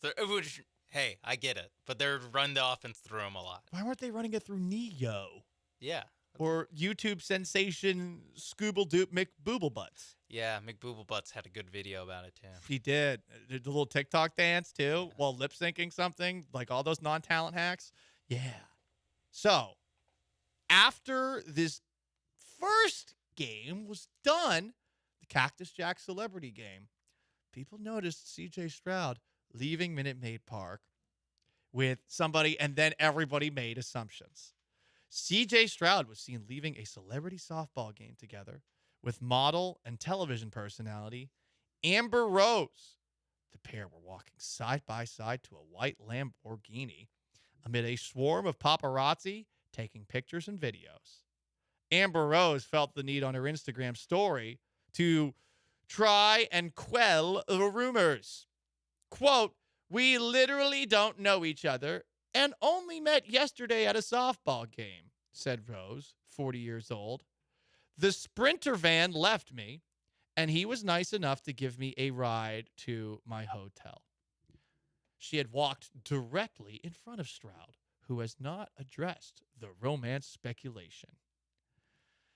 Okay, it is possible for an attractive, famous person to walk in front of another famous person and for those two to not necessarily be on their way to boinking, right?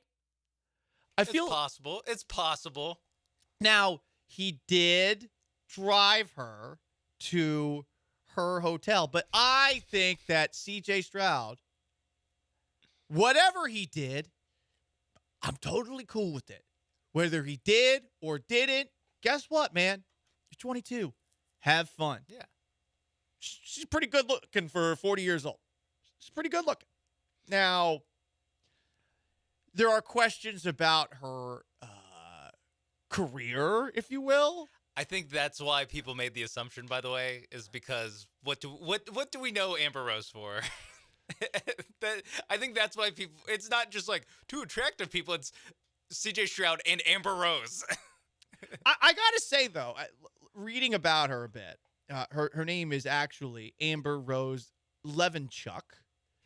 I can see why she dropped the last one. She dated Kanye for 2 years. In 2008, she dated Machine Gun Kelly. She dated NBA player Terrence Ross. She married Wiz Khalifa, had a son with him. A little bit more. I guess she had a child with Def Jam executive A.E. Edwards. Anthony Edwards? No, a different one. Okay. She says that she once dated a trans man. She said she's extremely open with her sexuality. I can be in love with a woman. I can be in love with a man. I find beauty in everybody. Oh, I didn't see this. She has dated 21 Savage. So, again, a lot of famous people that she has dated. I don't see anything wrong here. I don't. I don't think it's weird what we do when it comes to a woman who's getting around. I'm not somebody who cares about that stuff. If a man was doing it, there is a bit of a double standard on that front. Like Leonardo DiCaprio going off and finding his next 25, can't be 25, has to be younger. Like, we don't say a damn thing about that.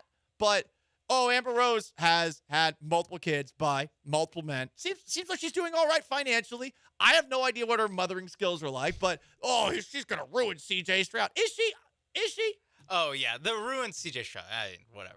I'm just saying that's why when you see her and a male athlete walk out of a event together and drop them off at themselves off at her hotel room, that's why everyone jumps to the conclusion. No one's like, I'm sure he's just giving her a ride, I'm sure CJ Stroud just, helping a lady out. Yeah. I think it's the history is what leads people to go, are they boinking? Because all we know Amber Rose for is who she's boinking? Yeah. I do think it's a little unfair. I get your point. Taking the next step to... Are they boinking? No, from their boinking, because I think that's a logical step. And then going to, this is going to ruin CJ Stroud. That's the part where I get off the train there. But I think it's perfectly logical to be like, someone who's famous for sleeping with famous people is walking around with famous person CJ Stroud, who is not in a relationship that we know of. Yeah, we don't know. We don't know what he's doing. We don't know.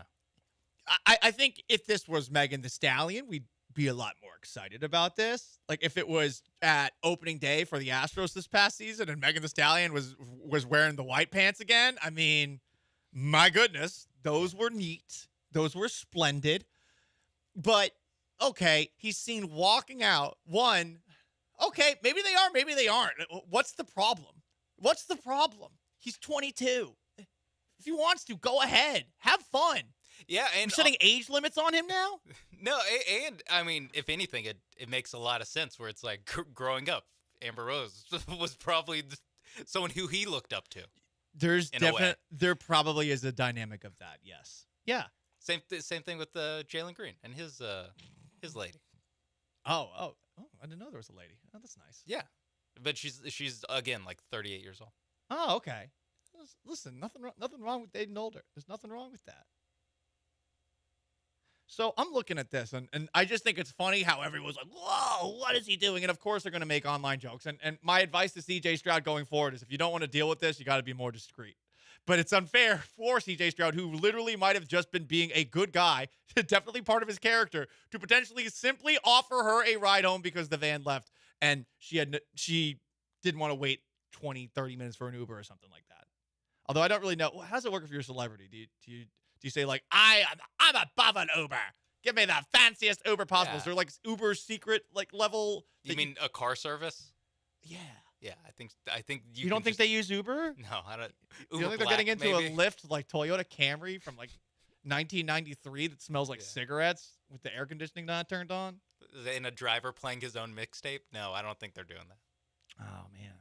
It would be really funny. Like, Amber Rose gets in the car. Oh, Mrs. Rose, I got a mixtape for you. Can you check out my demo? You like rap? I think she likes rap. Is that a fair assumption to make? Oh, boy. It's the Paul Gallant Show, ESPN 97.5 and 92.5. 713-780-3776 to call in, to text in. M First 18 comments. That guy was saying Cali girls over Houston girls all day, and he walks out with that troll. Listen, guys, you're making assumptions. You are making assumptions. That's a funny one to bring up, though. I will say that is a funny one to bring up. Am I off base here? Look. I don't know what she looks like recently. I know that back in the day, I was like, oh, wow, she's got a bod. The pictures that I saw of her at this Cactus Jack celebrity game, I mean, she looks like she's still throwing heat. I don't know. Maybe not my number one, but I'm running out of options. A little more age appropriate for me. If only you were there to give her a ride to her home. Yeah, if only. How would that have gone? Paul Gallant seen walking out. God. I mean, no. Paul Gallant is not. That would give me the ratings the boost. romance speculation. That would give me the ratings boost I need. That would be it. That's what we got to do to ensure the Paul Gallant show. We got to figure out a way for me to date a celebrity. Okay, like we tried applying to The Bachelor. We haven't heard anything back. I'm not sure they're going to put me on. I think I got too many gray hairs. I think I got too many. Start a little dyeing of it. I've been thinking about it. You know who's been telling me not to dye my hair? My mom. She's like, oh, everyone will be able to spot it a mile away. Everyone will know it's fake. And I'm like, thanks. I don't want that anxiety on me. As I potentially dye my hair. Paul Gallant Show, ESPN 97.5 and 92.5. 713-780-3776 to call. To text. Funny comment from CJ. Coming up next, let's talk about rebuilds. I saw something that I really liked out of Brevin Jordan, Houston Texans tight end, as far as the Texans next. And we got to talk about what I think is potentially a really big problem for the Houston Rockets that turned into a mess on Friday. Stick around, Paul Gallant Show. ESPN 97.5 and 92.5. You're one of us. I need you to become the man you were always meant to be. Not next year, not tomorrow. Do you want the most money for your used car and a hassle-free process? Give Me the VIN will beat your written CarMax offer or write you a check for $100. It's that simple. Give Me the VIN is fast, easy, reliable, and pays top dollar for your car. It's that simple. Give Me the VIN is A+ rated by the BBB. Get an instant cash offer and the most money for your used car right now at GiveMeTheVIN.com. America's best car buyer. Sell us your car.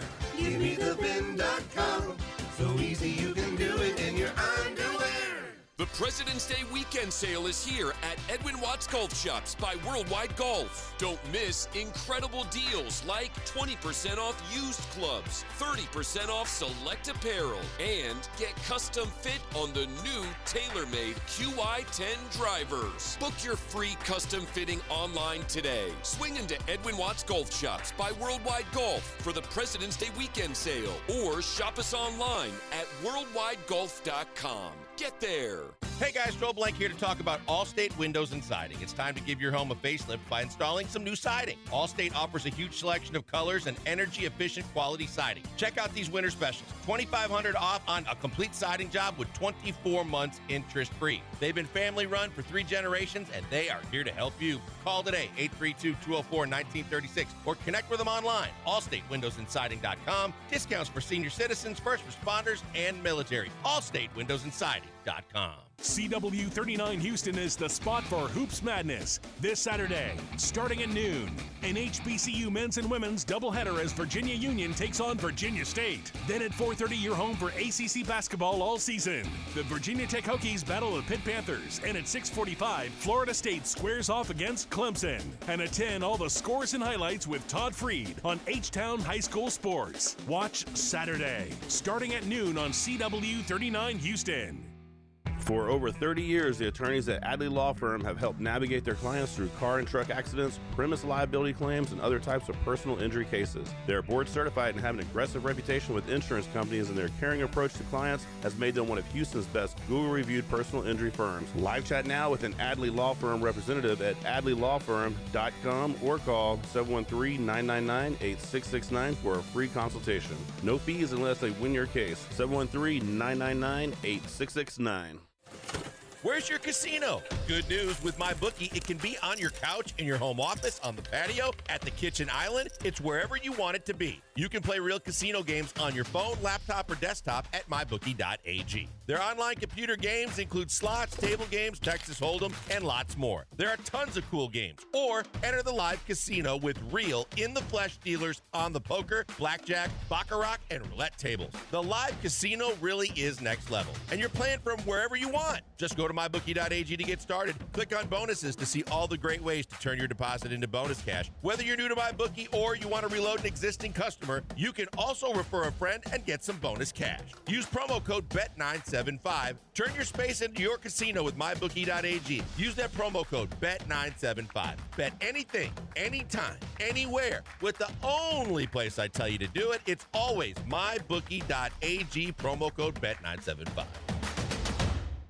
Hi, this is Harold Gunn. And this is Bill Olson. Texas Outdoor News is the longest running, most award-winning outdoor radio show in the state for a lot of good reasons. We bring you the latest news and information about hunting and fishing across our great state and beyond. And our guests are who's who from industry, government, and the field. Texas Outdoor News is brought to you by Ford Trucks and your best in Texas Ford dealers. Join us Saturday mornings at 6, Sunday at 7 on ESPN 97.5. ESPN 97.5 and ESPN 92.5. Brought to you by Zadak Jewelers, KFNC and KFNC HD2, Mont Bellevue, Houston.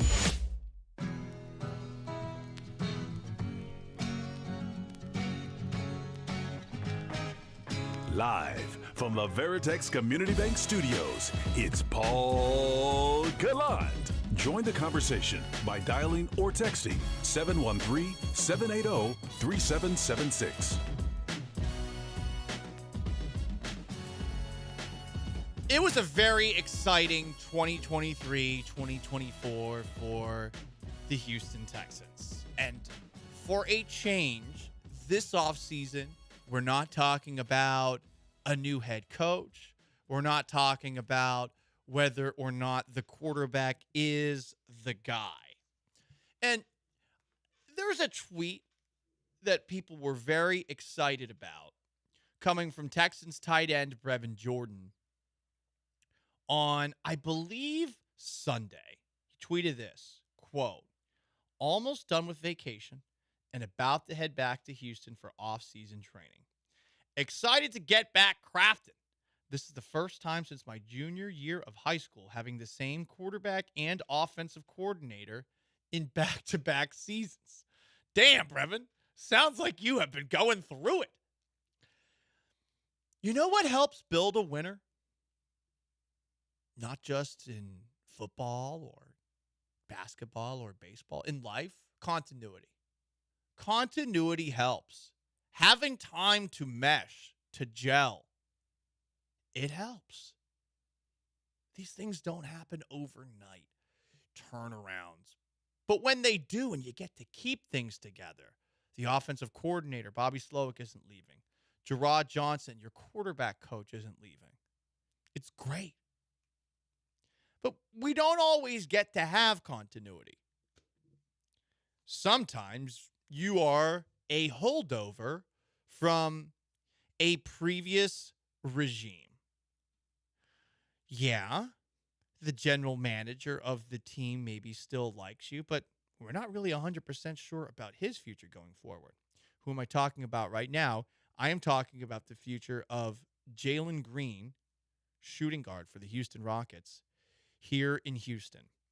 We discussed this past Friday, how Ime Udoka was heated after an embarrassing, arguably worst loss of the year loss to the completely undermanned Memphis Grizzlies to go into the All-Star break. And yeah, the Rockets are missing some guys too.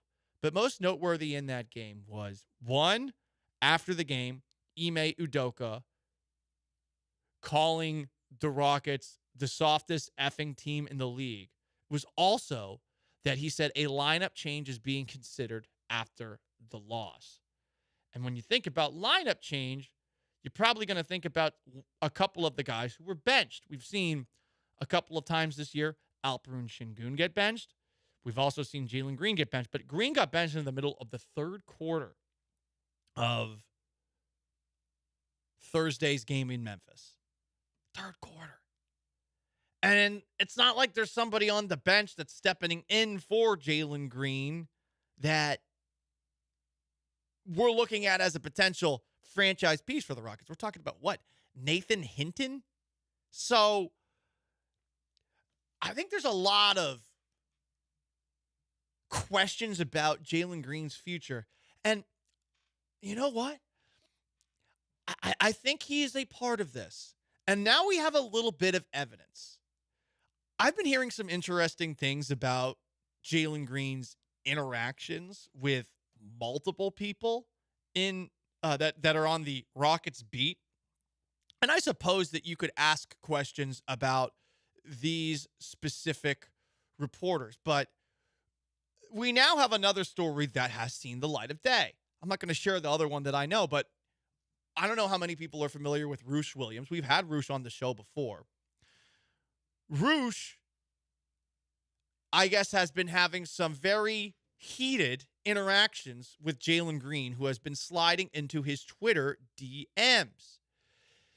So after this, I guess, quote from Ime Udoka about a potential lineup change for the Houston Rockets, Roosh did this, tweeting, "After the Sixers blew the Rockets out last month, Jalen Green very angrily told me, quote, I'm not being used properly, end quote, and, quote, I'm not no sixth man.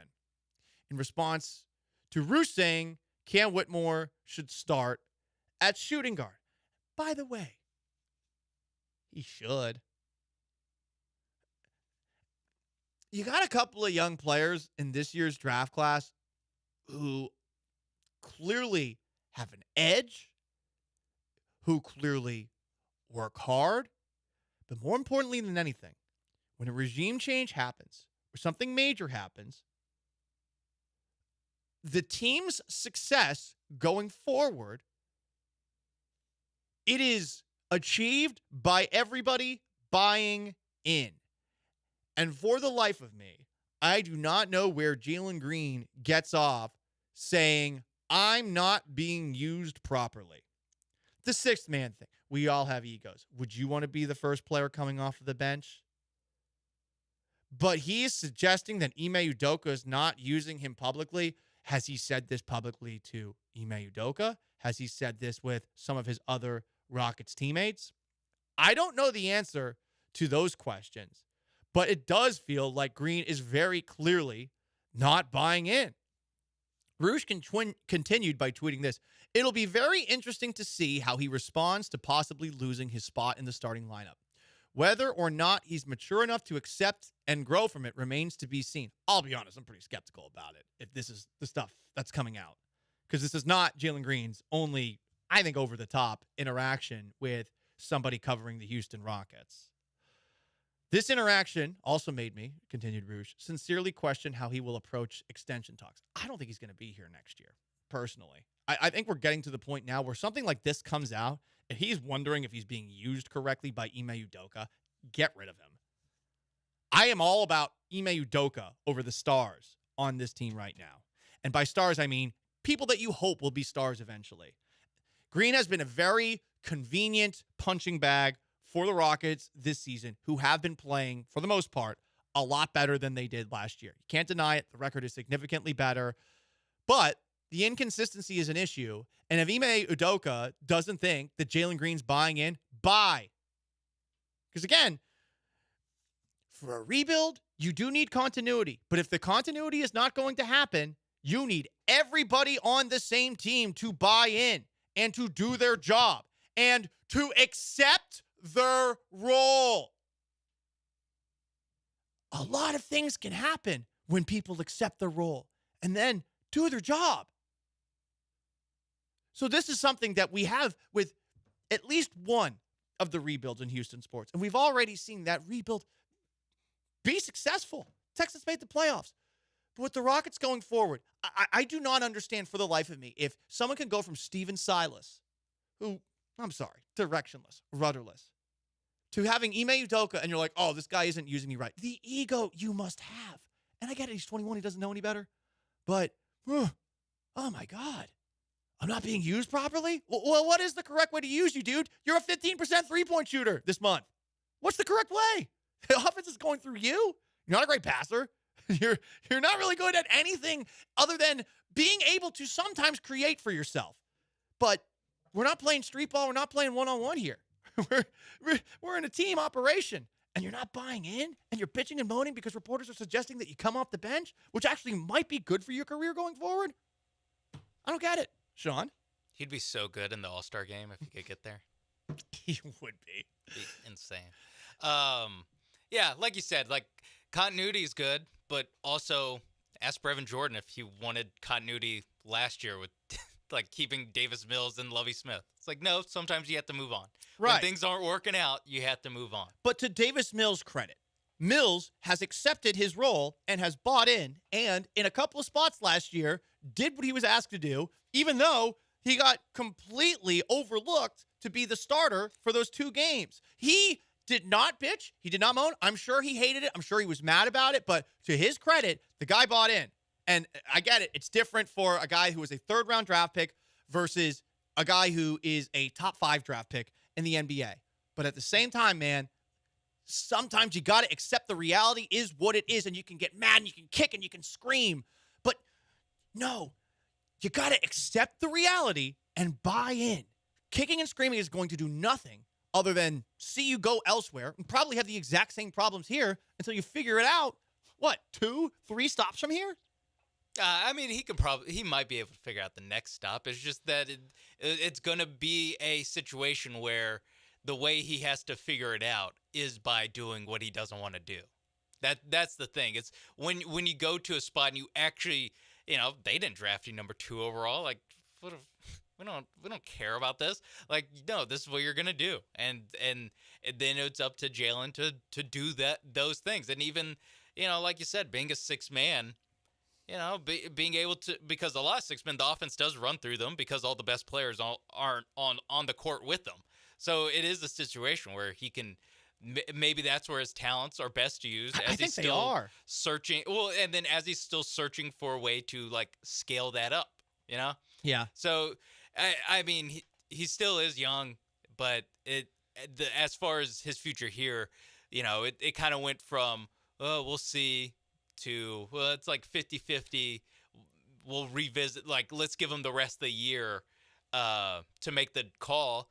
And now, 50-something games into the season, I feel like we're all ready to make the call. Yeah, and it's a shame that it has escalated this quickly, but a sign like this, it is a sign. And you can't say the Rockets are going to ignore this situation.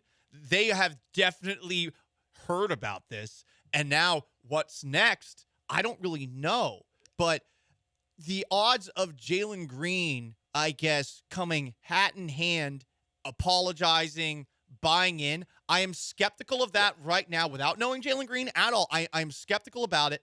And to your point, Sean, like, okay, maybe the next stop it figures it out. But right now, he sounds like a guy, just based off of this interaction that he had with Rouge, he sounds like a guy that's going to need another cold dose of reality, because if he's thinking right now, like, oh, the coach just doesn't know how to use me. Okay, so when you go to the next place, and are you going to be still saying the same thing, or are you going to look at yourself in the mirror? Yeah, and maybe getting traded is the thing that makes him look himself in the mirror, or not getting a max extension when his rookie deal comes up. Maybe that's what's going to push him. By the way, I have less problem with him being like, I'm not a 6 man, I'm not being used properly, because I think like 75% of the guys coming off the bench in the NBA think the exact same way, who are like under 30. They all are like, look, I've been the best player my entire life. I just need more opportunity. It's the fact that you're actually going into Roosh Williams DMs to say it. That's the part where I'm like, that's what gives me the most, like, I cannot bet on this man. And one more time, he has done this to another reporter. Like, he, in a way, like, he has responded to the criticism in I think unprofessional ways. That to me is the worst way, or is not the worst. Yeah, right. It's the worst part about this story is not what he actually says, is the fact that he's saying it in the way that he's choosing to say it. 100%. That is Sean Mapes Behind the Glass. I'm Paul Gallant. It's the Paul Gallant Show, ESPN 97.5 and 92.5. Up next. Okay, well, these 2 players might be available for the Houston Texans in free agency, at least for a moment, based off of just very difficult decisions on the horizon for their respective teams. First, though, let me tell you about my friends at mybookie.ag. So you can bet on all the sports, right?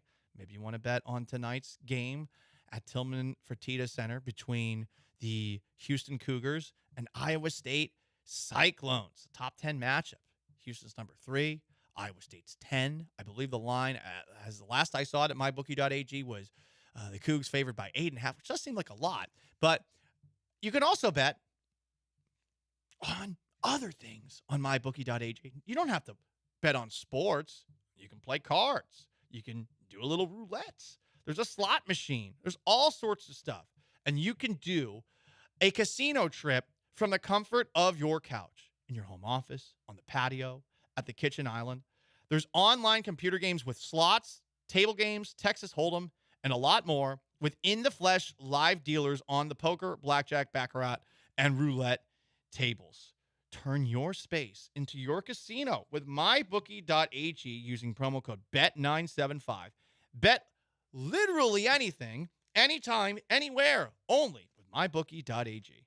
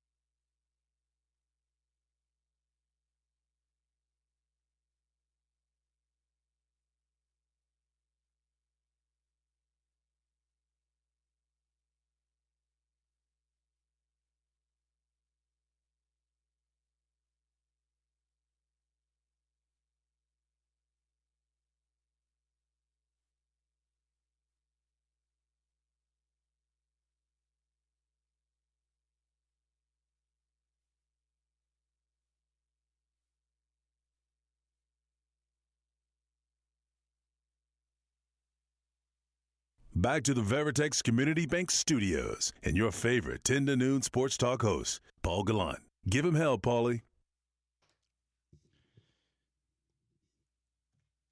We are hoping that the Houston Texans will make one splashy acquisition in free agency. It's only natural. not necessarily the smartest way to go about things. I would tell everybody that some of the teams that win free agency are regretting the contracts that they put on the books less than a year later. Two teams that I feel like always went big in free agency and it never did anything for them when they were the Redskins, the Commanders back in the day, and on top of that, the Miami Dolphins.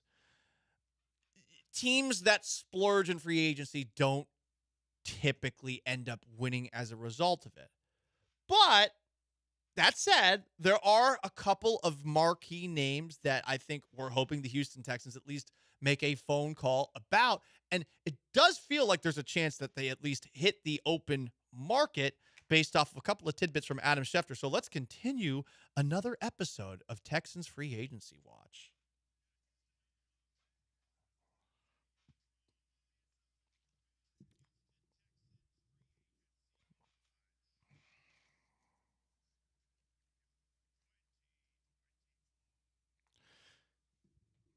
Swarm!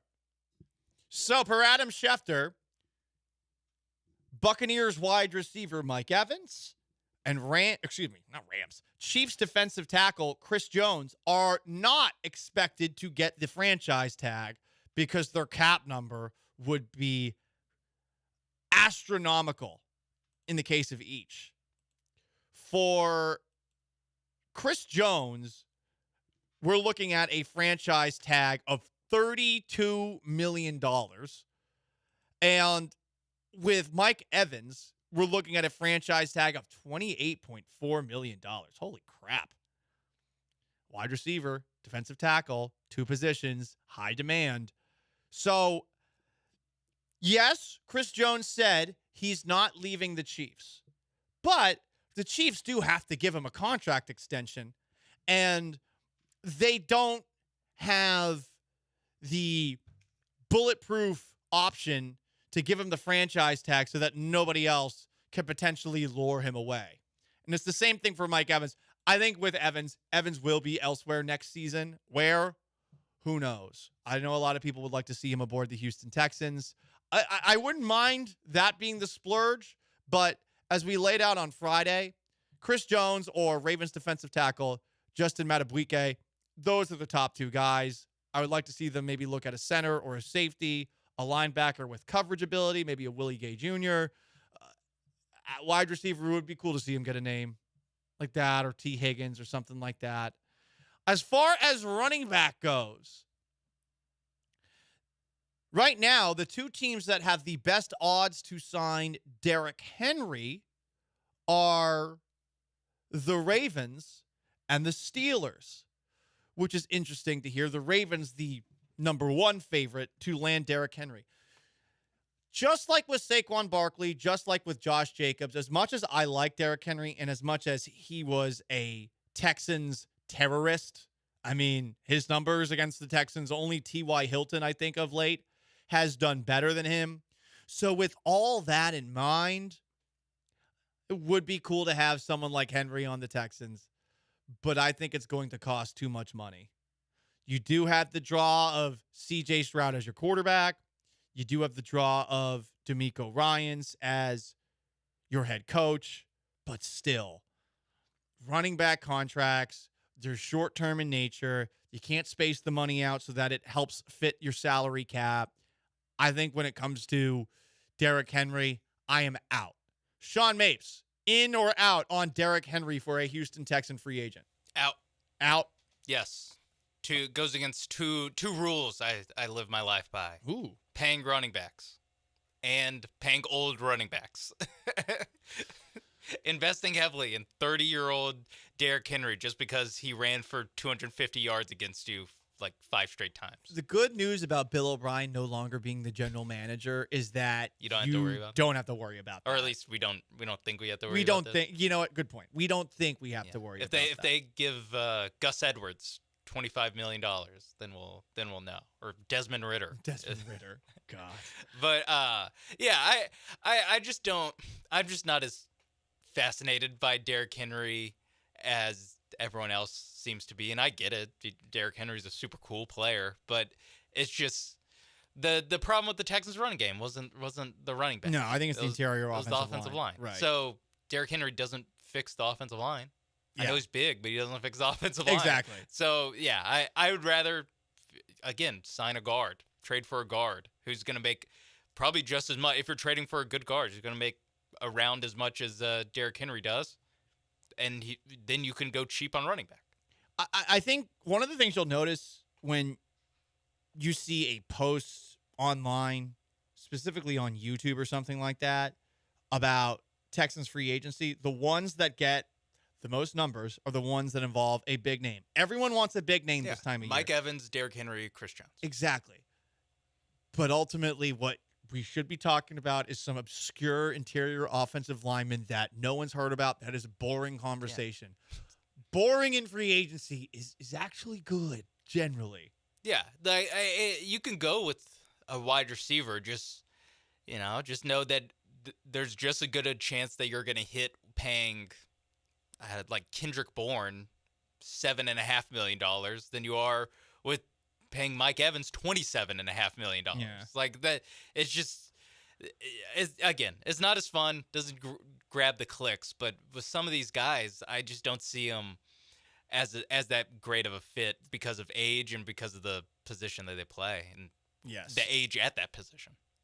One last possibility for the Houston Texans. Pro Football Focus drew up a random trade idea that would send Eagles linebacker Hassan Reddick to the Texans for a 2024 second-round pick. He is turning 30. I'm of the belief that we overrate draft picks and a late second round pick. You are more likely to get success with Hassan Reddick than you are with that late second round pick. At the same time, the problem is you'd also have to pay Hassan Reddick. Yeah. And you don't have Jonathan Grenard on the books right now. So this is not even a starter for me. Hassan Reddick, making a trade for him. I don't think that trading is something the Texans should be doing over the next couple of weeks for a player that's an established player, unless that person is already on the books for a couple of years. Yeah. I mean, if you like if the Texans like Hassan Reddick better than they like Jonathan Grenard, then that could be the move. But you're paying a second round pick to upgrade there and not save any money doing Correct. it. So that's what makes it hard. I'm not a big Hassan Reddick, guy. He's put up numbers, but I don't think of him as one of the best defensive players in the league. I think it's a little bit of he benefits from how good that entire Eagles front Right. is. There's so many good players on it. So him being here and being the A-lister or 1A, 1B with Will Anderson, it's a little bit different. So, yeah, I'm also not super interested in paying a second-round pick. He is Sean Mapes. I'm Paul Gallant. That is the latest episode of Texans Free Agency Watch. Up next, we heard from Alex Bregman. He has reported to Astros spring training in West Palm Beach. What did he have to say about his future in Houston? A couple other tidbits you'll hear on the other side. Stick around.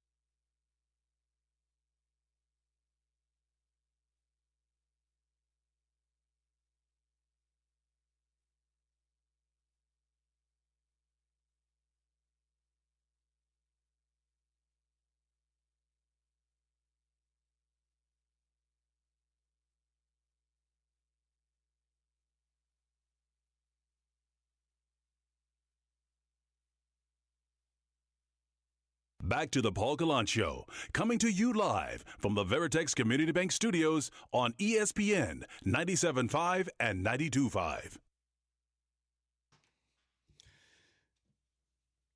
Happy Monday. I'm alive. You're alive. We're back in the grind. We're trying harder than the folks who were in the NBA All-Star game over the weekend. And we're focusing on the return of one of the greatest dynasties in recent sports history. Guys, Astros spring training is upon us, and we're getting closer and closer to the start of the regular season, so it's time to continue our countdown. Give me that bone!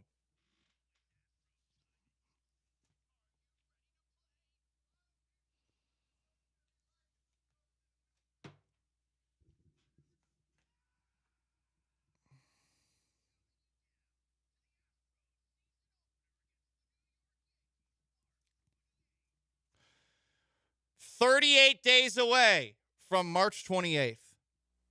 Tom Griffin. He is the Astro that we're talking about. The 4th overall pick in 1966, Griffin won 45 games in 8 years in Houston.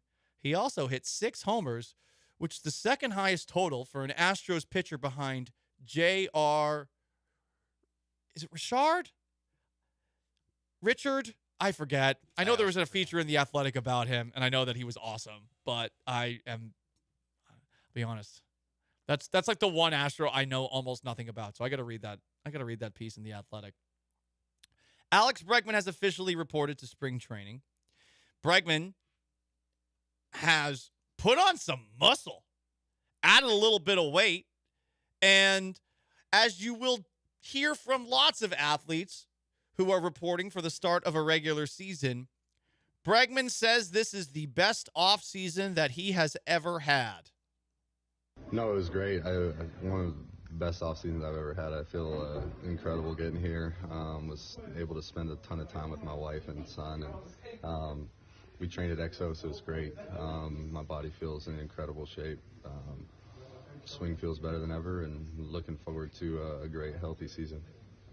He is expecting the best season he's ever had. He says he's in the best shape of his life, as you heard right there. His best year, 2019, a 101.5 OPS, 41 homers. He had 41, damn. 112 RBIs, 122 runs, 119 walks. Those are all his career highs. It's crazy to think that was 5 years ago, isn't it? It's nuts. I do like that coming in weighing 28 extra pounds, and I know that it's a good thing, but if you just told me like this guy came in 20 pounds heavier than he's ever been, I would be like, huh? Yeah. I know it's a contract year, so it's all muscle, 100% pure muscle. I would think so. But if he had just signed a contract and was 25, almost 30 pounds heavier, I'd be like, huh. Well, why didn't we have Astros Twitter sleuths analyzing his bod and the weight? Because you guys are all talking about how Framber Valdez lost a ton of weight, apparently, based off of, I don't really know. And on top of that, Christian Javier, too. Like, oh, wow, there's felt. They're wearing baseball jerseys. Could you really tell? Framber, you can tell because he had a little bit of a belly. Yeah, a little bit. And in the one picture, he doesn't have a belly. Bartolo Colon had a belly. Yeah, he also did steroids. Yeah, that's true. Forgot about that. It was after he stopped doing steroids. Alex Bregman was asked about his contract situation. Here is what the Astros third baseman had to say about any talks between he and Dana Brown / Jim Crane. We're listening to everything that the team has to say, and just letting Scott and the Astros do that together and handle that for me, so that way I could be fully focused on baseball, my teammates, winning, and the things that I love to do, playing ball for this great city. A lot of angst amongst fans. I'm sure you. I know you're on social media. You must see it. So. No. I've absolutely loved every single second here. Being able to put on this jersey has been an absolute honor, a dream come true for me as a kid. So, as when it comes to the contract, I just let Scott do that. That's why I have an attorney working for me. Just like all these guys have agents and attorneys. So, let them handle that, and yeah. Has the team made an offer? No, not yet. Last part, no offer. He expects one. Seems in pretty good spirits. Not bothered by it. Not annoyed by it. That's all you want. You just want the guy happy going into this season. I know some people believe that because he is, I guess, living also in Arizona this year. I don't know if he has multiple homes. He might. I'm assuming he does if he has a kid and he is a baseball player and is playing the majority of his games in Houston this coming season. But I'm not 100% sure how any of that stuff works. I do know, though, that Bregman sounded pretty happy there. And I loved hearing what Alex Bregman had to say about the contract that Jose Altuve got. Here he is. Altuve's an Astro for life. What was your reaction to that getting done? It's thrilled for him. I think we all know that there's going to be a statue outside of Minute Maid Park when he's done. I think he's the best player to ever put on this uniform. He's got 5 more years left to go, too. So, and that's how, I mean, there's been so many greats, too, with Bagwell, Biggio, Bergman, all the guys. But, I mean, just what Jose's been able to do and how clutch he's been and how big he's been in winning championships. I mean, he might be one of the best athletes in Houston history, if not the best. So just super thrilled for him, and what a teammate, too. The ultimate, the best guy, and super happy for him and Nina and the family. He is right. Bregman is the best Astro in history. Altuve. Did I say that? You said Bregman. Jeez. Brains all over the place today. Sorry. Altuve is the best Astro in team history. Heard that courtesy of Alex Bregman, and he is one of the best athletes in the city of this history. Hakeem Olajuwon is the only person that you could point to and say that he maybe had a better career here in Houston. Both have the equal amount of titles, but Altuve has made it 2 more. Basketball, a little bit less of a team game, more of an individual game than baseball, obviously. But I'm really curious to know if any other ex-Houston Astro would say that. Do you think that Jeff Bagwell would say Altuve's the best Astro of all time? Do you think Craig Biggio would say that? Or Lance Berkman, another name listed? Would Nolan Ryan say that? Who, of course, wasn't here that long. I wonder how many of the people we consider to be the best Astros ever would say right now, no ifs, ands, or buts about it, a fact that Altuve is the greatest Astro in history. I think most would say it. I think, right? Yeah. There's ego involved in something like this, but I feel like even if you're Jeff Bagwell or Craig Biggio, I think you have to admit it. Yeah, I mean, I think you do, but I don't know if they have. Now I just want to, Jeff, one question. Who is the greatest Astro of all time? Open. So he doesn't have to say himself. He also can't say Altuve. I think if you ask it like that, he'll dance around it and not actually give you a direct answer. Do you think you're better than Jose Altuve? That won't get a best. I think is Jose Altuve the best Astro of all time? Okay. Yes or no? I mean, yes for me, but I'm not Jeff Bagwell.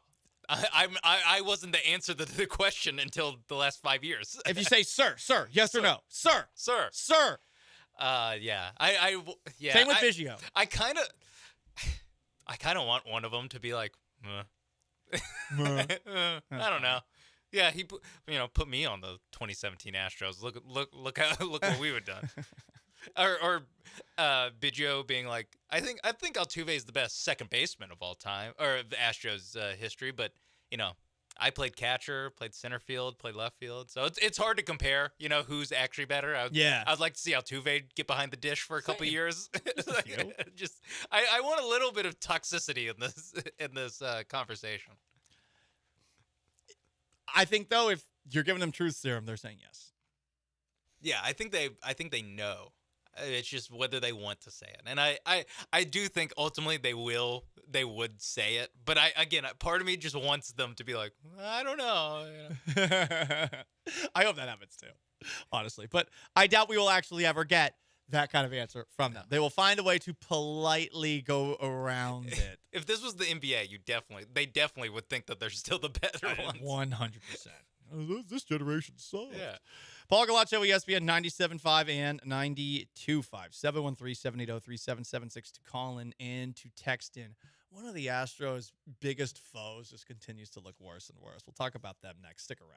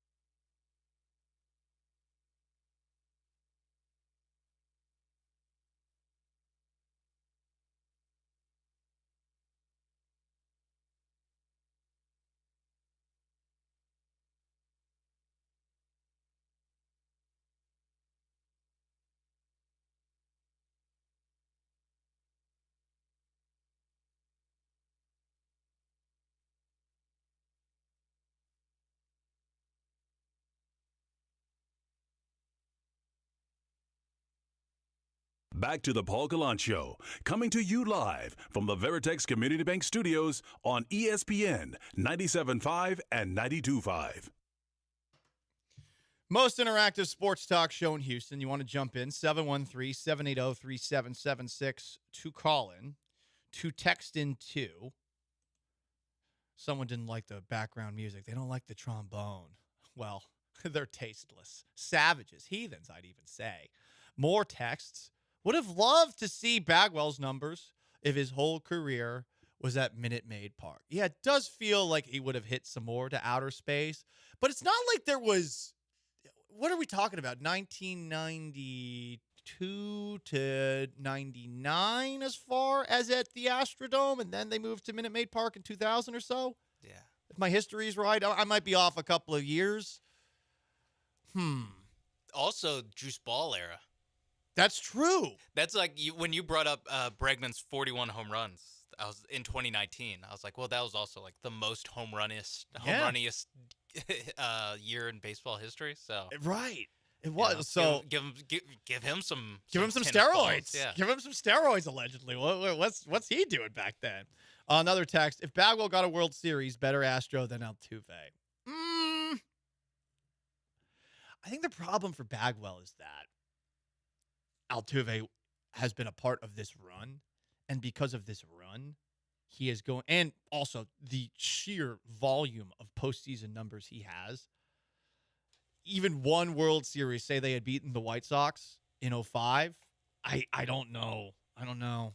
Yeah, I mean, baseball is the least, like, rings argument. Like, sport is the one where you don't have to, like, just default to that. But I think it'd be interesting. I think it would obviously be a closer conversation. I think it would be more interesting because you would assume that he would have some heroic moments in a postseason run if they, in a World Series run if they had made one. But no, I think ultimately, like, not just the amount of things that Altuve's done in the playoffs, because some of that is just making it every single year, and there's more rounds now. Although I don't think the Astros have ever played in an extra round. Oh no, in 2020 they had to play in an extra round. Yeah. Right. Other than that, it's just ALDS, ALCS, World Series. But he does have moments in the postseason that Jeff Bagwell just doesn't have. He doesn't. I think it sucks for Jeff. I think that's right. what it comes down to. Same. It's just the actual walk-offs and stuff. Yeah, the walk-offs in particular. More so than more home runs and postseason history. It's actually just the walk-offs. Right. 2 of them.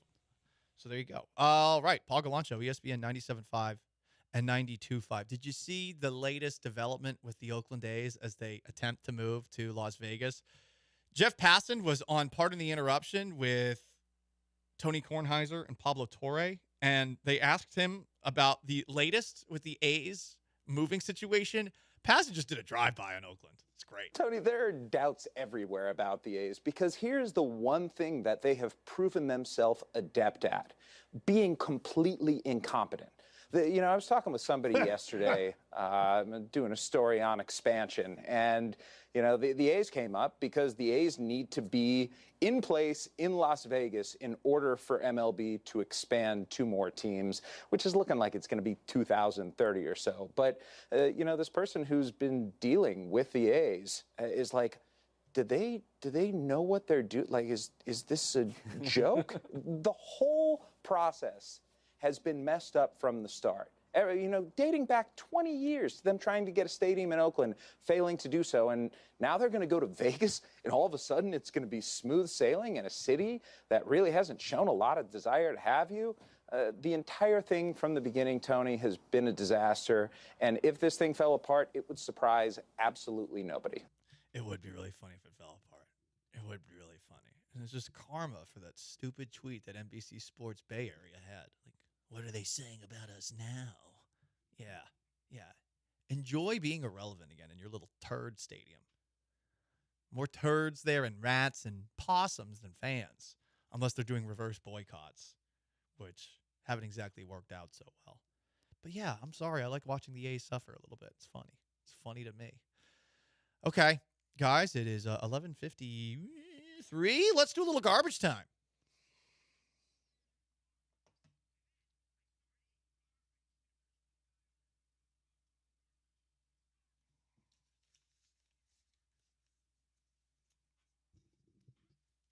Hey, guys! Donald Trump's got sneakers! Did you see them? Did you see them? Oh, there's a little gold on them. They basically look like high-top Converses that are gold.